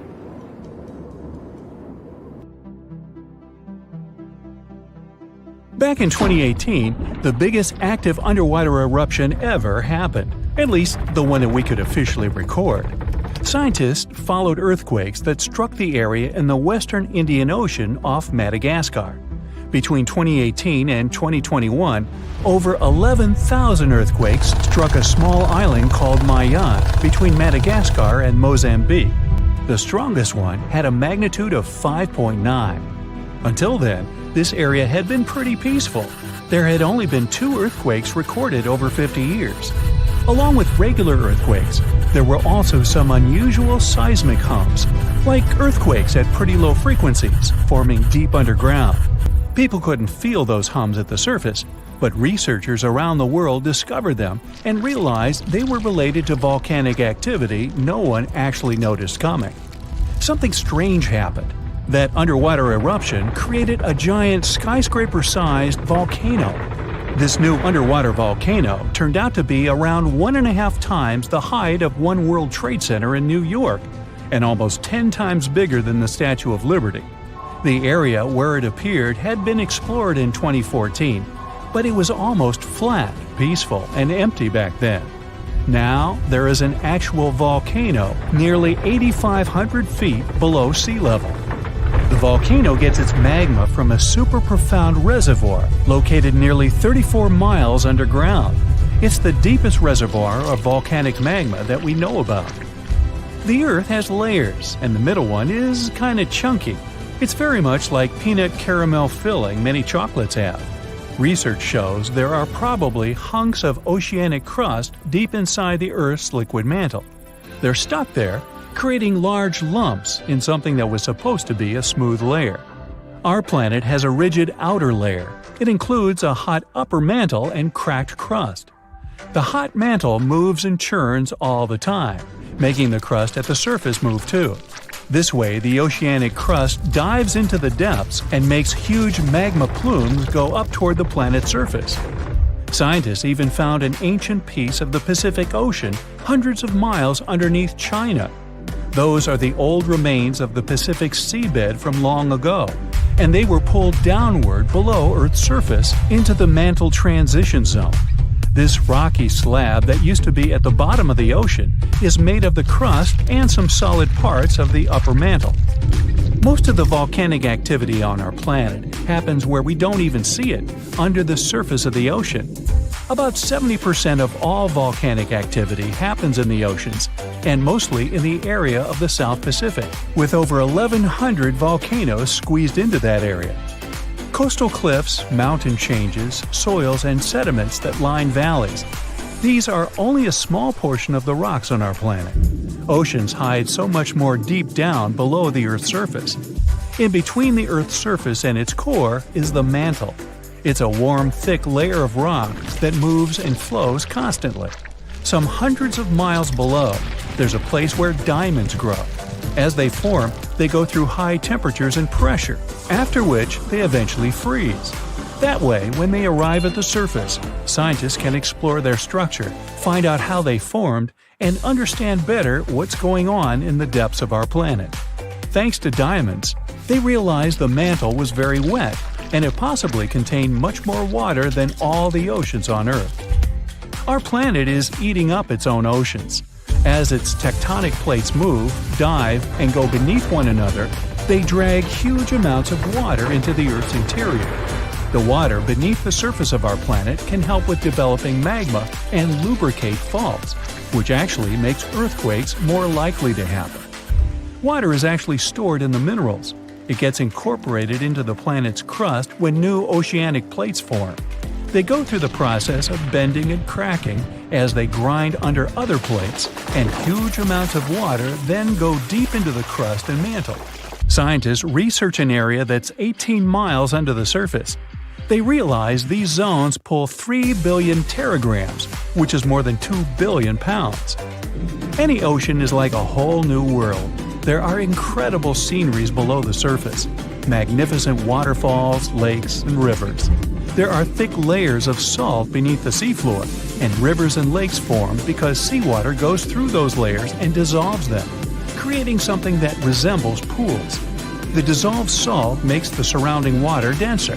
That water then settles there, which eventually forms underwater lakes or rivers. But there are also mountain chains, trenches, canyons. There's a canyon in the Bering Sea with more than 8,500 feet of vertical relief. This makes the Grand Canyon look way smaller than it is, since the underwater canyon is nearly 2,500 feet deeper. Deep parts of the ocean are really cold. The temperature of the water can be about 40 degrees, but at the bottom, water can get boiling hot. There are hydrothermal vents in the seafloor. Those are the hot springs located at the edges of tectonic plates.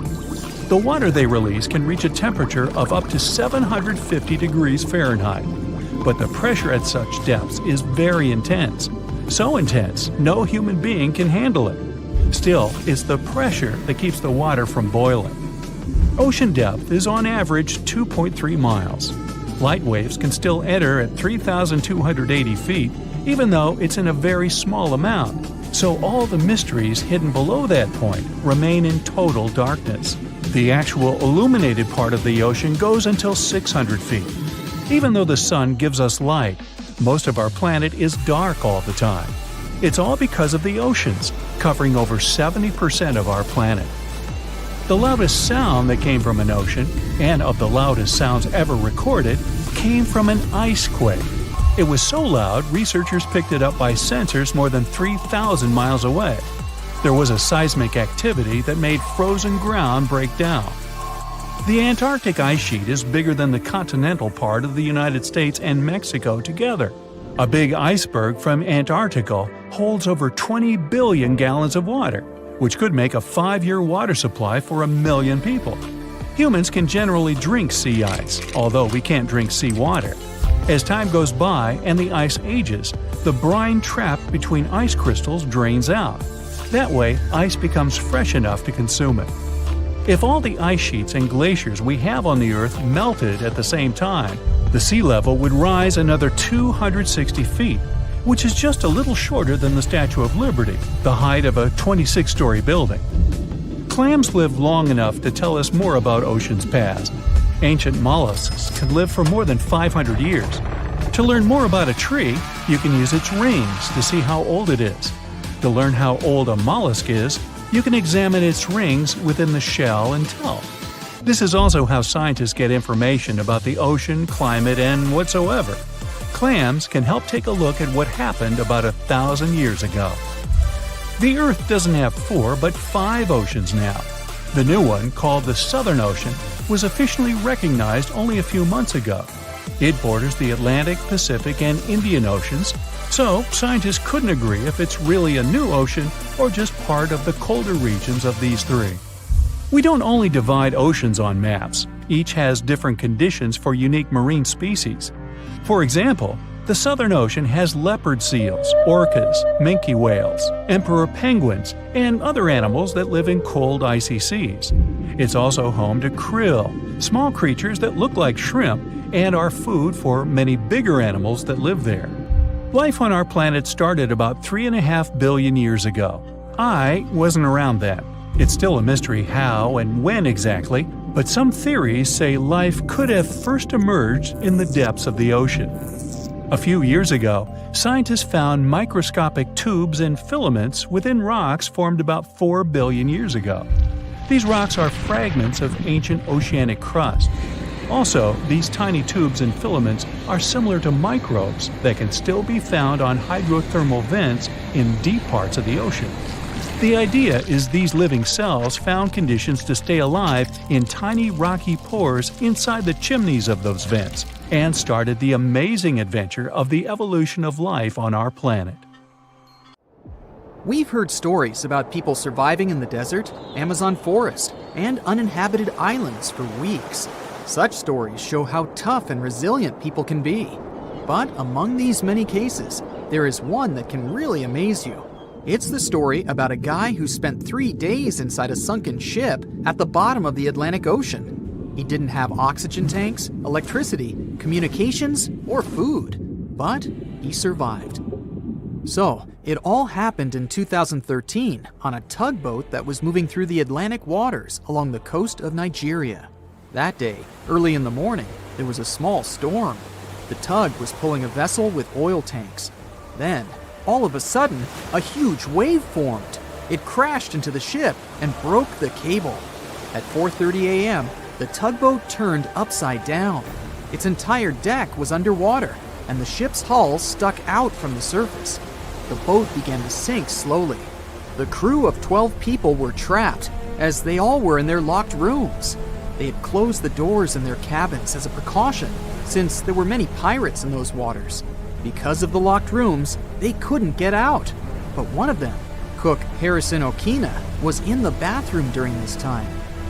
The bathroom turned over. Harrison fell on the ceiling.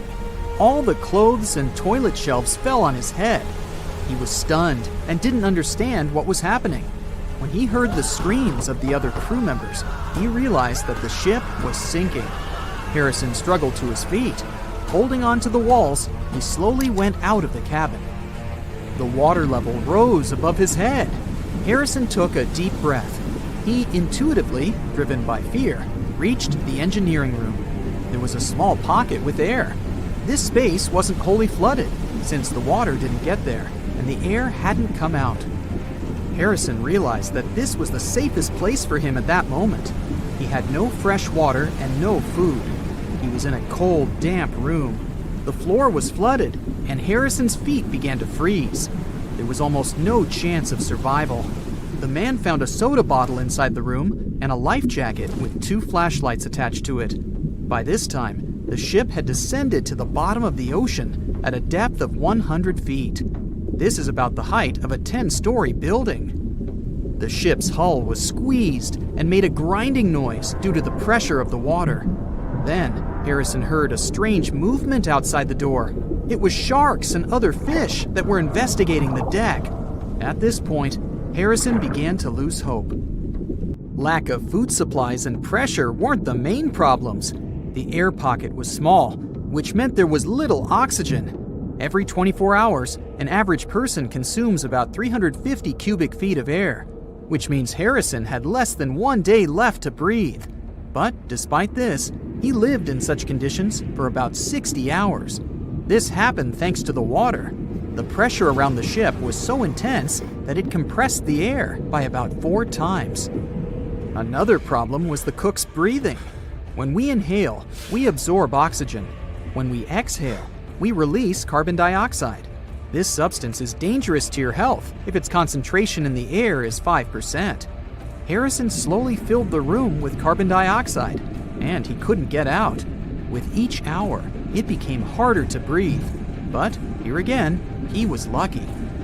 Water absorbs carbon dioxide, and Harrison moved and splashed it in different directions.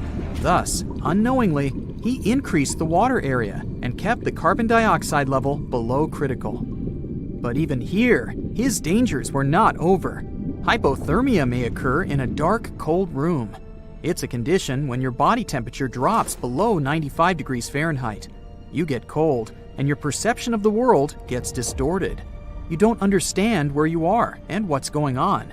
You may lose your memory and even experience terminal burrowing. This weird behavior occurs during hypothermia when a person tries to find a small shelter, even if they're in a closed room. They can even start digging the cold floor with their bare hands. At the same time, a person quickly freezes and loses consciousness within 2 hours. Harrison's room was filled from below with icy water. He wouldn't have survived in such conditions if he had stayed on the floor for several hours. But he managed to build a small platform with a mattress. This kept him slightly above the water level. With each passing hour, fear and despair more and more bound the survivor's mind. He couldn't get out for many reasons. One of them was that only a little sunlight passes to such a depth, and Harrison couldn't see it. The soda bottle was almost empty, and the flashlight stopped working. The man found himself in pitch darkness, but his salvation was close. While rescuers were searching for survivors nearby, he was thinking about his family and life. Harrison noticed rays of light through a hole in the wreckage. Divers were examining the seabed. It was the only chance to survive. Harrison came out of the air pocket and swam towards the rescuers. He was making his way through the darkness. The ray of light coming from the diver's flashlight disappeared. Harrison tried blindly to find the diver, but they were at the other end of the deck. His oxygen was running out, so Harrison decided to return. There was almost no air left in his lungs. He began to suffocate, but still got to the rescue room. The main thing was not to despair. It was his only chance for salvation. After catching his breath and replenishing the oxygen supply in his lungs, Harrison made a second attempt. He got out of the room and noticed the diver. He swam towards them with all of his might. The lifeguard didn't see Harrison, so the cook knocked on his neck from behind and grabbed his hand tightly. The diver was initially scared, but he realized a living person was in front of him. Harrison swam to his room and led the lifeguard as his oxygen ran out. You can easily find a recording from the diver's camera on the internet, where the frightened Harrison was in his rescue room during a meeting with the diver. The rescuers gave him an oxygen mask. They didn't believe there was a living person in front of them. Harrison couldn't immediately get to the surface because of the pressure. He spent about 60 hours on the seabed, so he needed to change the pressure level slowly to prevent damage to his health. Therefore, the divers put him in a decompression chamber to gradually reduce the external pressure. Then, when Harrison got out, he saw the stars. The cook thought that he had been at the bottom of the ocean all day. So he was surprised when he found out that he had been underwater for 60 hours. Also, he thought that all the crew members had forgotten about him and left the ship at the beginning. Many years have passed since then, but Harrison still has nightmares about his air room. Sometimes he wakes up in the middle of the night and tells his wife that the bed is sinking and they're now at sea. A similar case occurred in 1991 with scuba diver Michael Proudfoot. He was studying a sunken submarine off the coast of Baja California. During this dive, he accidentally broke his breathing regulator and deprived himself of oxygen reserves. Michael couldn't get to the surface because he was too deep. He wouldn't have had enough air in his lungs. Fortunately, the diver found an air pocket inside the ship. He swam there and waited for rescuers. For 2 days, he was underwater in complete darkness. He ate raw sea urchins and drank a small amount of warm water from a found pot. Fortunately, rescuers found him. Michael Proudfoot got out of the